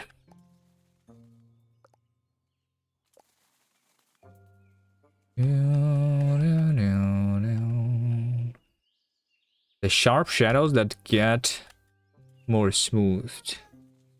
I turn off the depth of field.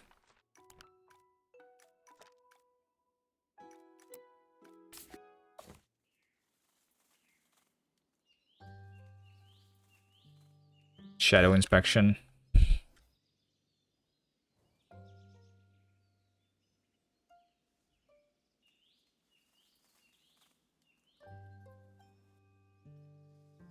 Well, I definitely see some implementation details on these shadows.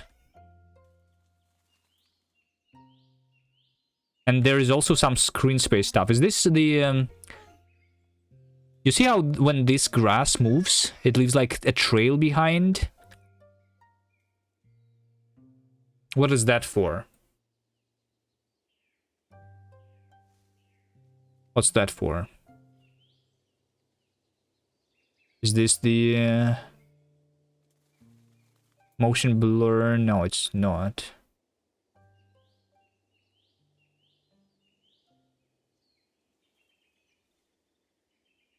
Caching of remarching results? Yeah, maybe.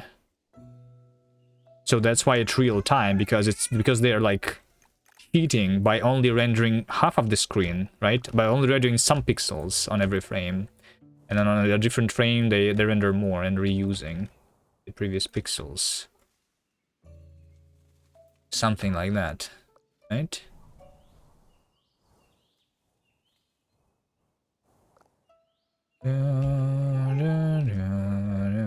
You don't consider this real time? Well, I mean, you can make a shadow map for this, no? For doing these shadows. And you only need to rebuild the shadow map once you build something.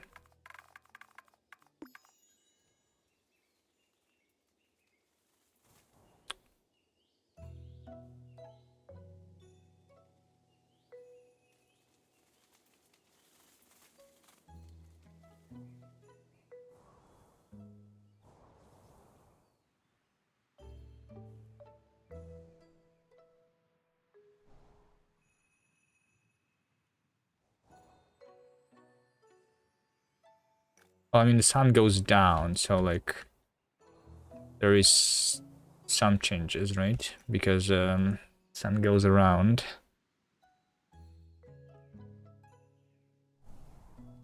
Do you invite me to do that? Yeah, I mean, I'm not interested in graphics too much. I'm okay with my stupid pixels. I cannot even make that run smooth real time, right? I mean, what am I complaining about if I cannot make my game run smoothly?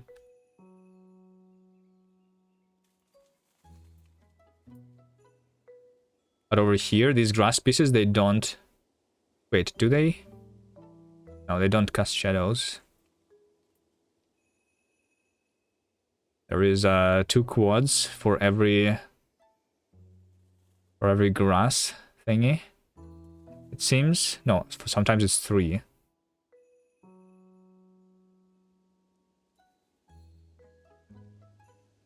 Hmm. Am I doing QA test for this game? No, I don't know. I don't know what I'm doing. I'm just distracting myself so that I don't work on the useful stuff, you know? Just procrastinating.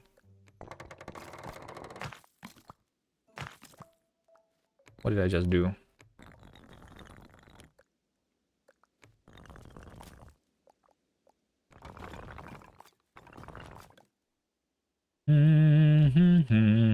You're now 100% certain that nothing I will ever implement will impress you?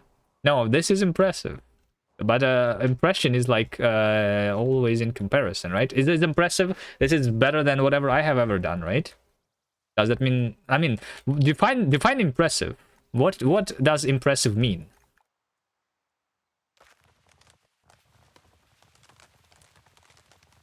Okay, I can move the tree, and then the shadow moves, right?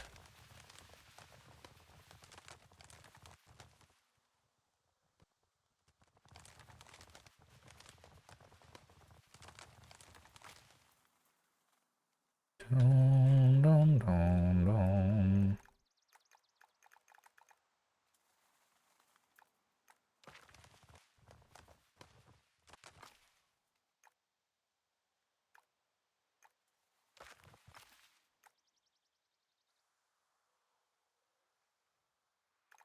This game was also made by Rust. Not by Rust, in Rust, yes.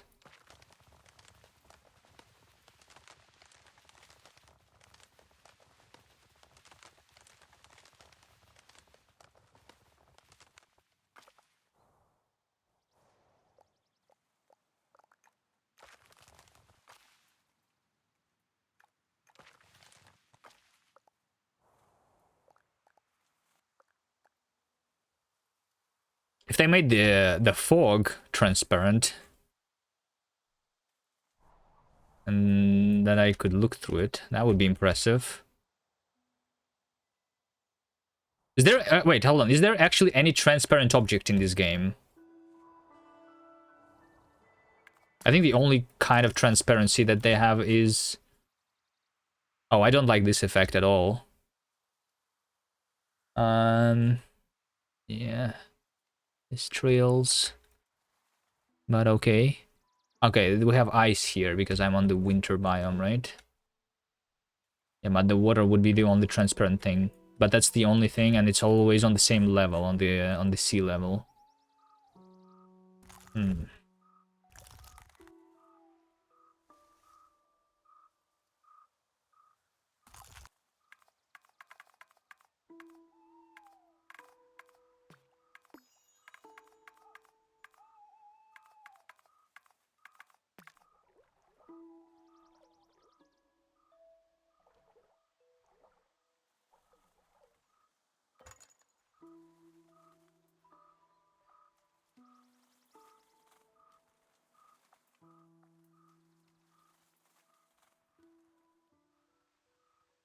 You see the shadow of this lamp casting on itself here.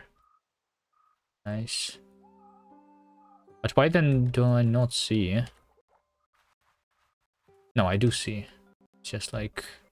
I guess because it is far away, so it's like smoothed out a lot. There's definitely a shadow here. Can I make this smaller? Like a small light? No?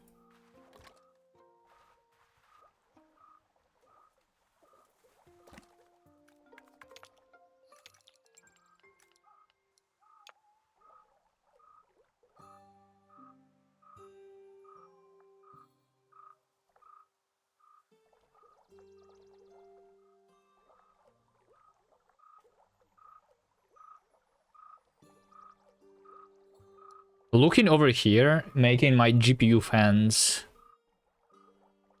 do a lot of work. So there's like a lot of remarching happening here, right? Because of the dithering and stuff. Didn't I turn off the depth of field off? Should I not... Like, why are these cracks in the ice? Should they be like... not blurry when I zoom in like this?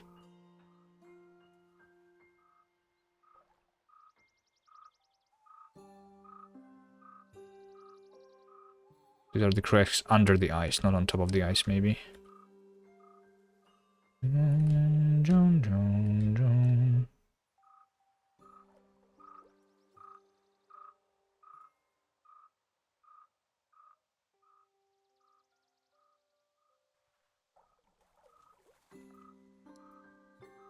Diffusion retraction. Yeah, I understand. Yeah, I think this... No, no, this is still doable without ray tracing, though. Like I said, if all the ice is on the ground level, you can just render the game twice, and in the shader... Well, I mean, that would still be like the screen space, I guess, technically, right? Although, like, screens... I don't know, is this still counted screen space if I render this stuff upside down? Wait a second. Hold on. Wait, I don't see... Wait, it is screen space. Is it not? I don't see the refraction. Unless I zoom out. Do you see? I zoom out, I see this thing. I zoom in, I don't. Didn't you tell me that they don't use screen space? But this is literally screen space. This should not disappear. The light on the ice. This is done with screen space, I think.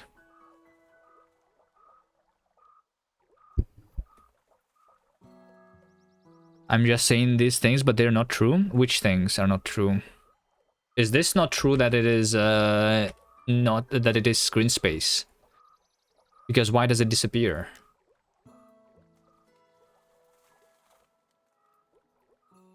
Once the light itself goes outside of my screen. When it's inside, I see the refraction, otherwise I don't.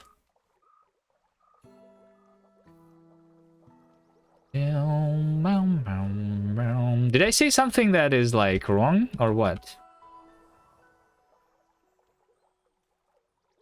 But yeah, this is my least favorite effect in the games, in the modern games. I mean, Tiny Glade is not the only one who is doing it this way. But like when I see this, I mean, for the Tiny Glade, it doesn't matter much because you like do it for doing the screenshots, and if the picture is static, then it's fine. I like that the bird landed on my lamp pole though. Like that is impressive to me, right? That they did this tiny detail where the birds just landed on my on my pole. That's cool, but like I really hate this effect, especially like in like shooter games where there's like these weird trails because of screen space shaders. You're now going through lots of stuff on this game that you do not like.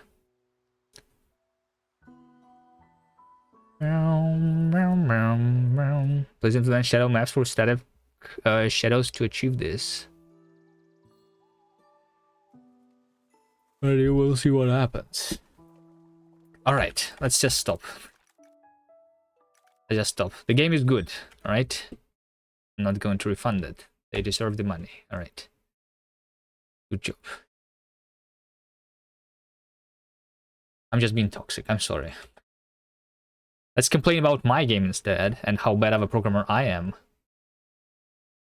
Right? Like, why is my game not shown on the screen still? Boom, boom, boom, boom, boom, boom, boom, boom, boom.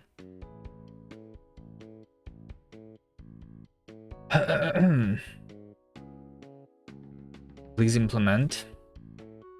Alright. Okay. Until I implement, I'm not allowed to complain. Is that right? Because I'm assuming. Do I use screen space reflections in linksider? No, I don't have reflections. Not yet, at least. We have refractions when I'm behind the water. But I think that's a classic. And then we'd use the screen space, which does lead to artifacts. But I don't know. Good enough. Just that there's that like refraction, which was like disappearing. The reflection of the lamp in the eyes.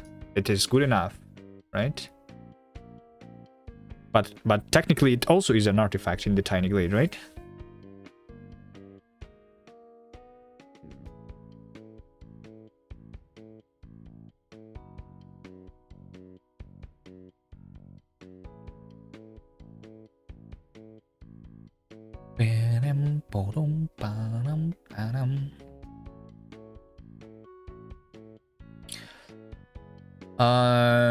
Believe me, it wouldn't look this good if you did it this way. All right, let's do you have like screen? I like the way that people did reflections, where they draw, like, let's say that you have a mirror in the game, right? Instead of doing like ray tracing and stuff, you just draw the scene twice. Once the actual scene and once the scene that is behind the mirror, right? In order to do the reflections. That's an old classic way of doing this, right? If you don't like, and then you just apply some dithering on top of it, why would it not look good?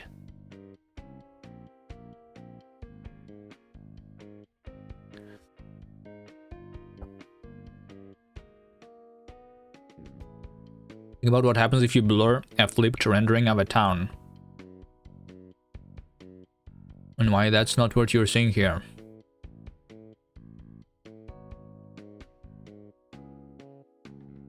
If you follow the rails, you get different results. If I followed the rails, that I would get different results than what I saw in the Tiny Glade.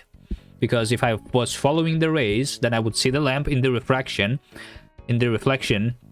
if the lamp was outside of the screen. But it was outside of the screen and I did not see the reflection, which means that it was not rays, right? Am I wrong? Where am I wrong there?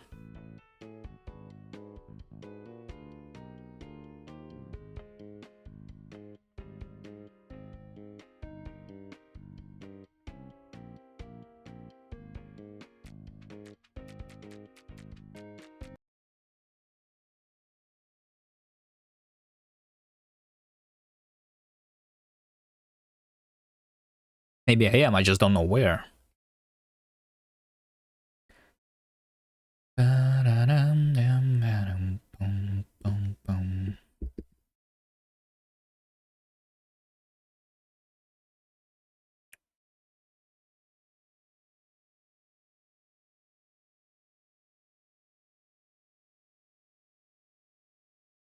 You know, I'm not jumping from one topic to another. I'm talking about the same topic, about the reflections. There's two ways that I can see this done with a raycasting, right? And with rendering the flipped version of a scene. And in the Tiny Glade, none of those are happening, right? Because I did not see the reflection. So which version do they use to render the scene? The third version. The screen space stuff, something. What is not true?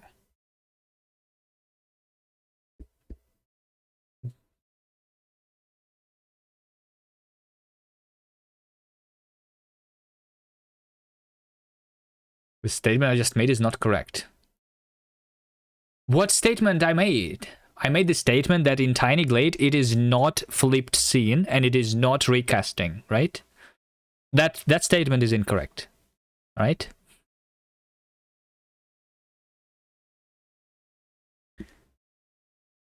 They can be both doing raycasting and not seeing that lamp. That's gonna be so both be true at the same time. So how is that true? So it means that the raycasting is not doing the raycasting until the like to the end of the ray, or what? How is ray like? Isn't that not raycasting anymore? Because you are supposed to look where the ray ends to see what you see. That they not, I don't know.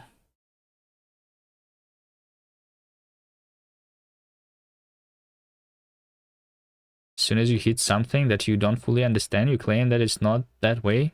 Okay, explain to me what is not that way. Raycasting is working differently. Raycasting is not just me trying to cast a ray and seeing where it hits. So that's not how raycasting works. Is that so? Raycasting is not casting rays. What is it then?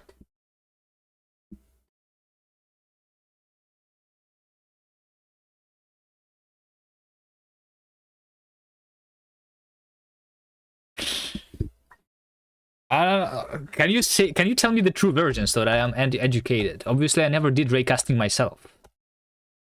Maybe people call raycasting something that is like doing something else that what I think it is doing. Maybe.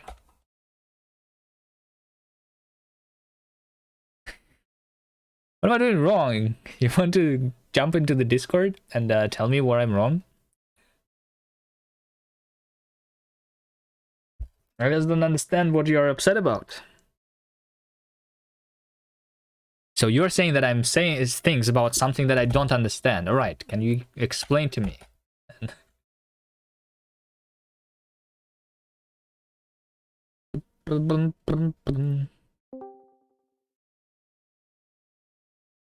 My Discord even going to work? Oh wait, this is the wrong one.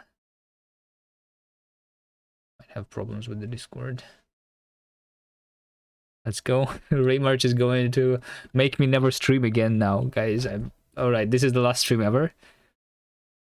Raymarch is going to put me back where I belong.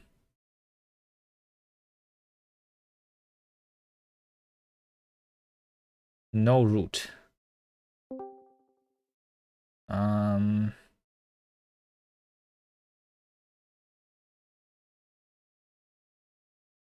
Is there alternatives to this thing? Hold on. I think if I do Discord in the browser, it should be working. You're in my Discord? Why did I not see you then?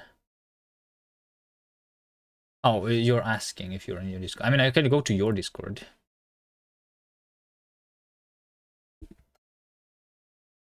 What's it called? Dun, dun, dun, dun, dun. Engine space. Engine space.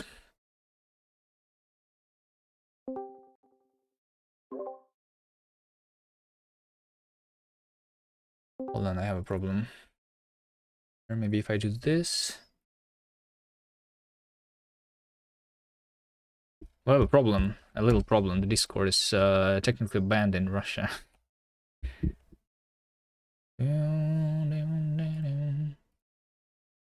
Tab crash reporter. Oh, nice.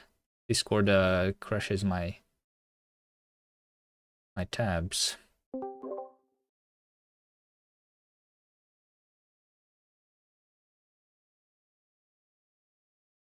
You're having similar issues, Brainoid, too?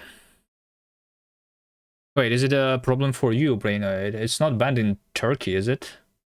Oh, you mean like... Wait, oh, you mean like the crashing? Is what you're having? Oh, it is banned in Turkey, too. Is that recently banned? Right. Maybe if I open Chrome? No, Chrome.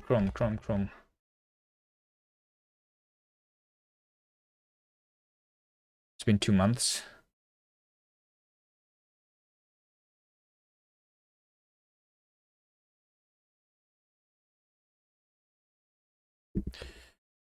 Ah, shit, it's annoying. Now I need to, like, figure out how to do this in Chrome.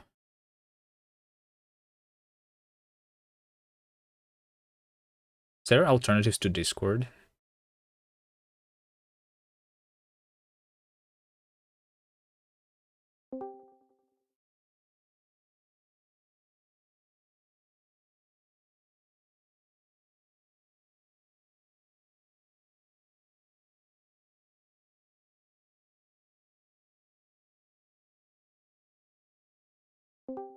Hold on a second. I need to debug this a little bit.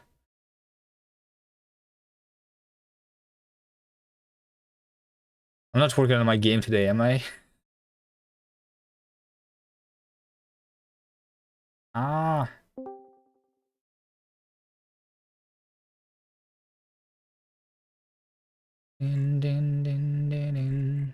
Science.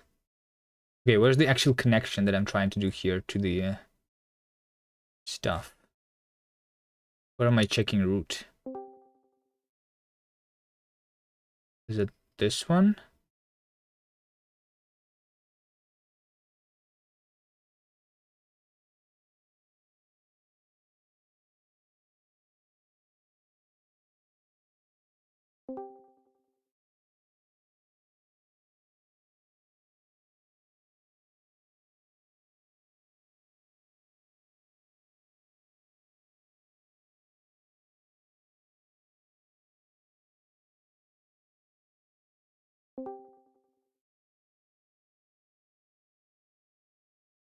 Some girl got assaulted by a dude on Discord and government thought that they can stop it by banning Discord. This is weird. This should be working. I don't know why it's not working. But I mean, I didn't try to use the voice in a long time in Discord.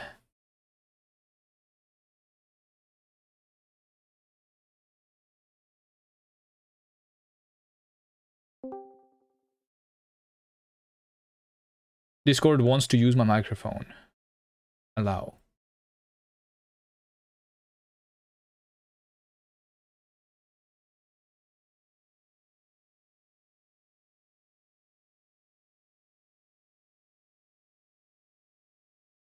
I don't think it will connect.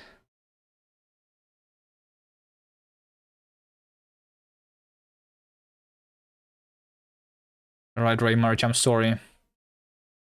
I don't know how to listen to you.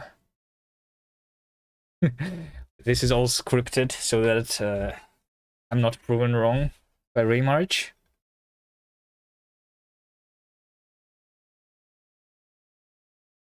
Do you talk in Discord, Brainoid, though? Did you figure this out for yourself?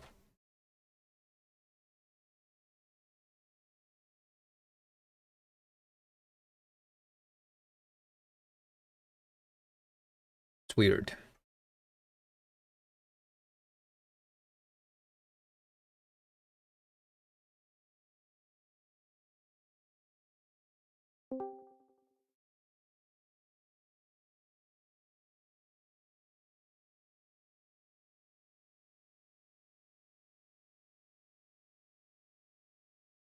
Alright, whatever.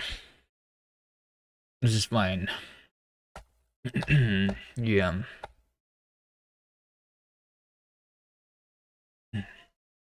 You called me directly. Without VPN, but using 8888 DNS, Discord web app works just fine. If you call me directly, so it'll get us the server over there. I don't know. Let's try. You think that will work? I mean, the problem is that I don't know. I mean, what do you mean, like a server over there? Like a server near me? But it doesn't matter because it's banned.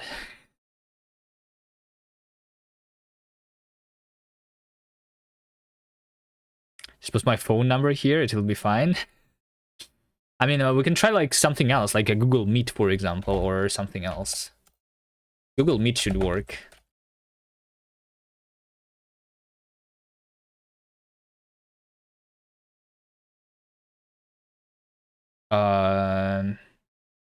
Create a meeting. Start an instant meeting.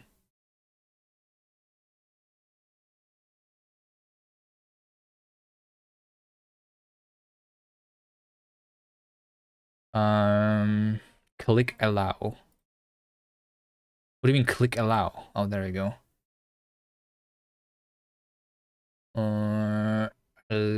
Allow.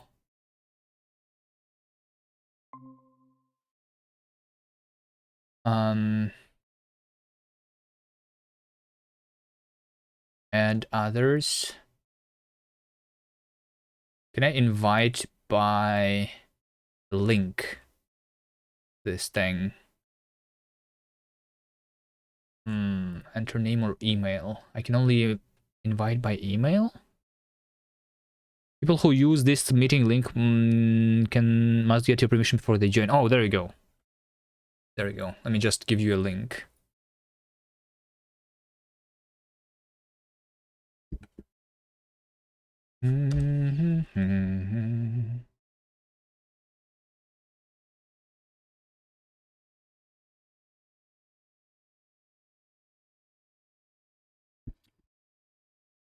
It feels like it cannot connect to any server. It says routing, but I think that's a lie. Yeah. I don't know.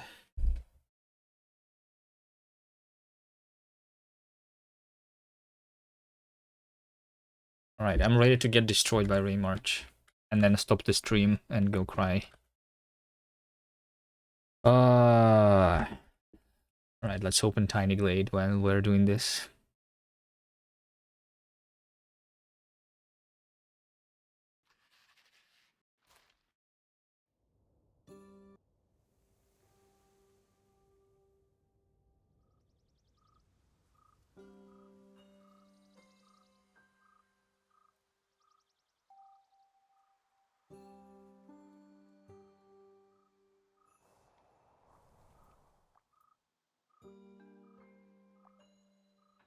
Can I, by the way, see the FPS here?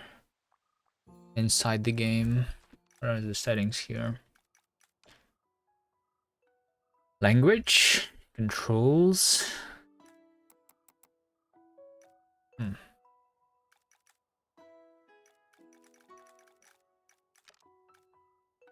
Screenshot format. Control hands video. Image sharpening. Post-process the image to look sharper, but also grainier. Resolution scale. Frame rate limit. Depth of field photo mode. Boom, boom. Input lag reduction. Improves game responsiveness on slower computers. Alright. I gave you a link, pretty much. Sent you to the Discord, I think. Sending messages should still work for me, right?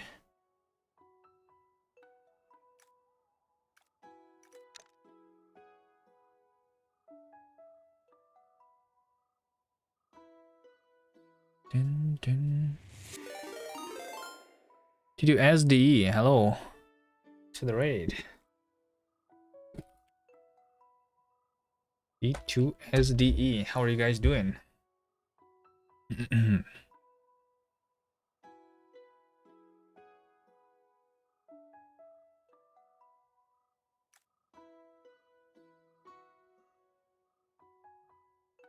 Short stream before work and almost reaching 5 hours. That's what I call being passionate. Yeah, I don't know how much longer am I streaming for today. We'll see. I mean, the work is tomorrow, so today may be a longer stream. But technically, it still is a stream before work, right?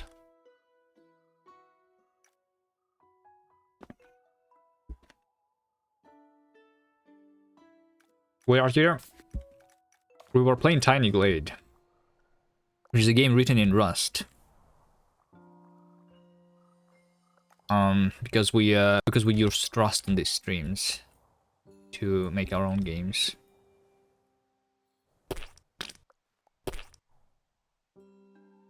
Oh wait, hold on. Admit. There you go. Hello? No. I approved Raymarch. And I hear Hey, what's myself up? now. Can everyone hear me? I think everyone should hear you, yeah. Can you say something? I don't hear you. You don't hear me, alright. No, my microphone is on. You sure you cannot hear me?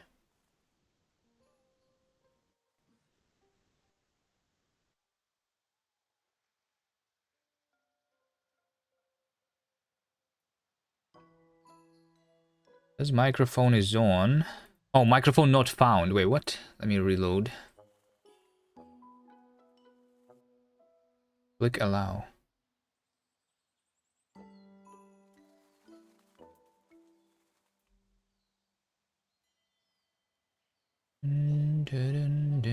Allow.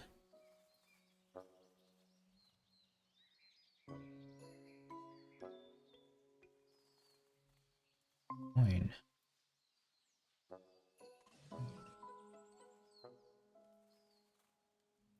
Oh my god, this is so annoying. Why is this not working? Hello, hello. Do you hear me? Because I hear you. And Pigorl hears I you. cannot hear you if you're Yeah. saying something. Yeah, I don't know why. Also, the Google visualizing thing is not showing that there's anything coming from your end. So it's probably a you issue. It says microphone not found. I don't know.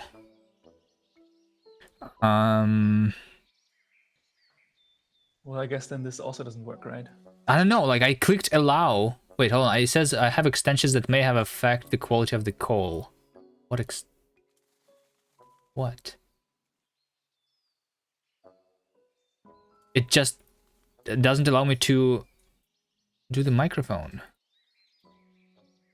Microphone not found. But I literally clicked aloud and it was showing me the microphone. I think it's the problem with the Google Meet itself.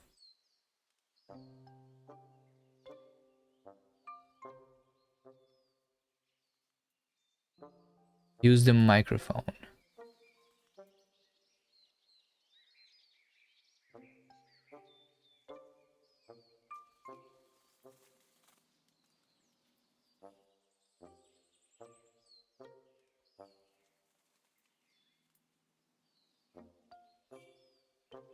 Remember, allow, join.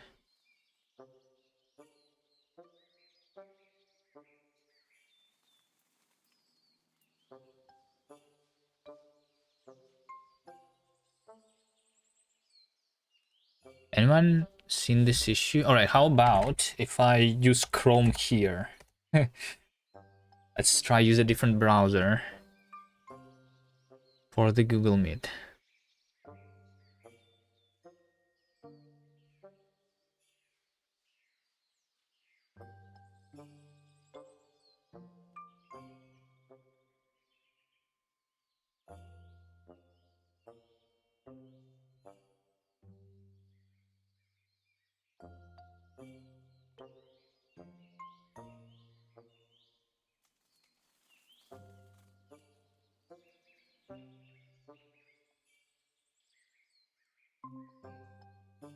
Hello? All right, I'm hearing you. I don't know what happened. I just opened Chrome instead of Firefox. I think there's some weird bug, maybe. I don't know. Weird. Interesting, because I'm using Firefox. I don't know. Anyway, It said something about the extension, so yeah, maybe. All right. Anyway, I'm all right. listening.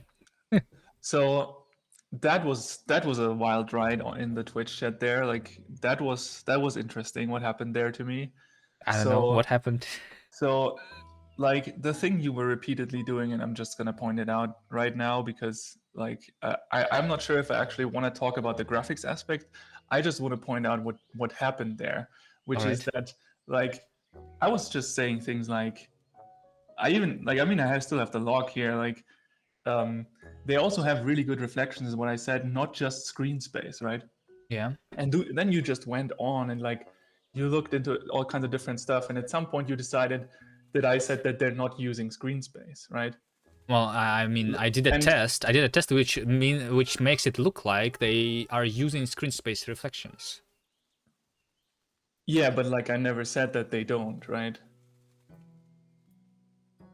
Wait, wait. And then that Didn't you became a say that whole they thing. don't use screen space?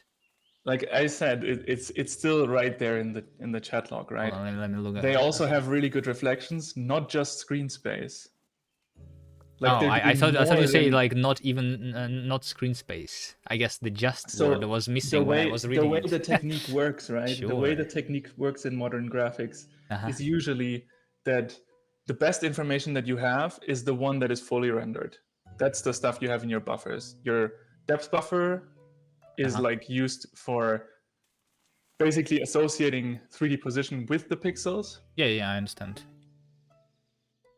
And then so if you want to do like any form of ray marching or ray tracing pass, it's usually your best like So you remarch or using the data that you have already rendered, basically, right? that is some of the best information that you still have. And if you can use that, it's a really good idea to make use of that, right? Okay. So it's oftentimes a situation where you decide what fallback to use based on a how much processing time you have left in your frame, and Mhm. b like the quality. Like if you have any heuristic that tells you, oh yeah, there's not going to be any information available here, I'm not even going to bother doing ray marching for this and that, right?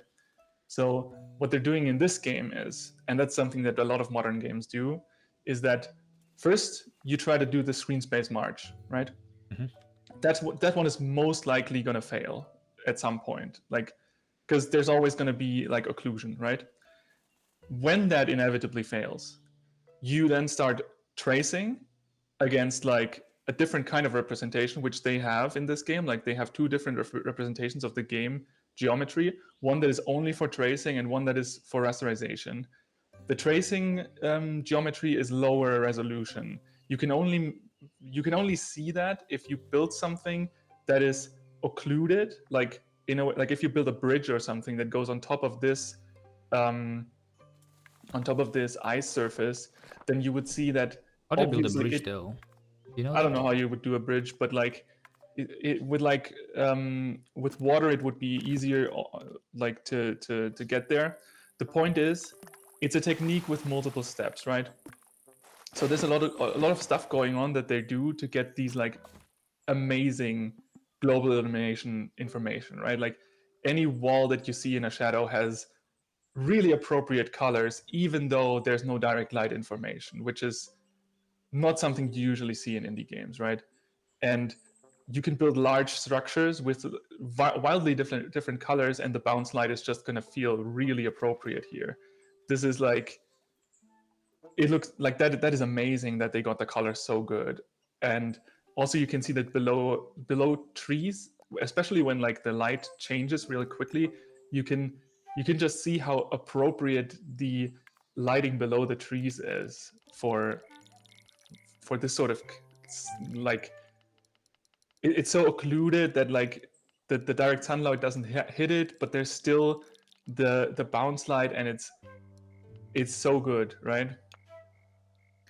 Also at a distance it works. You can move the trees around. It doesn't like it's not like you have to wait until it recomputes these light maps or light probes, right? It's not like in Unity where like you would have a bar that goes like, oh yeah, recalculating. Or in Trackmania, they also have that, right? I Like can't really like compare with Unity because I mean you have been working as a game developer for longer than I have. I can only compare with the games that I've seen, right? Not with the yeah. that I So played. I see like usually, the I see the rays of the like what do you call these things? The god rays or something like yeah, that? I would call them God rays. So in this particular case, these are, I think, volumetric. Yeah, I did not Like notice this is that on volumetric ray before. marching going on, and the cool thing is just that they implemented a really good look, but you can still touch everything and move it around in an intuitive way, right? Whereas if you did that in a game engine that is not like Unreal Lumen, maybe, like, of course, they have sophisticated distance field or voxel based approaches there, but they also like aren't target like it usually, in my opinion, doesn't look this good on low end hardware, whereas this Tiny Glade runs on a Steam Deck, right? So it's, Is Steam Deck actually like low end though I would say so, considered? yes. Um, I mean, I don't know, like I think Switch is ultra low end these days, and I don't think it runs on Switch. But a Steam Deck is also like, it's quite difficult to get good graphics to run on a Steam Deck. Like like you have to do some optimization to get a good graphics out of a Steam Deck, I think. At least from what I've been playing around with it. The point is, I am really impressed by this. I'm not saying you have to be impressed by this, but what I was a little bit getting annoyed of is that like I was just like pointing out things that I think are great about this, and then you twisted my words, like How did I twist them? making me sort of justify things that I never said, like, hey, it's screen space, you said it's not screen space and stuff like that, like, and it happened like 3 or 4 times, and then at some point I was like, okay, I'm not going to engage in that sort of conversation, because I know if I'm, even if I'm going to say something right, even if I'm going to correct something, you're going to just find the next thing, like you're just going to jump ahead at light speed. All Within right. 5 seconds you're We going to got to have this another screen thing, space that I and I will misread it just correctly, right? and I But will just be what's the online searching for sources, right? I will just, you know, like you can claim things in within seconds, and then I'm I'm not even like out here claiming anything. googling. I'm just like thinking out loud. I might be wrong. Yeah, It's okay but with me being so wrong, right?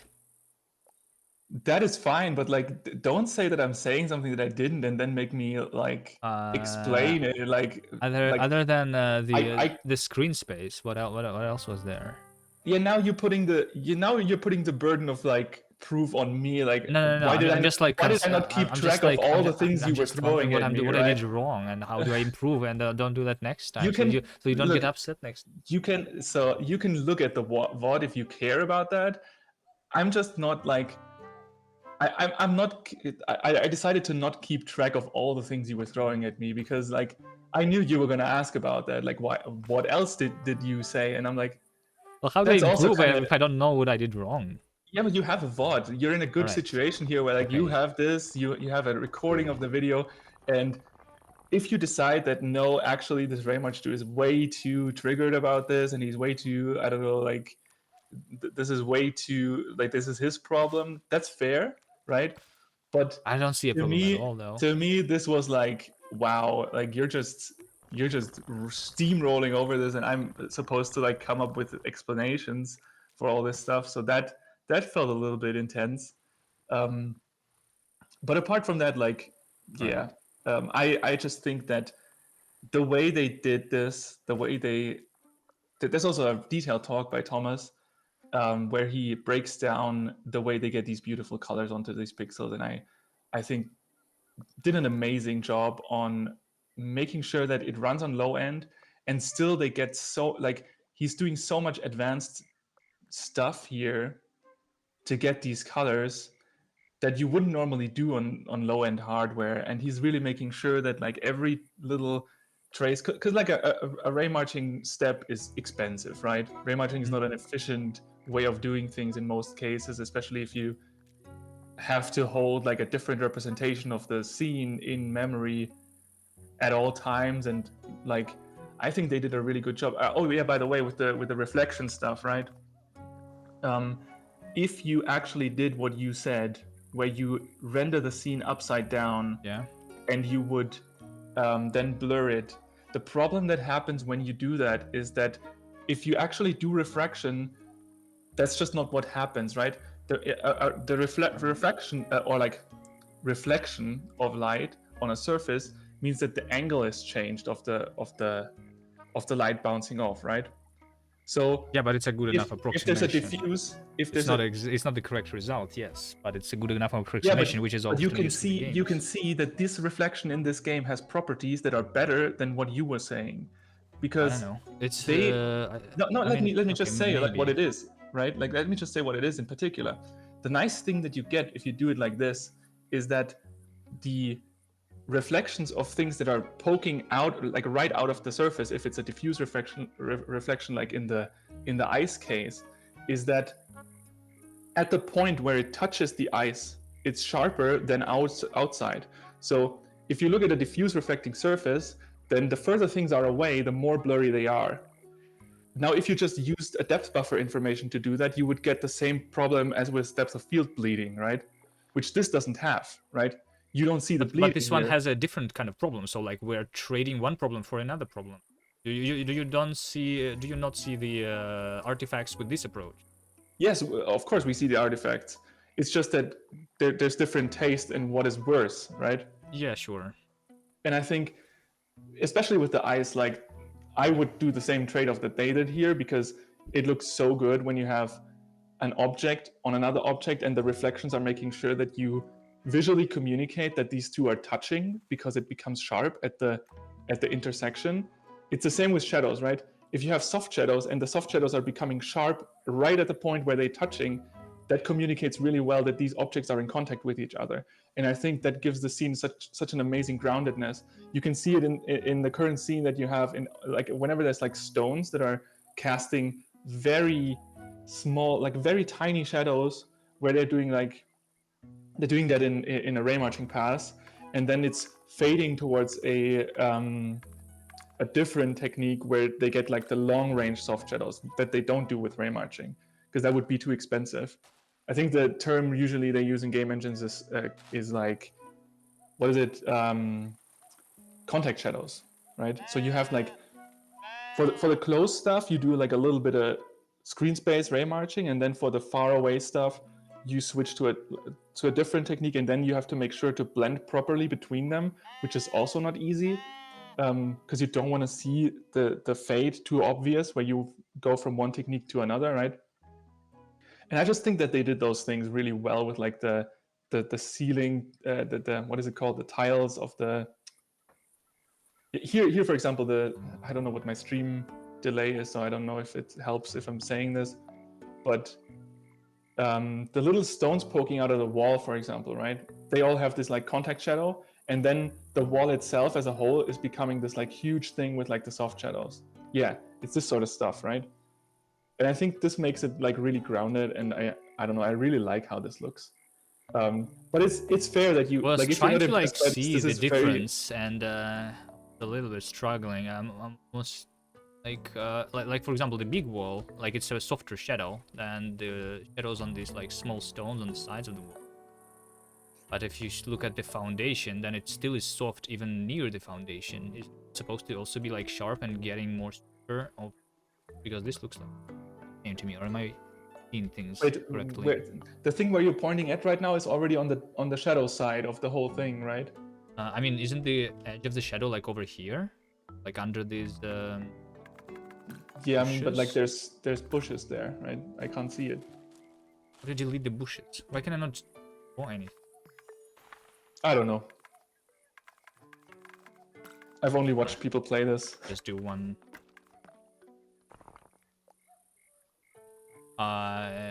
Like.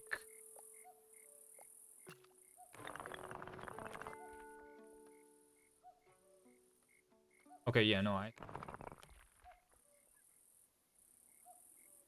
And this is something that in a lot of indie games you're not going to see that, right? Like you're going to have blurry reflections all the way to the contact point, and then it's like, it is what it is, right?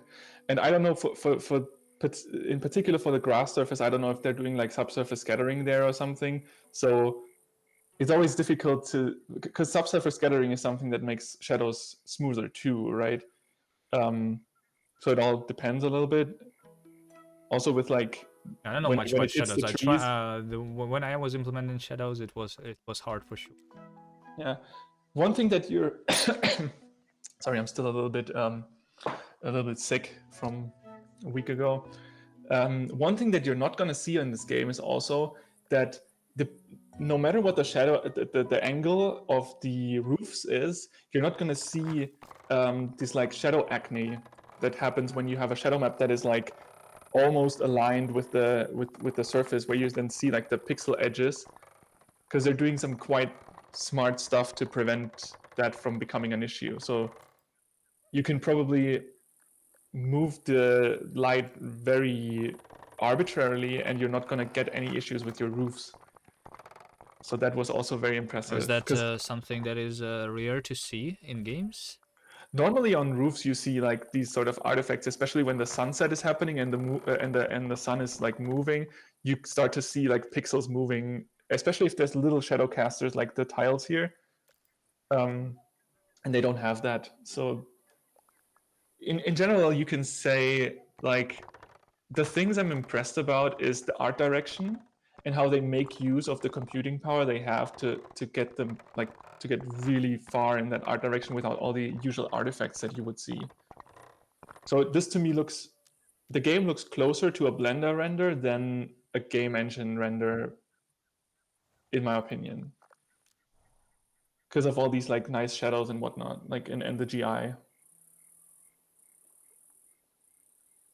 Like, can you make it sunset right now? Like, because at sunset, I feel like it's most um, visible just how pretty this is.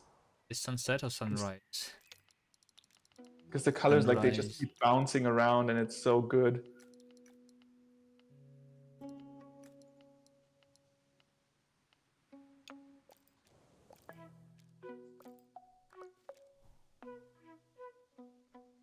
I don't know.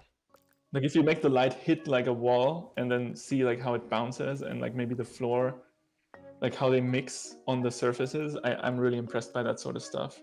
Wait, so if I another wall here, it go up, and the light is going to be reflected on this side of the wall from that thing. I don't know. I don't know what to look at for it. Can you make it like hit the wall really hard, like that? Like move the sun in such a way that it like really. Isn't it like doing this almost at 90 degrees here, hitting this thing at 90 At degrees? sunset, it's just not that intense, right? Like the light intensity is not as much as if you, because it gets less and less intense by the. Isn't there like a cosine law or something? The cosine is 1 here. Sorry. I don't know. I don't know what I to mean, look like at. the Trying to explain. so the atmospheric scattering, right? Like makes it so that the sun has less energy when it's coming from the side, right? And I think if you move it up a little bit, then maybe you get more bounce. Like I don't know. I'm just guessing. Like how to get like a really strong Guessing. effect like that. I was also guessing before. But already here, I'm impressed at how they get the trees to look like that. I don't know. It's really cool.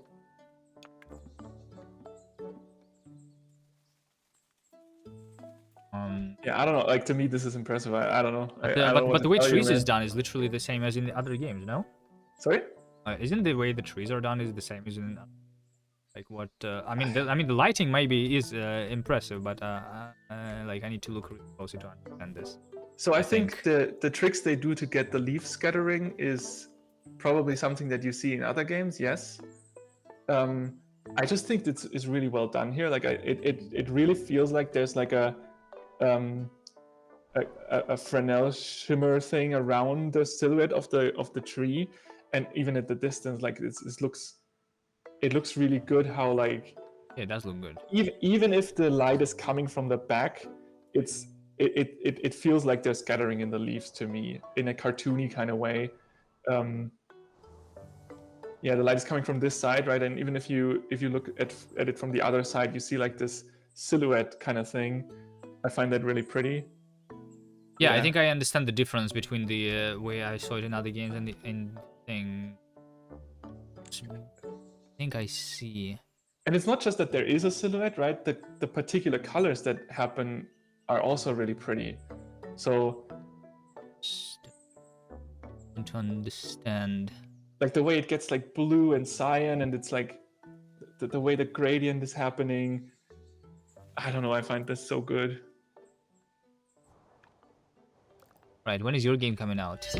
Oh, I need to get my library out first. Like, there's no game happening anytime soon. So I was trying to get it to look under the trees like that, and I couldn't. Like whenever I tried to get like a nice dark, like ambient, like with the bounce light It's here, the way it literally looks just with like black these here if little I go into the trees. with like the patches of light and how it bounces around. Like I failed at doing that a bunch of times. I couldn't get this look. Maybe that's why I'm so like impressed by this, because this is something that I've Maybe been because trying you to. tried and I didn't try. Yeah, I'm like just I like tried to comparing get. some things that I have seen.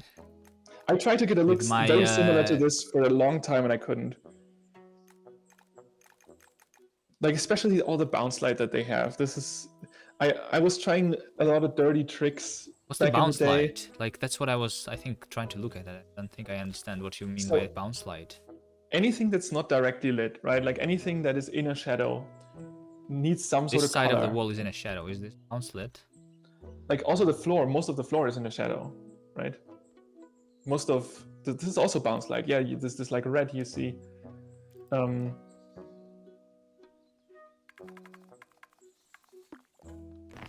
And here you can also really beautifully see how the tree shadow is blurrier than the wall shadow on the floor, right?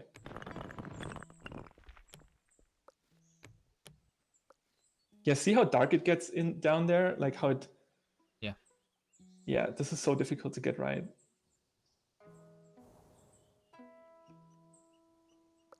Because this is interactive frame rate, right? Like you've just drawn this. There was no loading bar where it was like saying, "Hey, I'm baking the light maps.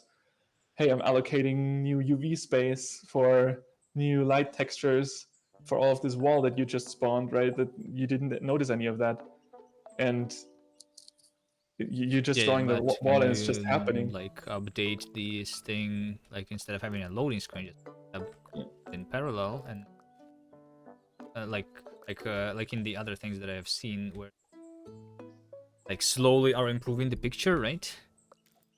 I mean, it's definitely iteratively happening, and I know that they're also doing light probes. I think there's a talk, like he's talking about all of this, how they did it. I'm just really happy that we're now in a time where this is happening on games where you don't need a high-end PC, right? Like we're now, I don't I feel like this know. is user content time. Like if you build a map like that Oh in wait, this is Trackmania, then screen. Look at this over here. When I'm zooming in, yeah, I see the light on the bottom here disappearing.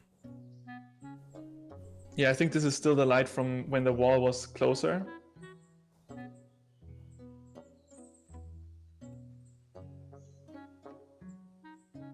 So this is probably also like reusing from previous frames and slowly fading it out if it's wrong. Like you don't want to have like a wrong frame and then suddenly cutting it off, right? If you notice that it's bad information, because then you would like it would be even more noticeable to people who don't know what they're looking for. Yeah. Anyway, I think this is great for user content. It's a great time because like we can have better GI, and I've played games like Trackmania where like you build a map and then you have to build the light maps, and you're literally This is the thing sitting that I've seen there. in other games for the reflection. This is very noticeable. Something that I don't like. This is the kind of artifact that I don't like.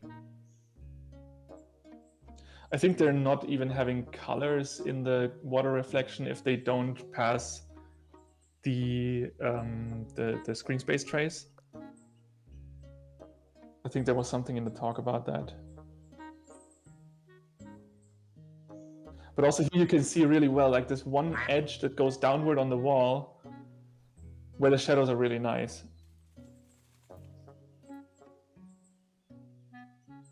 Like there's this like edge where it goes from being lit to being shadow, and I don't know, it looks really good with like the individual, like on the right side. Here, like this edge, right? I don't know, I think this looks really good.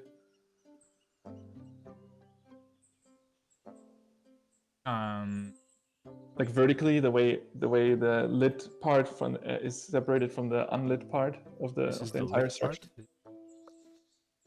Yeah, left is the lit part, and then yeah, but you still see like the little edges on of every single little stone there. I mean, this is because of this is done with geometry. In some places, it's done with normal maps. I have noticed, like over here, for example, this floor is actually flat. Full mapping. Yeah, and in some games you would see like at those transitioning points you would see before the shadow, you would start seeing the pixels of the shadow map cutting in with shadow acne because Like they're not doing a bunch something of similar to this thing over here. Is that what you're talking about? But on the entire That's wall. that's from the tracing. That's from the screen space tracing. That's a little bit different. It's a little bit of a different artifact. Yeah, but like it would look kind of the same, right? On the wall, if it's like yeah, it would be along the sun vertically along direction, the right? whole wall, right? Yeah.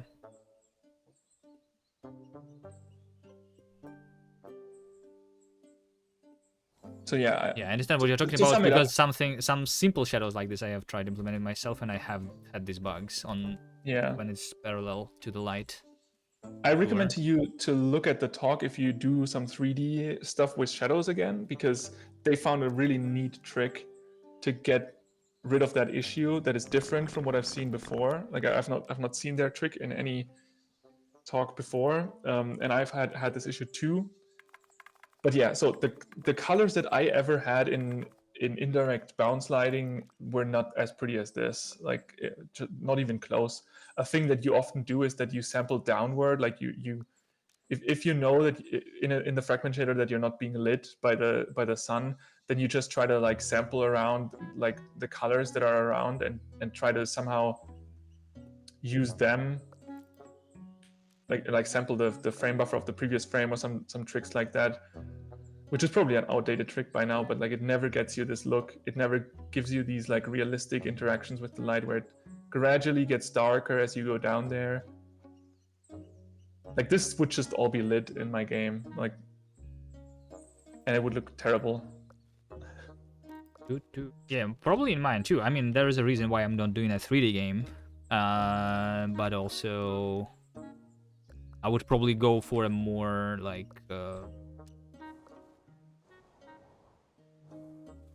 are games that look really goofy, so I would try to go for a goofy look so that it doesn't need to be like realistic soft shadows and stuff like that. Yeah, I think they did a good I'm more of a balance here with gameplay the- guy anyway, so I'm not going to probably try and do these like advanced techniques way if I go 3D at some point. If you zoom out a little bit, I just want to point out that real quick. I don't know if you noticed this, like zoom outward. If you look at the part that is on the grass that is not hit by the sun, you can really see the color gradient towards the trees. Like whenever it's, if you zoom out a little bit, like Under the trees. way out. I don't know how my stream delay is. I mean, I understand that under the trees it's like darker, even although this is in Yeah, shadow like this- and this is in this- shadow. Yeah, the way this gradient is just like so pretty. I don't know, like, yeah.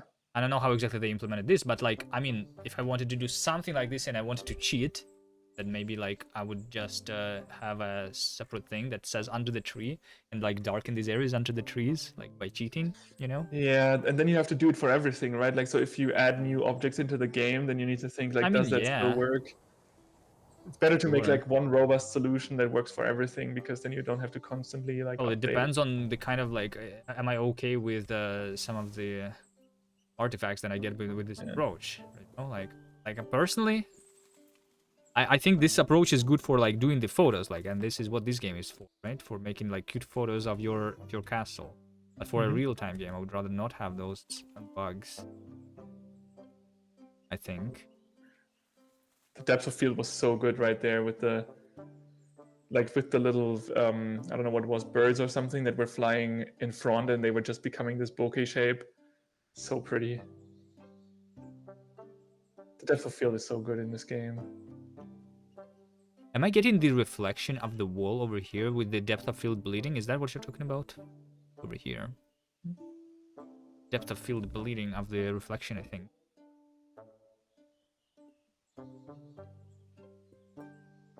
Can you look at the reflection again? Because I don't know. I don't see if it's The reflection of the wall, the orange thing here. Yeah, it might be some part of that. Yeah. You If see you this move the this camera, blurry moving like orange thing, which is supposed to be. I mean, it's both in the back, right? Anyway. It's not like the front is bleeding into the back or the back is bleeding into the front. So I would say it's probably something else. But yeah. All right. I'm sorry you had to buy this game that you clearly don't enjoy. I'm so sorry. I hope didn't you buy have a it earlier. great. I knew that. I mean, I know that it's not the game that games where Yeah. it's okay. All right. Sorry that I said. What? Well, we all do. Also, now that I have the platform, shameless plug, twitch.tv/Raymarch. Follow me. Let's go.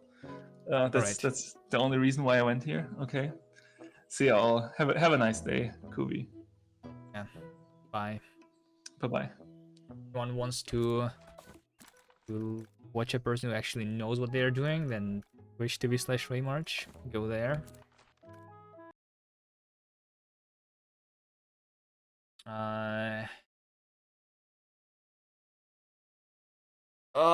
Can I go back to work on my game now? On my little shitty game.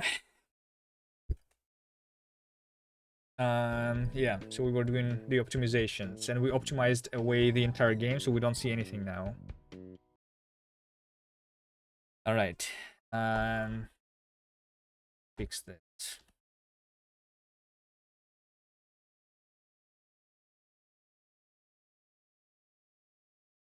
Fix this, and I want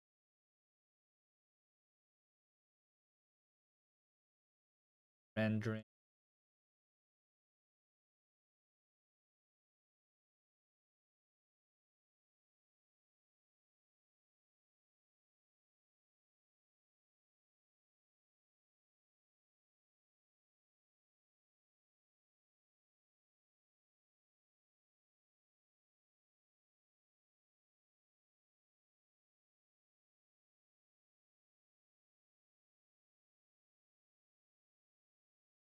Game.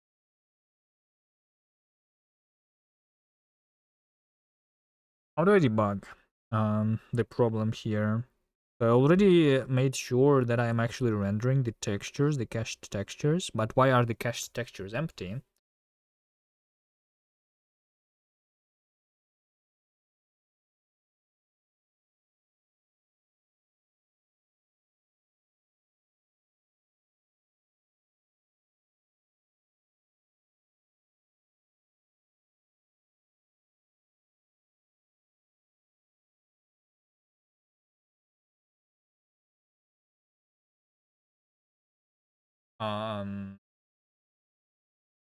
Wait, is the flash draw, right? State caching draw. Caching ID.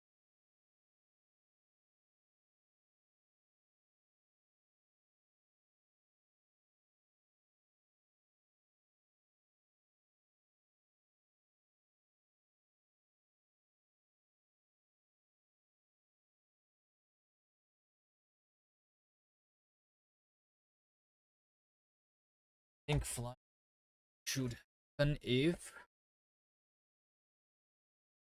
static and caching draw is sum. So if I was doing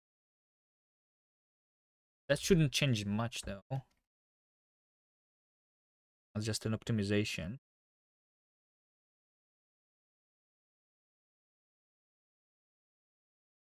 Hmm.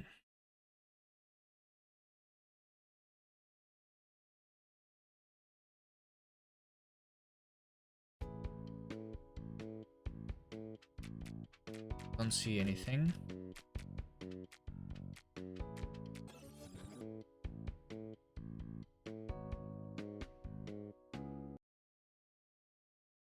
What if I draw the cached texture?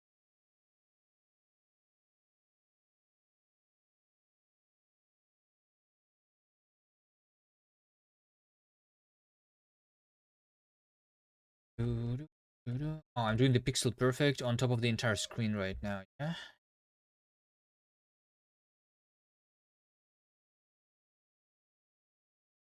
Oh, and then other texture.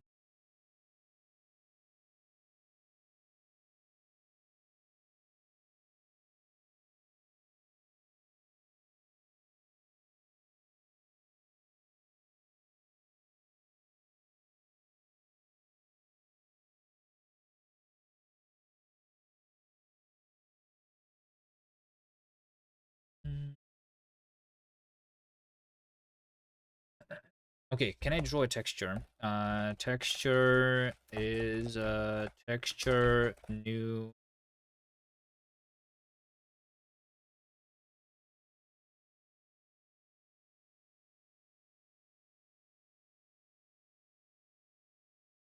New white, red. Let's do a red.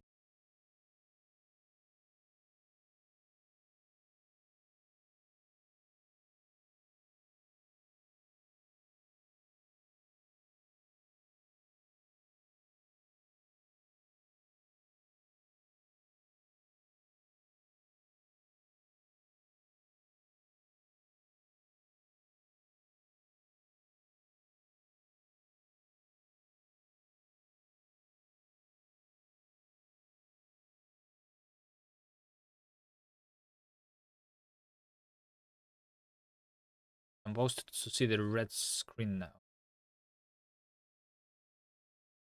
I do this in the red screen.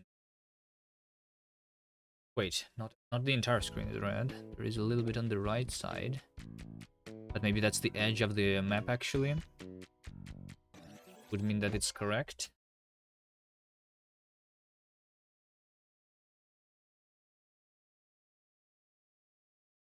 Um.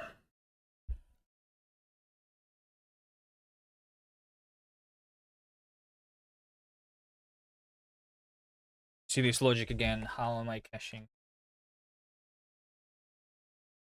If I'm trying to do the caching draw, then I render everything into the new frame textures. I'm inserting those textures with the ID, which is the ID cache thing.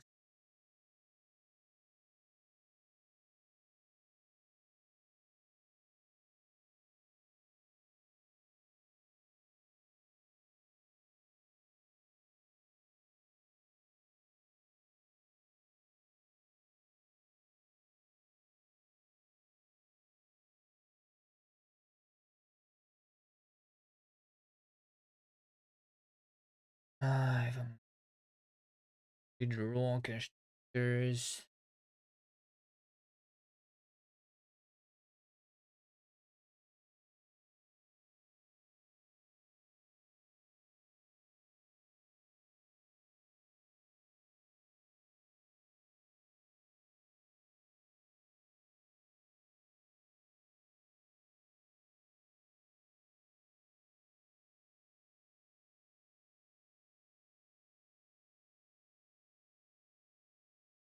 I feel like there's like some stupid bug.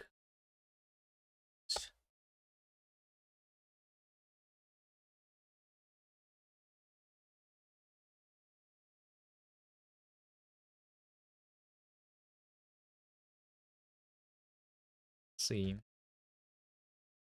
always.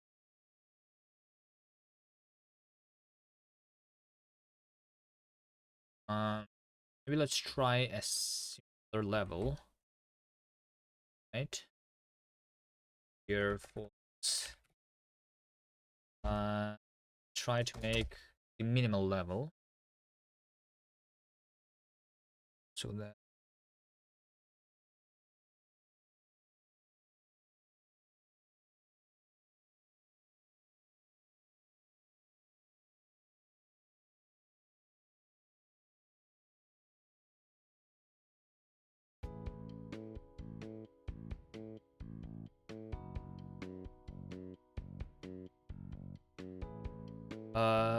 right.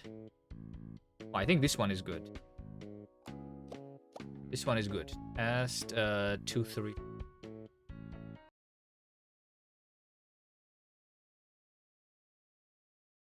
Test 2 3. I use this caching technique. There is the always moving player. There is a static block.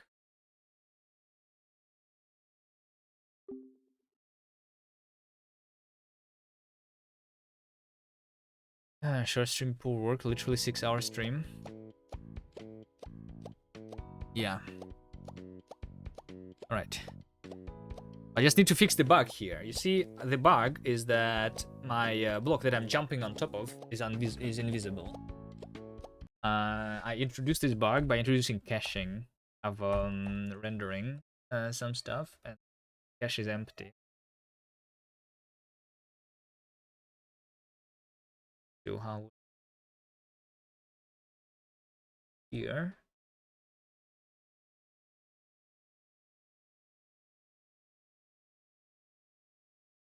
Can I debug the group draw state? For instance, this is debuggable. UV file text. I think this can be debuggable.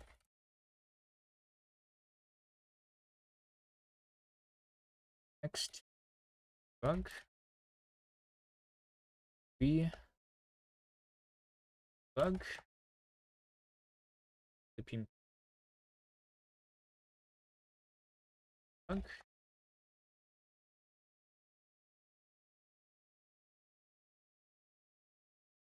Yes.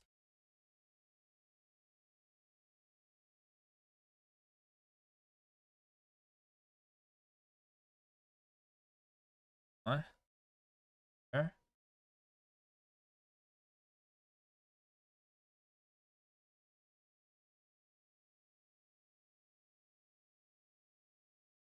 Going to flash draw here. Can I like dbg state dot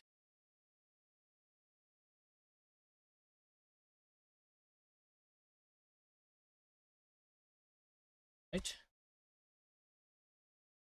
dbg reference.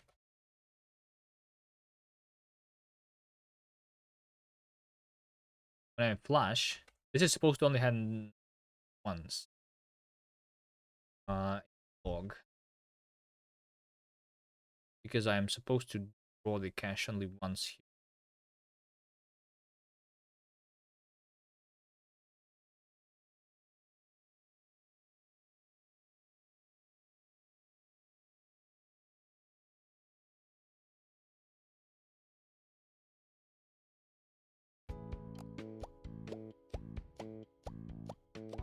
So yeah.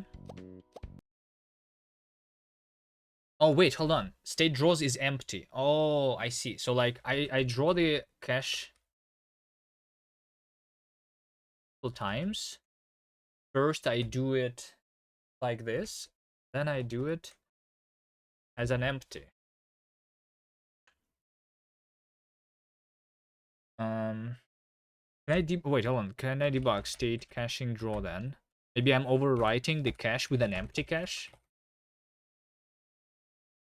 Is that the case? That's why my thing is invisible.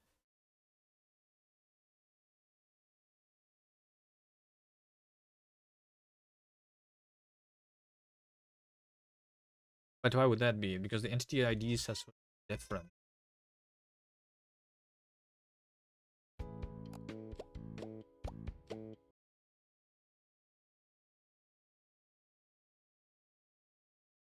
Draw is number one. Session draw is number one. Yes, yes. Okay, I actually the thing that I kind of understand a little bit that I am caching to the shadow.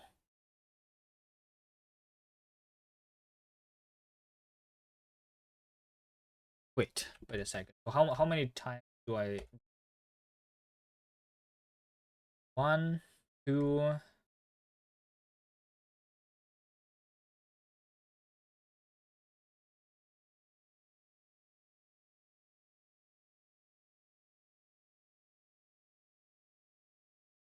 I think this over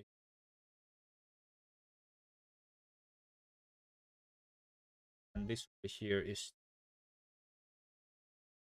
becomes it's the and becomes empty.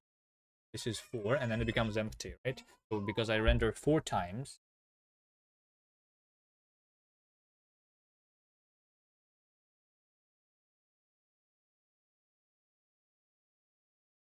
the last time is the foreground and the foreground becomes cached because the foreground is empty. Okay, I understand now. I'm having like, so I have 4 different layers of rendering, right? The shadow, the background, game layer, and foreground, and they all use the same cache. And because the foreground is empty, when I draw, I guess on the frame the thing, it becomes empty.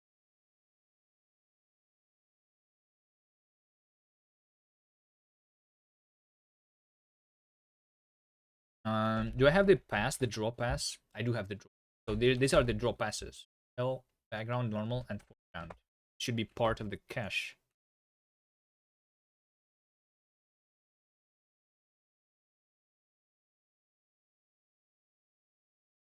Args dot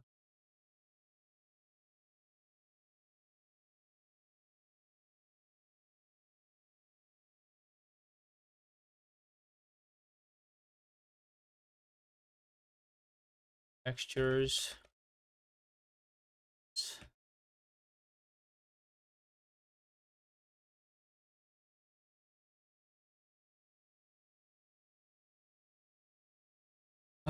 Key cached texture. This thing should be based on a pass.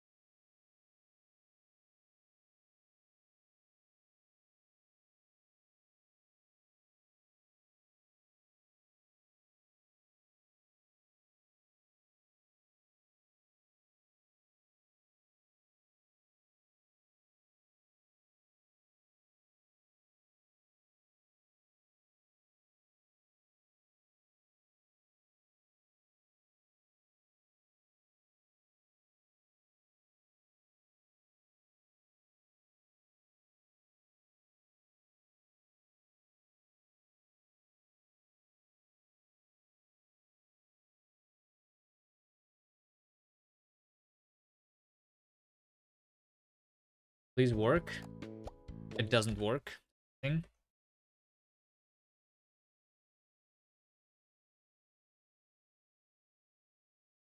Amazing. This does not.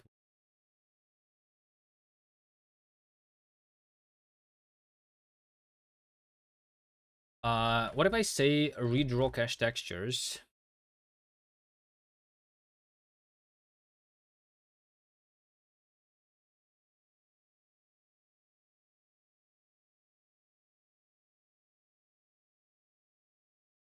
should be always true. If I always redraw, then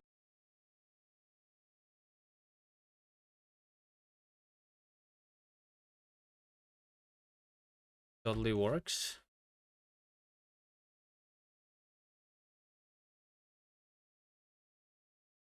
Can you actually like instead of writing a comment like this, make this code actually work purely for me? Because my brain is not. So it's not rendering the thing, right? Even though I set it as always.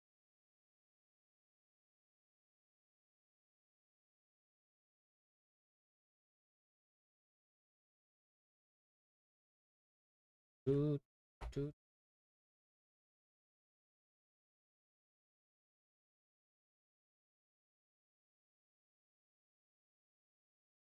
Let's see that. So if it is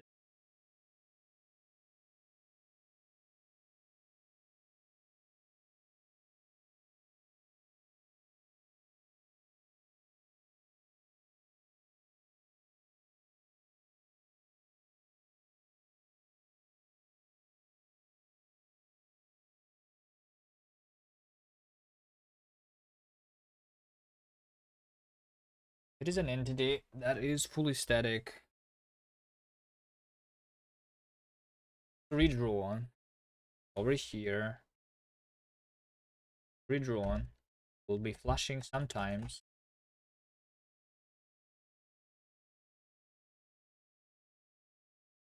Doing this, I draw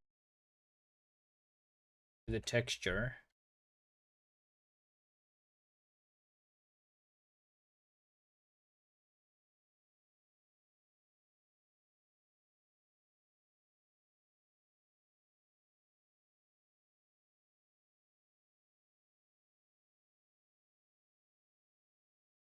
And the text.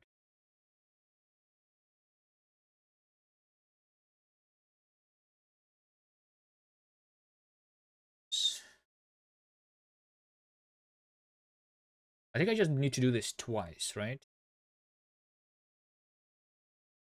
Do both this. To draw onto the actual screen always.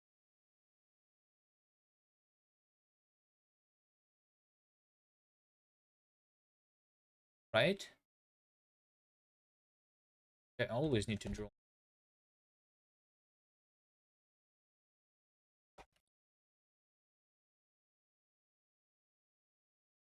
But there's a cache draw, then I also need to do a cache here.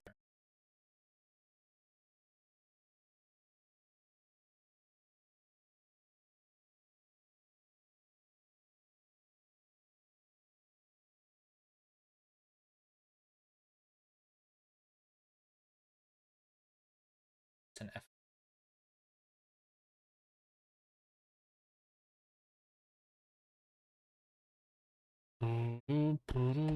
We can do a normal F.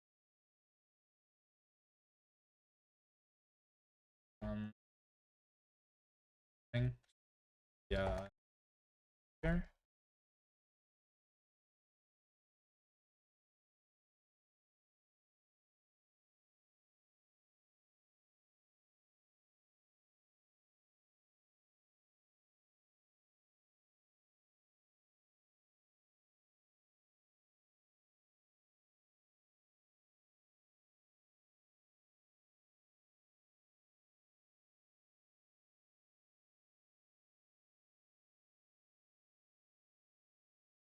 This thing.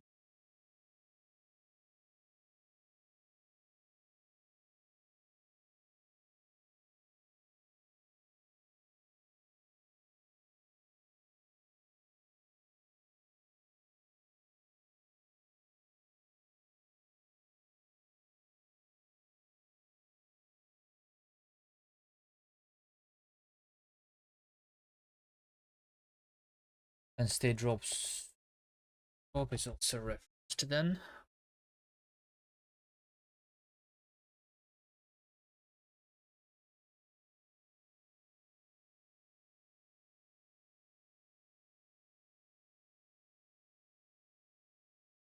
fix anything.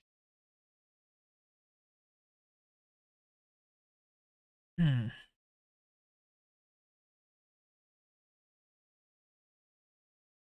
How to stop being bad at programming and actually get the result immediately? This did work though. Hold on. Doesn't mean that I actually fixed my game. Hold on. If this worked, there's no way. No, I think the problem is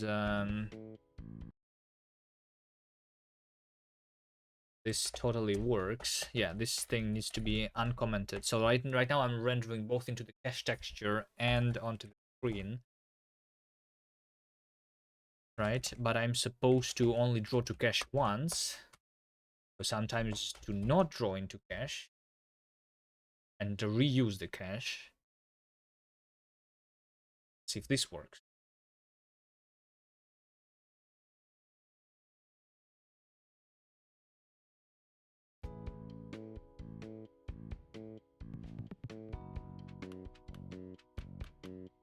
Yeah, so now I only see the game, like the moving things, or the actual level is only seen when I'm redrawing the cache.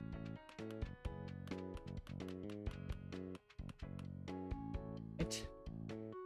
This is literally the same thing. Going into it. Sure.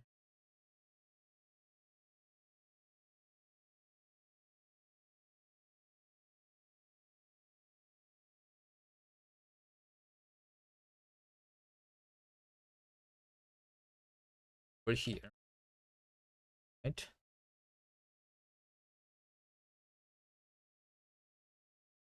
Into those two textures. New text.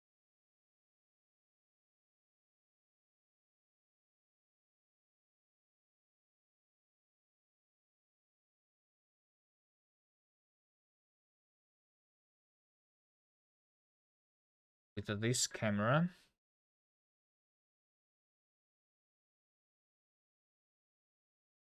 Okay, what happens if I use the original camera here? I mean, but that makes no sense. Makes no sense though. How would this be working?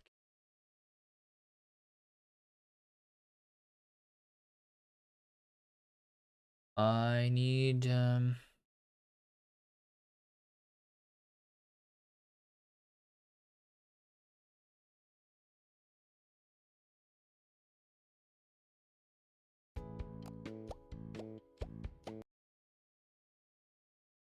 all right, let's see here. Print caching ID, right? Then when I'm rendering over here the cached one, right? Drawing cached.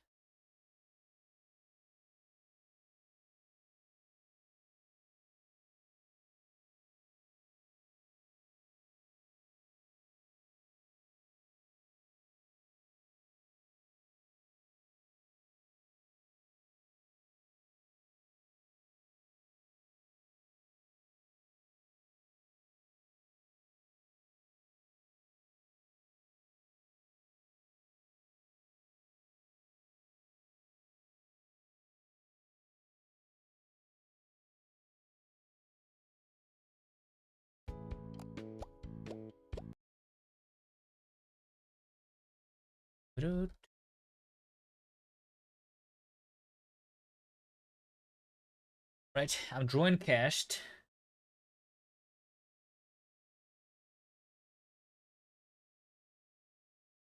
Okay, so this is weird. I'm supposed to draw cached background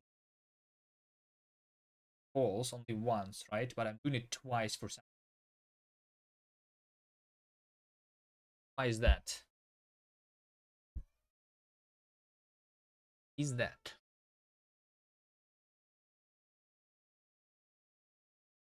What is my entity ID?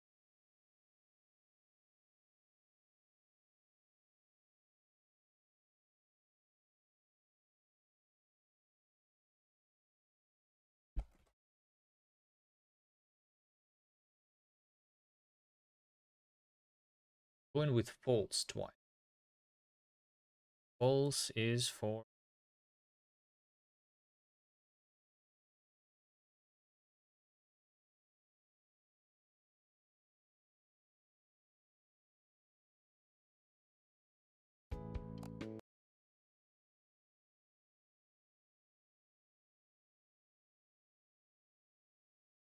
join number 1 and join number 0 because number 0 is a player.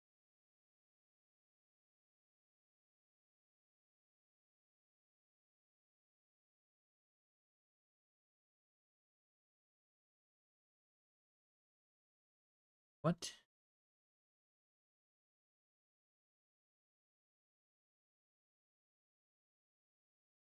Wait, what? Foreground? Oh, it's because I'm calling this twice. Twice. Why is that?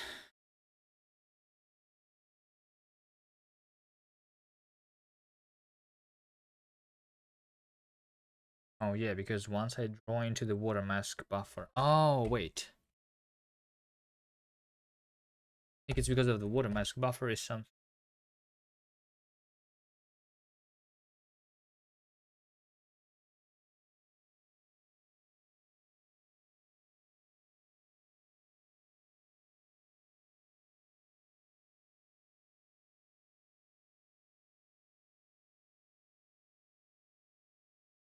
Let's see. So the cached texture should be done for I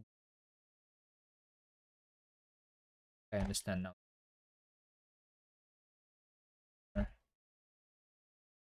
So drawing cached ID be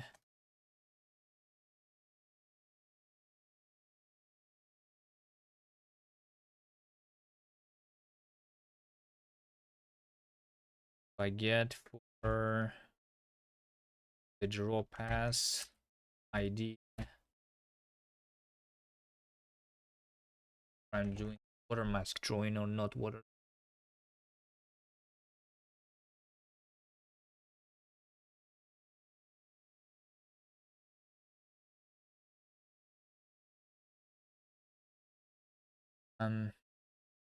Here I'm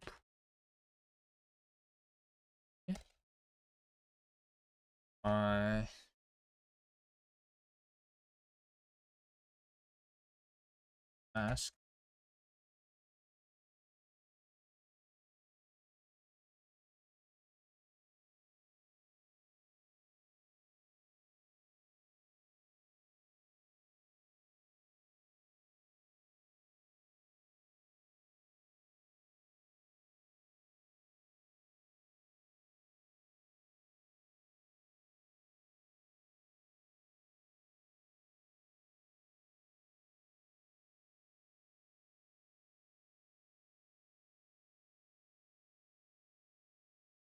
And when I'm inserting into the cache,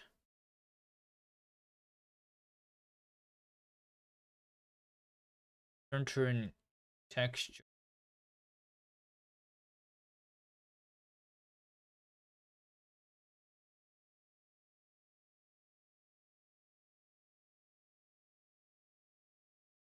That's how I have.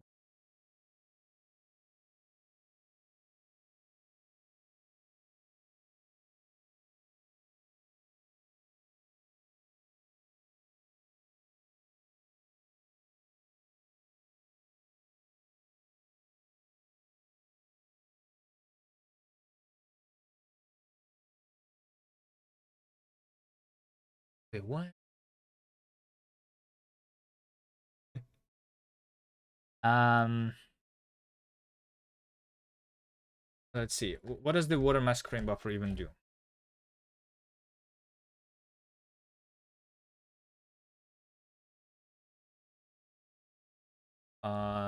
I draw the into the water mask draw.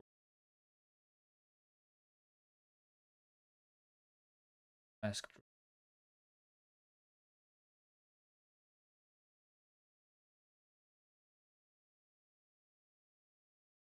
Properties above water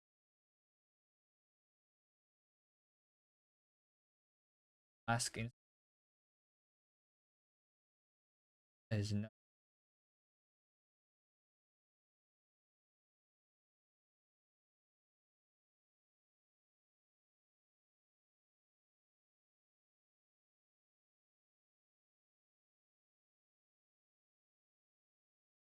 Two things that I'm. Oh my god, this is so confusing. Um, I think I will need to tell the call stretch. Okay. Well, I definitely see something now.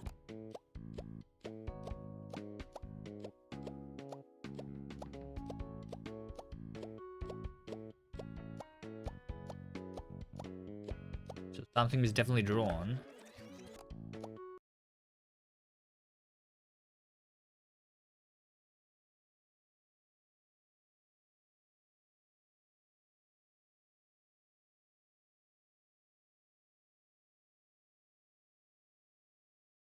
Cash bounding box is incorrect here.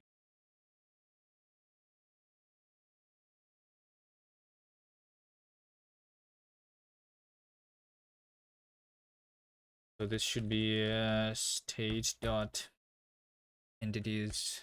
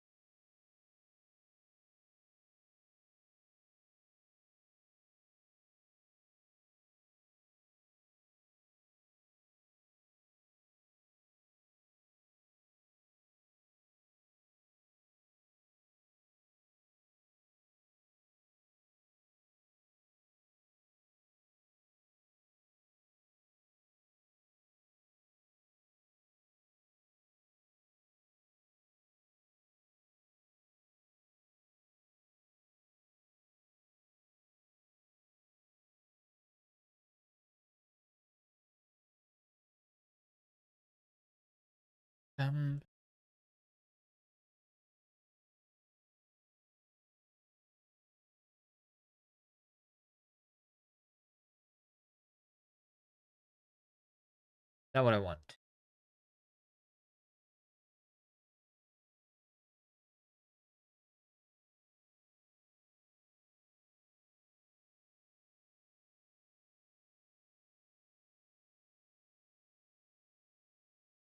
So good.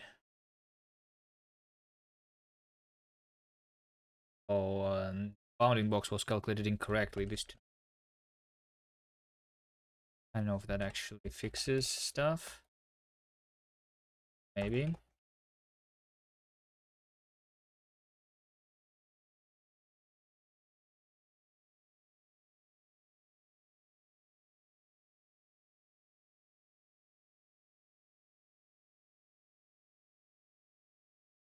Just be lucky and so that it works. So yeah, you can see that I'm bouncing right now on these 3 pixels.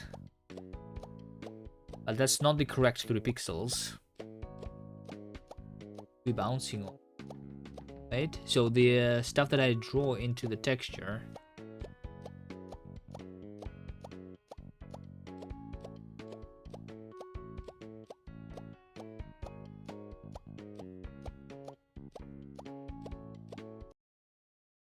A little bit incorrect.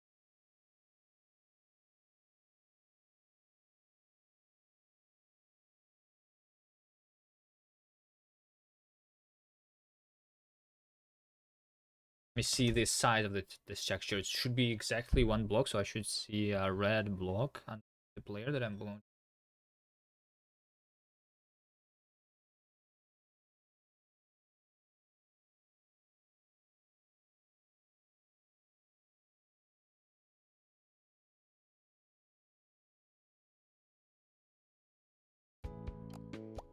Yeah, so the size of this texture is correct. The position of it in the world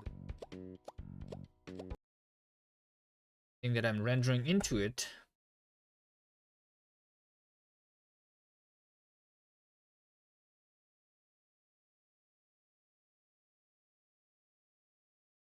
Wait, I can keep it big. Wait, if I have it red, did I still see the pixels?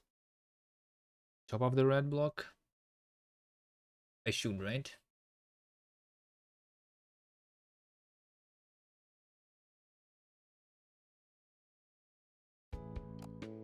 No, I don't see the pixels. Wait, why not? Oh, I think it's because like the foreground is being top.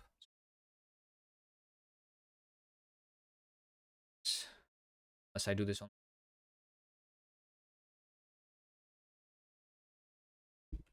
Alright, so then what? The camera is incorrect? The camera. Oh yeah, the camera is incorrect, of course, because I literally commented it out because I was. So this camera should be the correct one. The one that is based on the bounding box.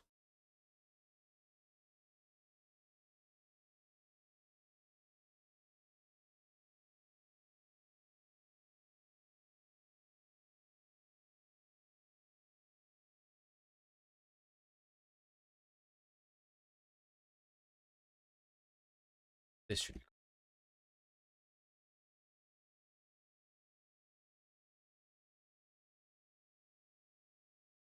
Yeah, because the for cache texture is not.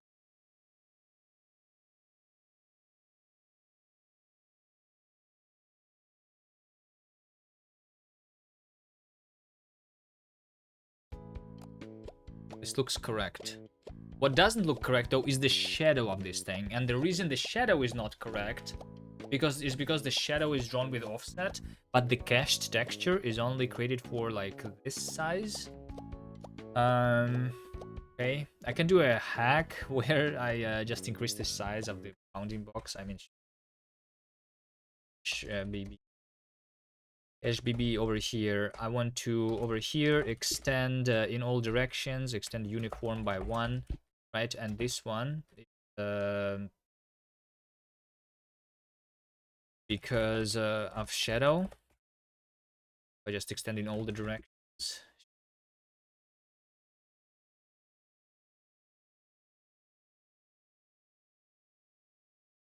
And then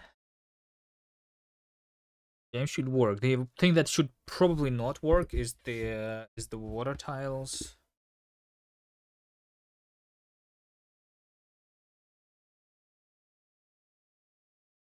And now also the question is if this works.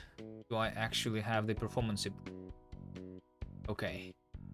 Also, because I have been caching things, level selections in, I should probably not cache something here. What is being cached? Why is this being drawn like this?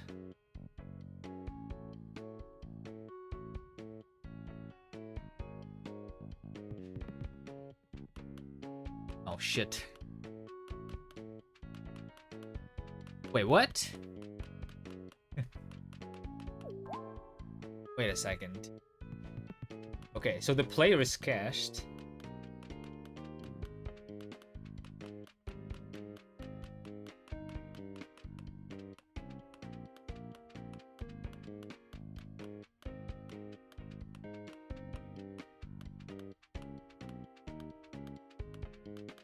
I think I know why.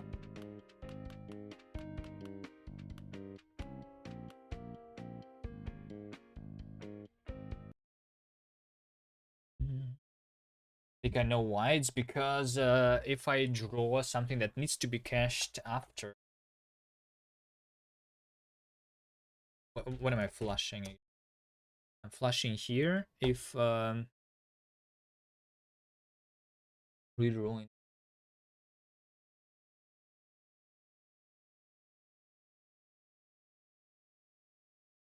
So if I try to draw something that is fully static and uh, If I'm not fully static, it's caching. But also, if I am fully static, it's not.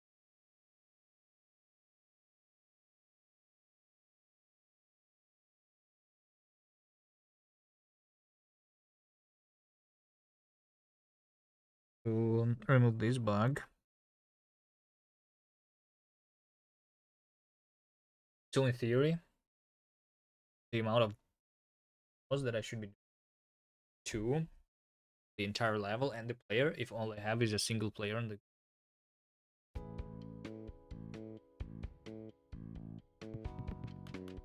Okay, this looks like a game, just like before.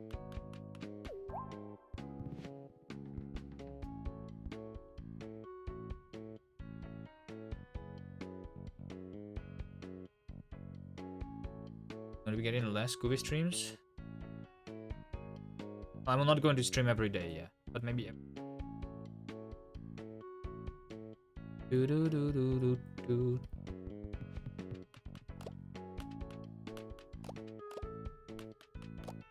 See. So this says that draw time is 3 milliseconds. The frame is 6 milliseconds. There is some other stuff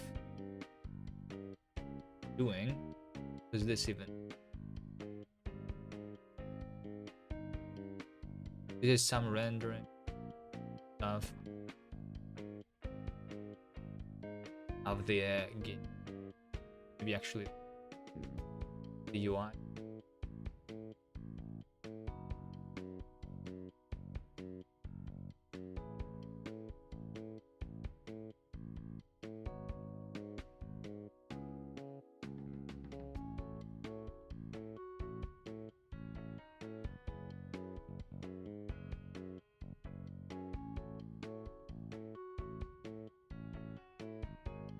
By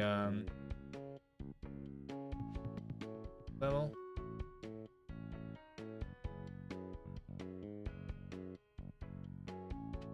Does this level still work properly? Yeah, so okay. Here is the last bug that I think I need to. We see it over here. Water. Transparent currently. The good level.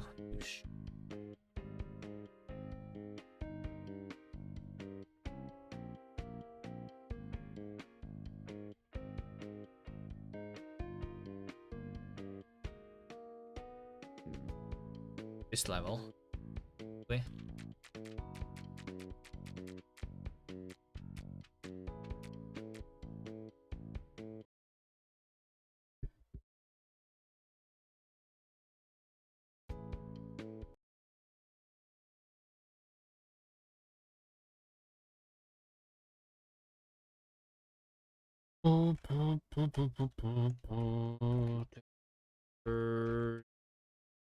Over here, I'm inserting the texture, but there is also the water texture.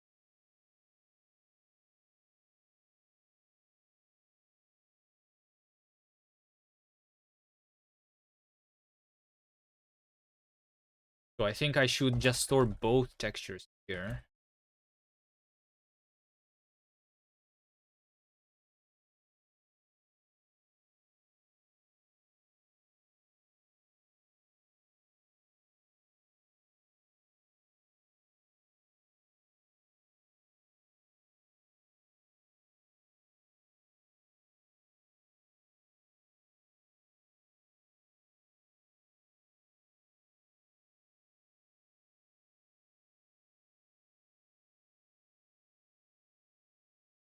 Wait.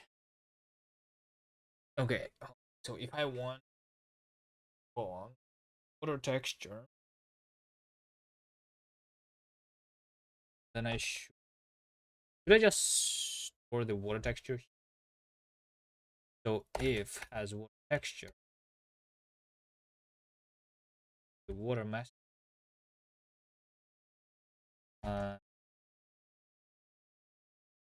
Texture edit.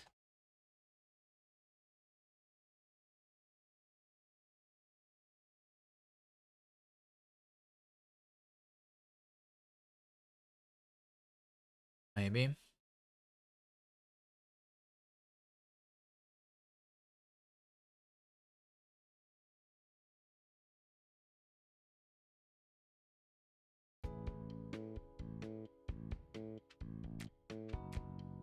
Right. Well, I do see the water texture.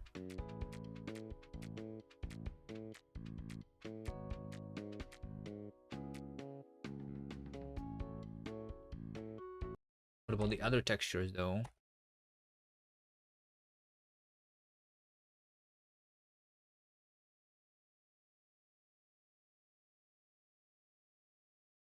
I should store both here somehow.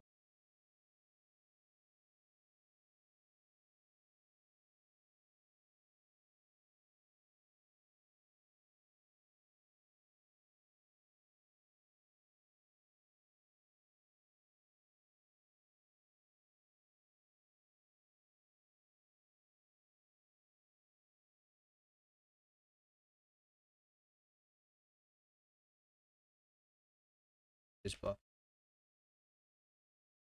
buffer option.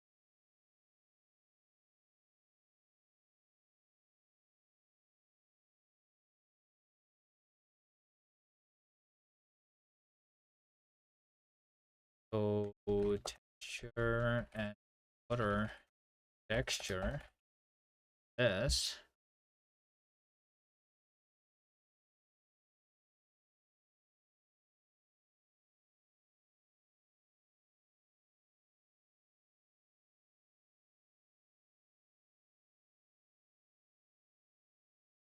Here, maybe I do here say is better.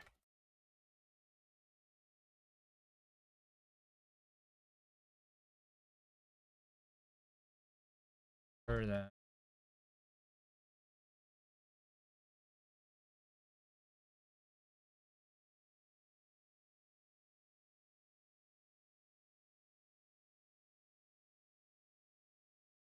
with Vim.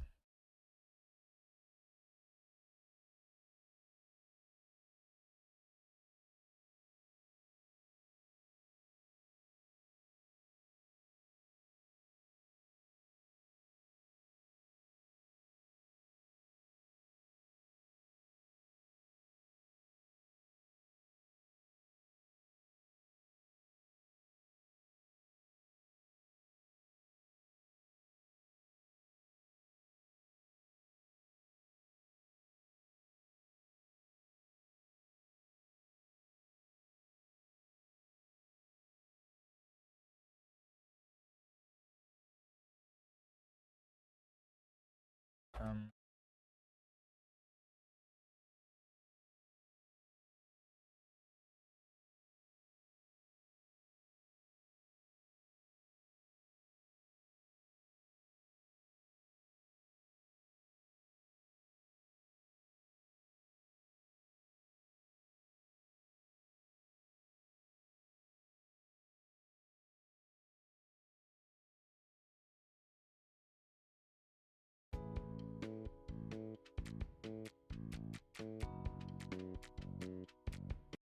correct. Oh, that was correct. So what did I do?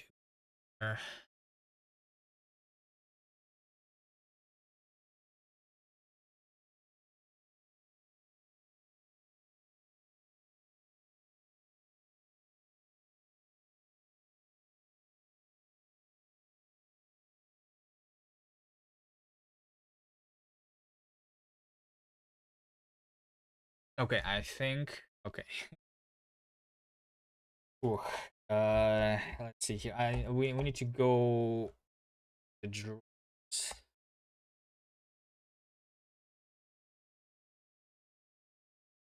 a little differently. Do draws.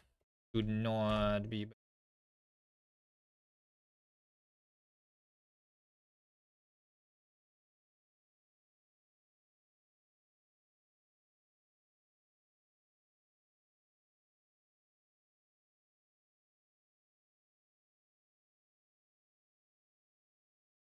just do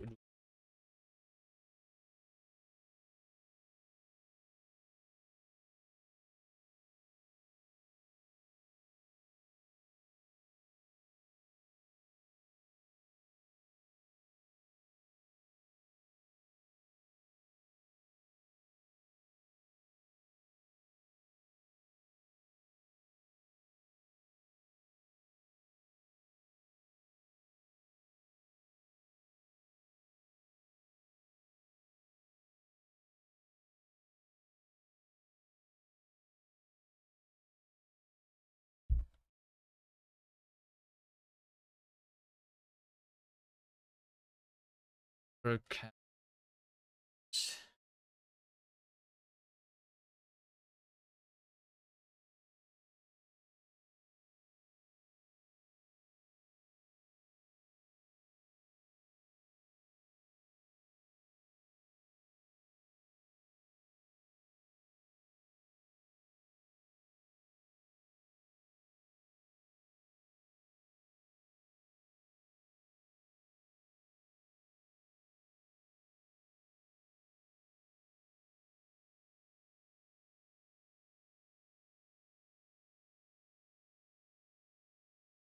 As before, right?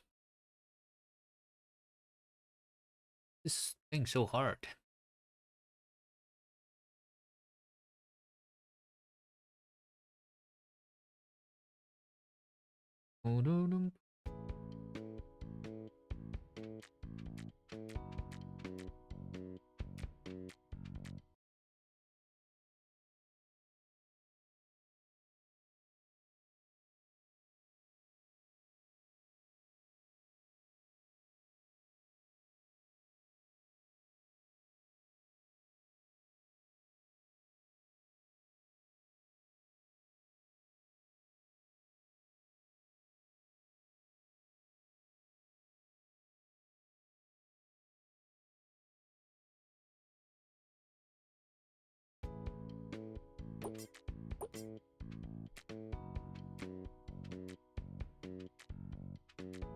This thing is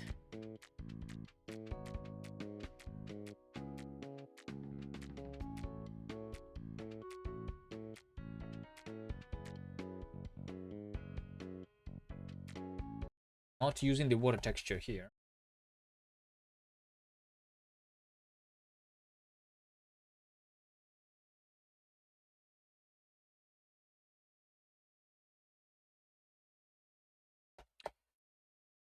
All right, I think I actually was doing it correctly here. Water boolean, and then over here I say texture is actually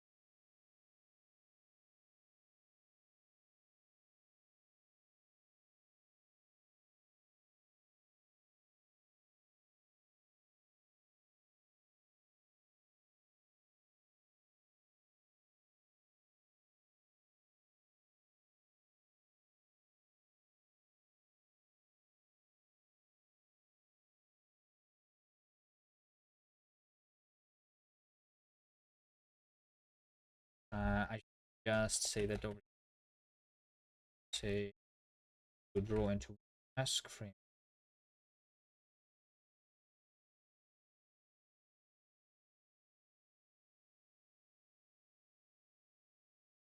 Um,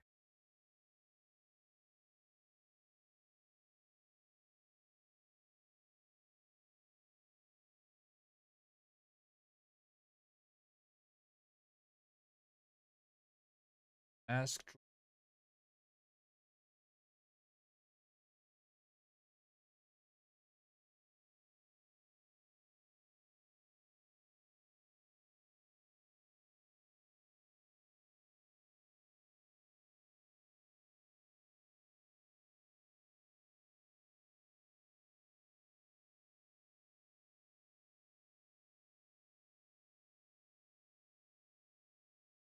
I think I almost understand what's happening here. If let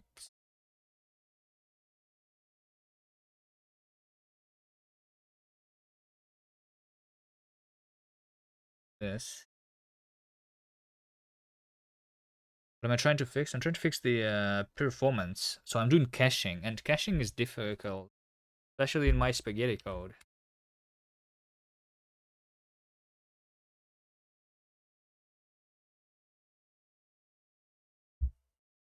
I'm trying to not like do a bunch of calculations of for all the static entities in the game, like the walls, and I'm trying to instead draw them into a texture and then draw that texture on the next frames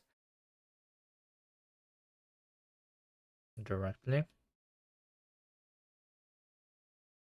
Because I think that is the fix to easiest thing to fix my performance currently. There's other ways to fix the performance, like completely refactoring the entire rendering that I have, which I am too lazy to do. But technically it should be better. Just trying to do it quicker.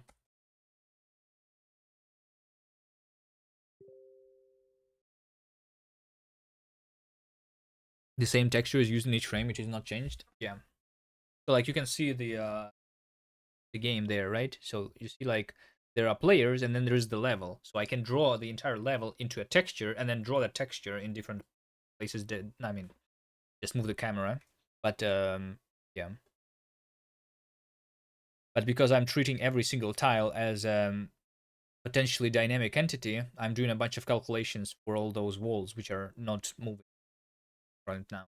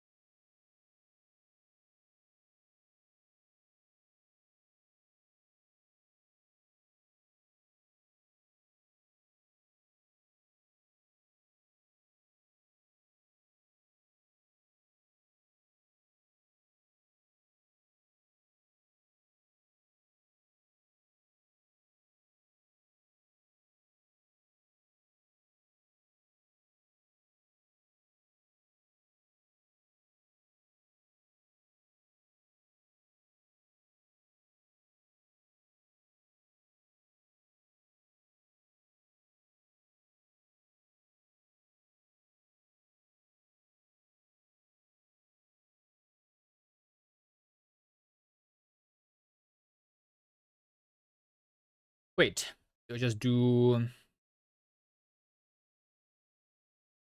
state water mask draws. Always. I think I do that always. This one should not even be optional.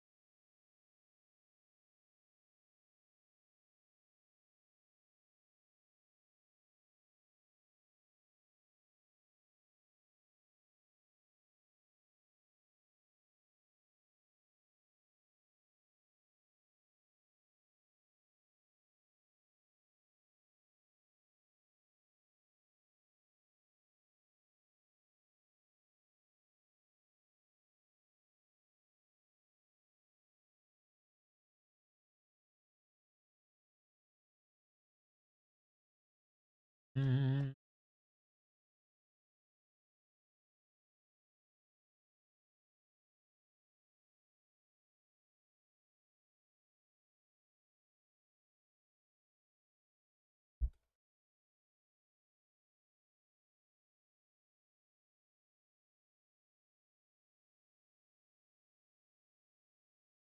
When I say draw instance cache texture, uh,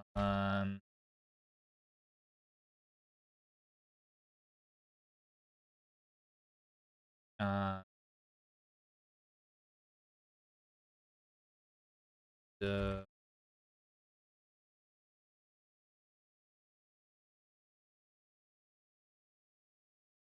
and I can unwrap.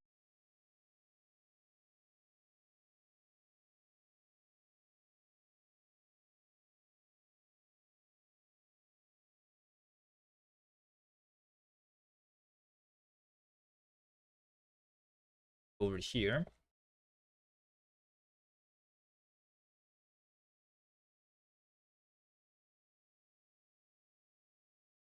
If some texture this spools and push to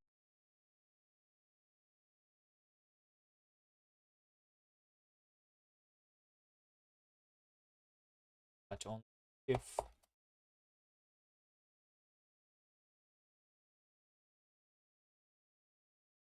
I actually did draw something water, then I to the water. That's right.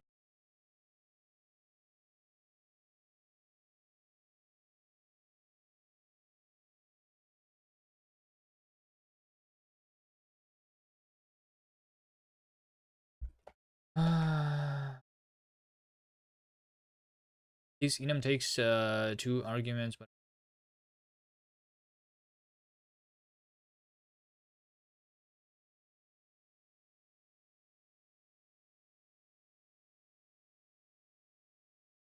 created 2 arguments.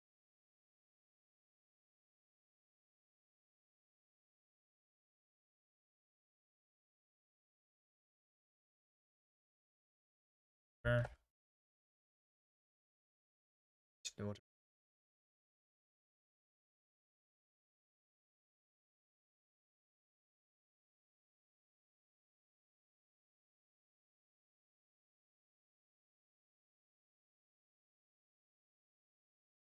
If anyone will ever look at this code and try to understand it,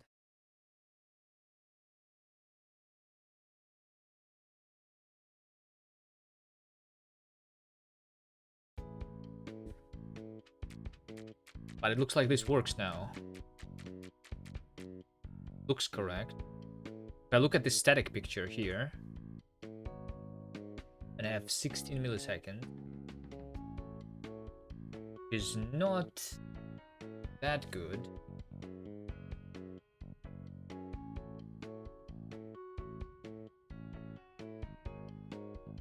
Is 0.5 of stuff.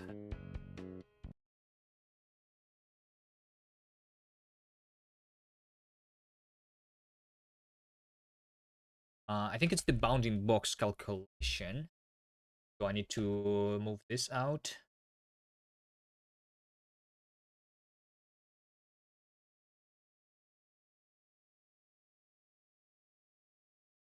So cache bounding box is going to be cache dot cache bounding box. I'm going to calculate this only once.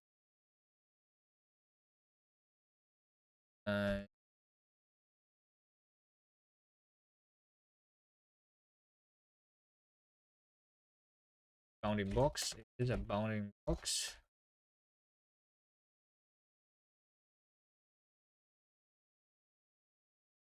Like this.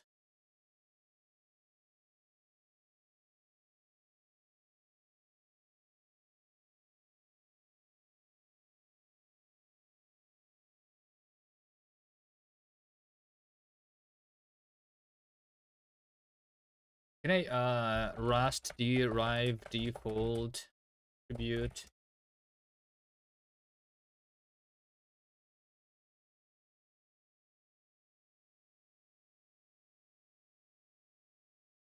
Can I derive default and have an attribute say?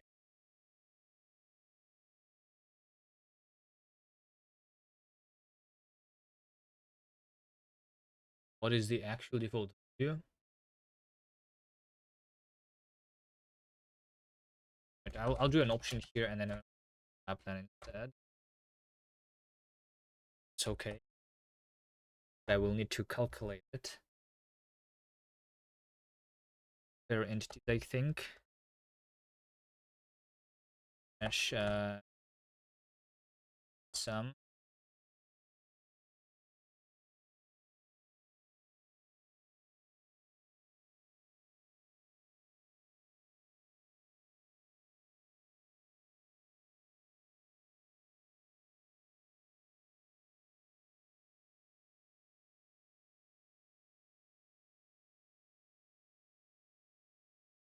Cache fully static entities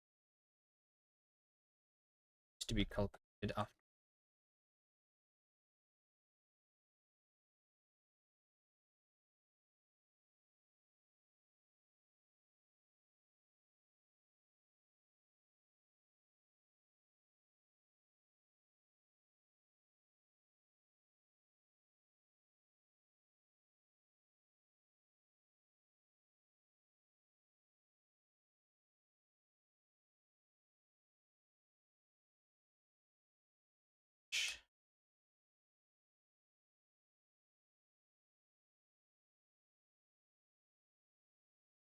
So I guess I can calculate it only.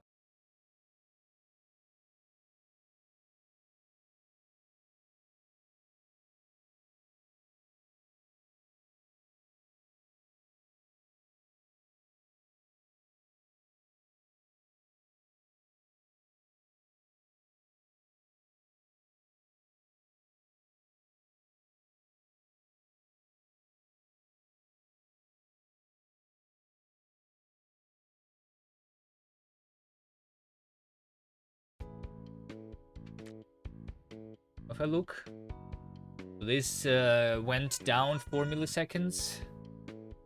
This might already be good enough, actually.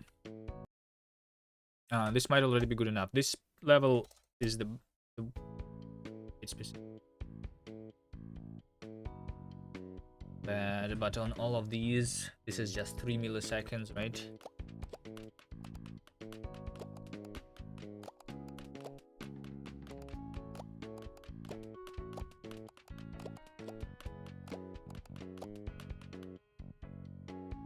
Okay. Did I see a bug on the level selection screen?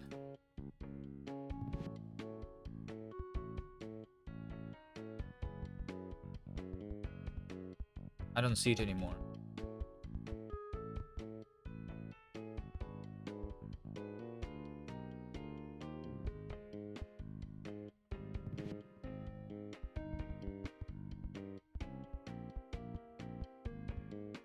It over here.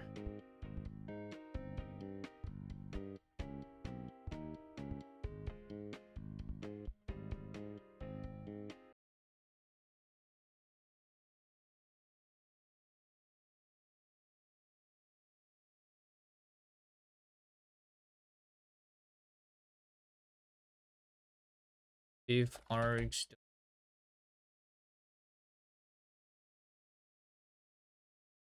Do I know if I'm currently in the level select? We just disable it for logic.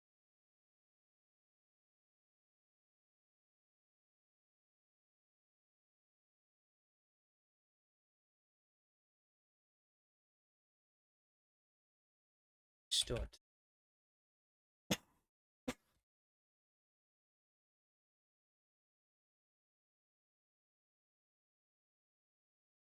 Oh, sorry.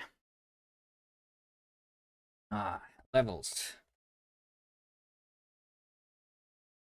Inner levels. If args level is not empty, continue. This is levels.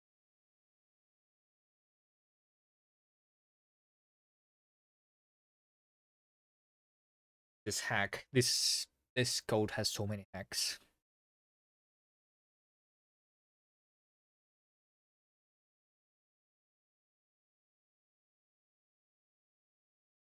I should not be streaming when I am doing bad code.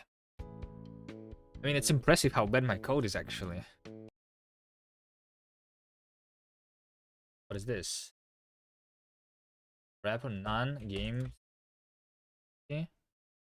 Oh, because cache bounding box. Okay. Cache bounding.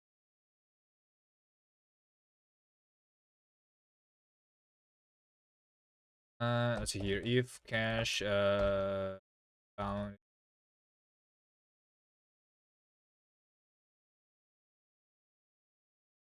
is none, cache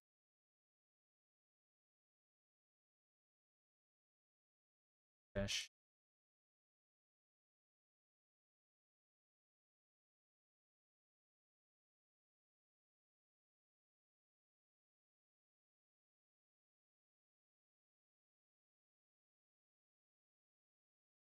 Just so that we have something there. Yes.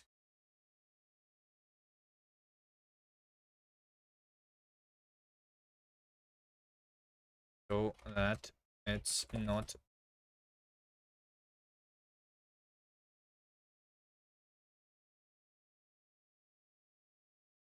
unused variable texture means.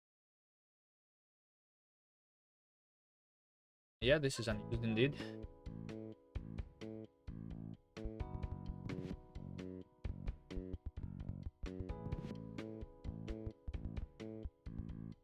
This looks now.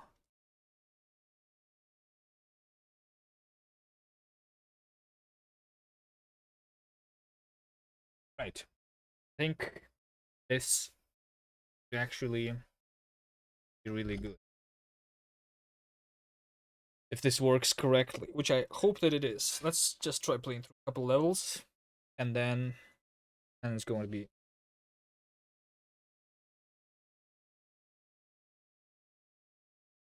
Did Davies do something?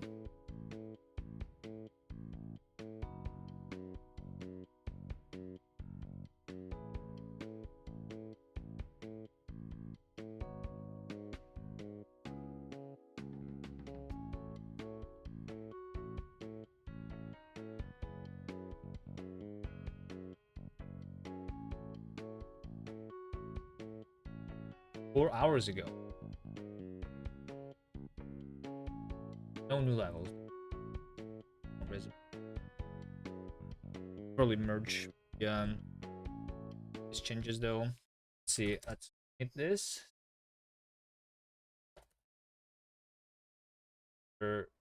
Performance. Really good. Been written. Okay. Still on electric and a ghosty. No. Also, I'm supposed to run in the Neovite instead of Alacrity anyway. I just have a problem in the Neovite currently. I updated my stuff, and the problem is I have a weird bug with ligatures.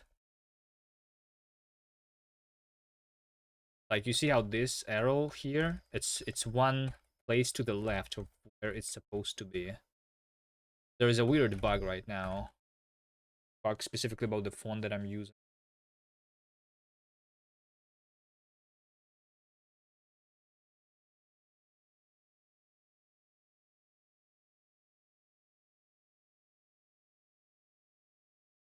Let's do git pull and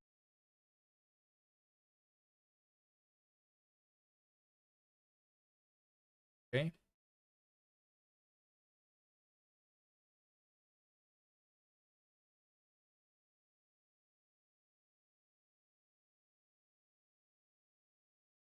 Just try playing a level. Everything fine. I mean, let's just speed run through the game.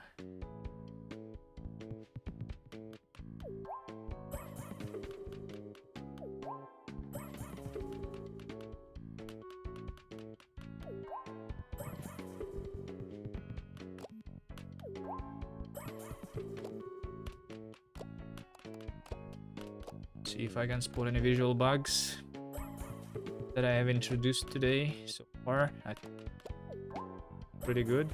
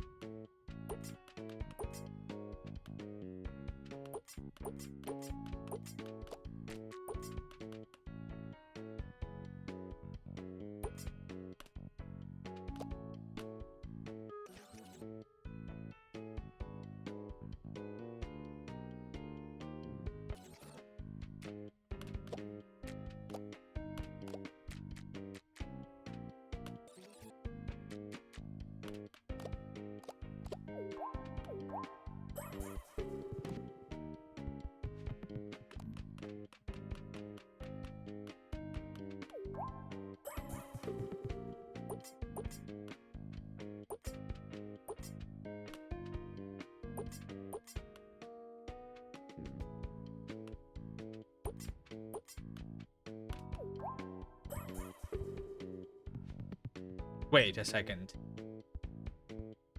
Is Davey here? Yo, Davey. Davey here?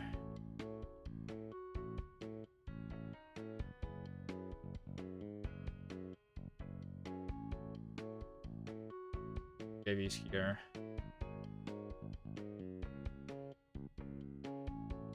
Wasn't possible.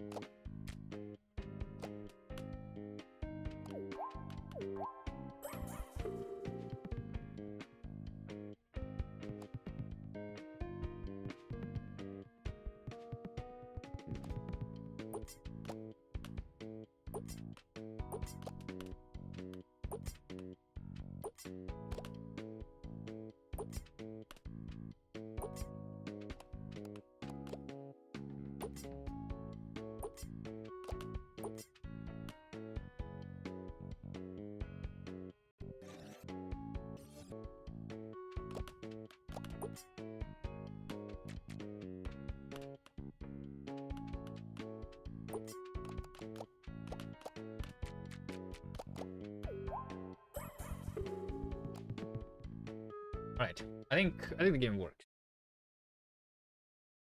I think this works. One of the things that I just noticed.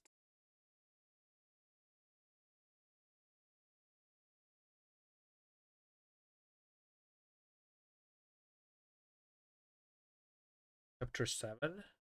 Well, I mean, it is actually not unlocked. Chapter 7 is actually not unlocked. From 5.